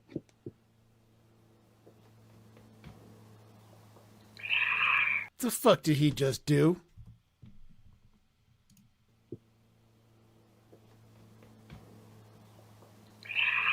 There we go.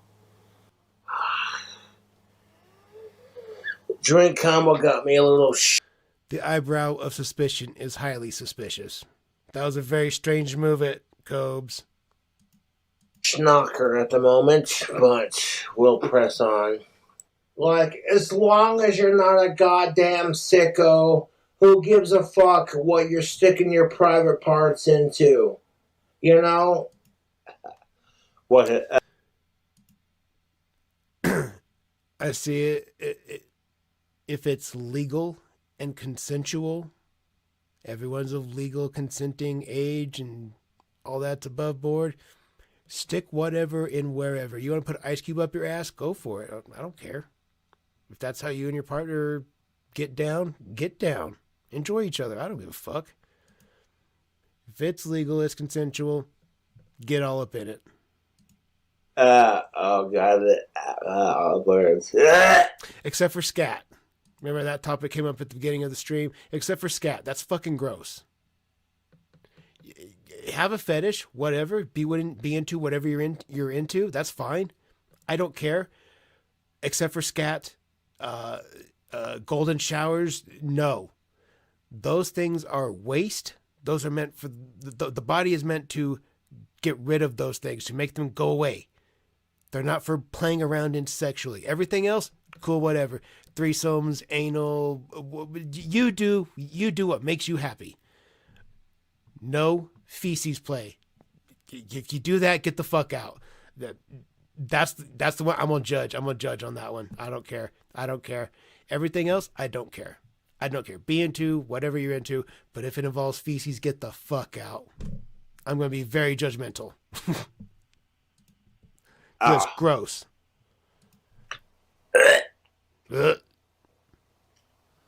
Oh shit. Don't sound like uh-oh. Put that down for a minute. Oh, he's gonna puke. Oh shit. Puke. He's gonna puke.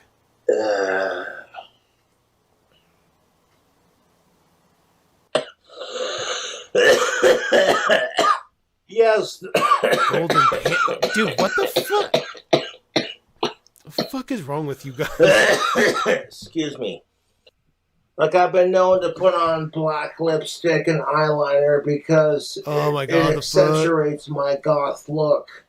It has nothing to do with my sexuality or, like, who I am as a person, so to speak, because I idolize bands like Cradle of Filth, Ozzy Osbourne, and Black Sabbath, etc., or Alice Cooper, When I was a kid and I started the whole Cobra Demon thing, I was told it's just in your head.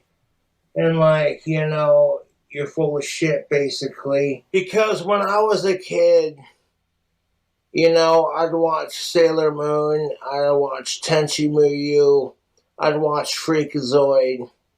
I had a crush on Little Washu, Cobra Queen, and Sailor Pluto kind of thing. I went through that phase myself. And then when puberty hit, I started discovering the opposite gender.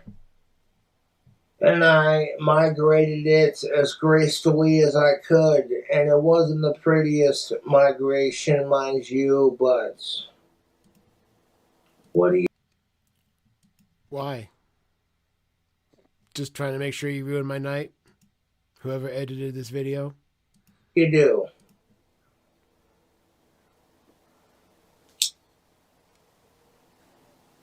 And when I say Sailor Pluto, I mean the adult version. Sailor Pluto as the adult version. I'm like, sign me up. Watching Batman in the early 90s to early 2000s.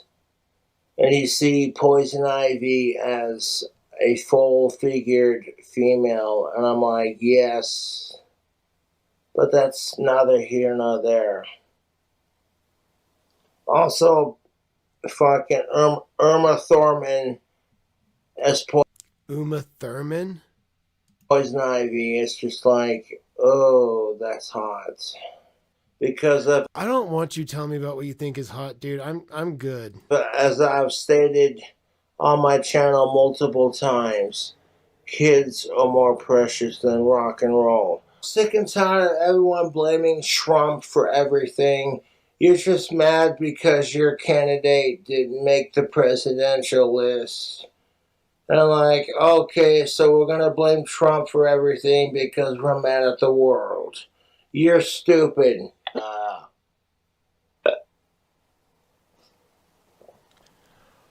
Oh my God, dude.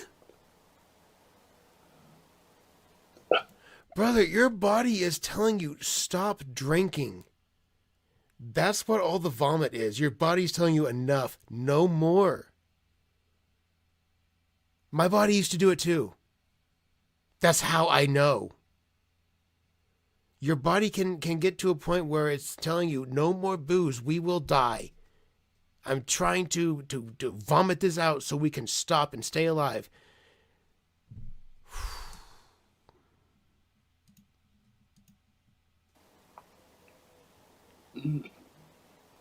What a second. See, Cobes, that's not normal. Your body shouldn't do that. That's not just part of everybody's Thursday morning.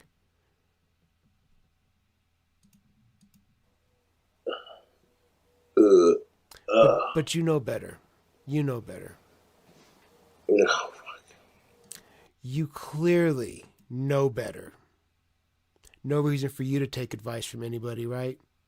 You're far too smart and wise to go to therapy or to need or take advice from anybody that may have already been in this situation. Why take advice? Why ask for help? Could have saved your life. Could have. You know better, though. Cheers. You know better. You know what's best for you, clearly. There we go. Here's a video response for you. Fuck sickos, fuck the trolls. Wow. Wow. Ladies and gentlemen, we did it. We did it. We killed it. We got through it. All of them. We got through a bunch of videos tonight. What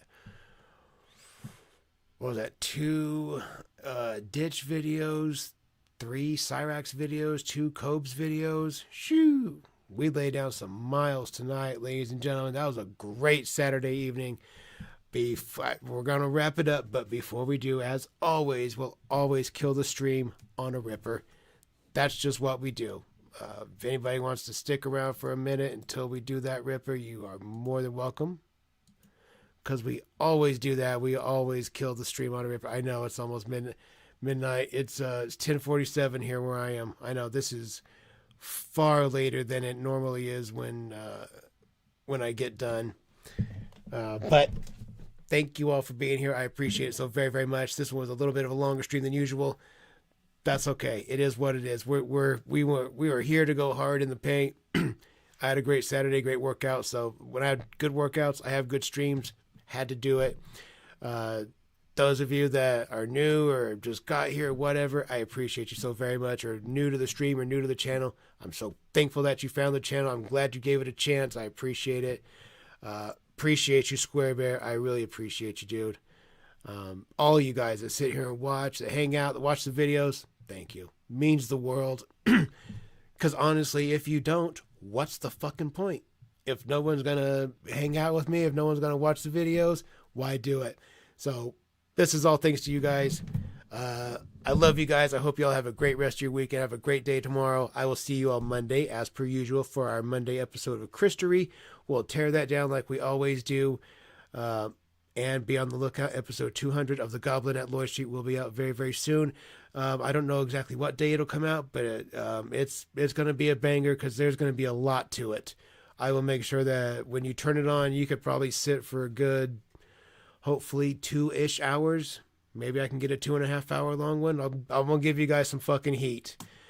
Guys, I love y'all. Have a great rest of your night. Let's catch this ripper and call it a stream. Poop, poop.